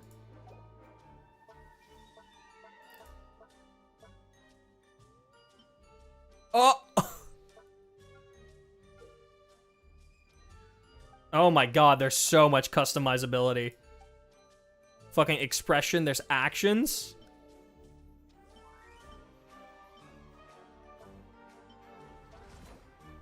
Okay, I'll fuck with that later. What's this? Okay, that's your book. Uh-huh. What's this? This is the wishing system? Sure is. Make an ode for yourself. You can use star tokens to get a discount. Automatically be using you make an ode. Each star token will grant a 20% discount on the arcane stones needed for the ode. Miliaster Pass is the battle pass. Uh-huh.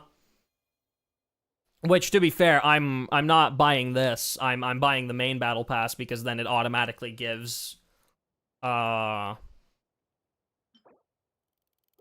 it automatically gives the what is boon? Yeah, this. If you buy the main game battle pass, you just get this one for free.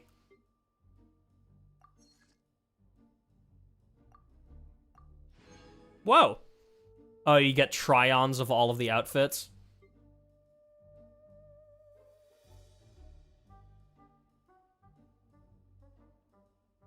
There's only 30 levels. Oh. Not that bad.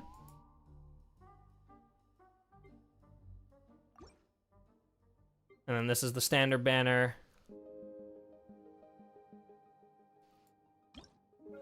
Okay, I'm gonna need to... this feels like a new game, dude. This whole thing feels like a new game. What else is...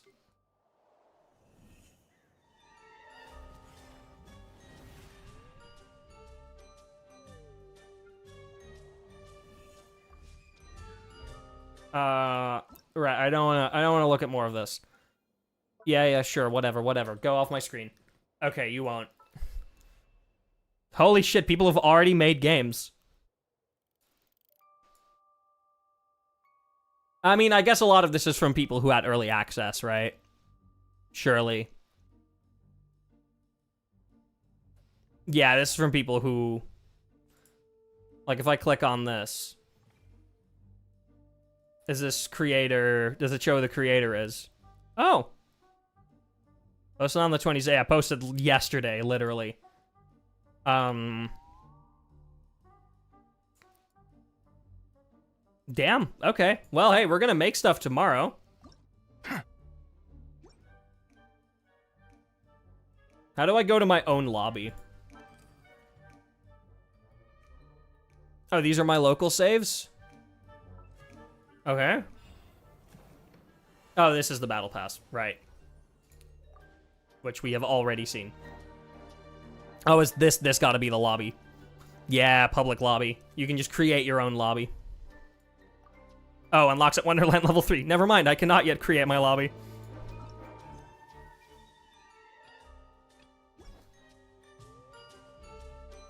And you can return to Tevat. Oh, look. There we go. Dude, this really just feels like a completely different game. Oh, hey, look. How do you ascend this? Oh, right. You need to upgrade your Wonderland level. Gotcha. That makes sense. Fucking Bosa, dude. So stupid. Right, how does one return to Tevat? Boom. Boom.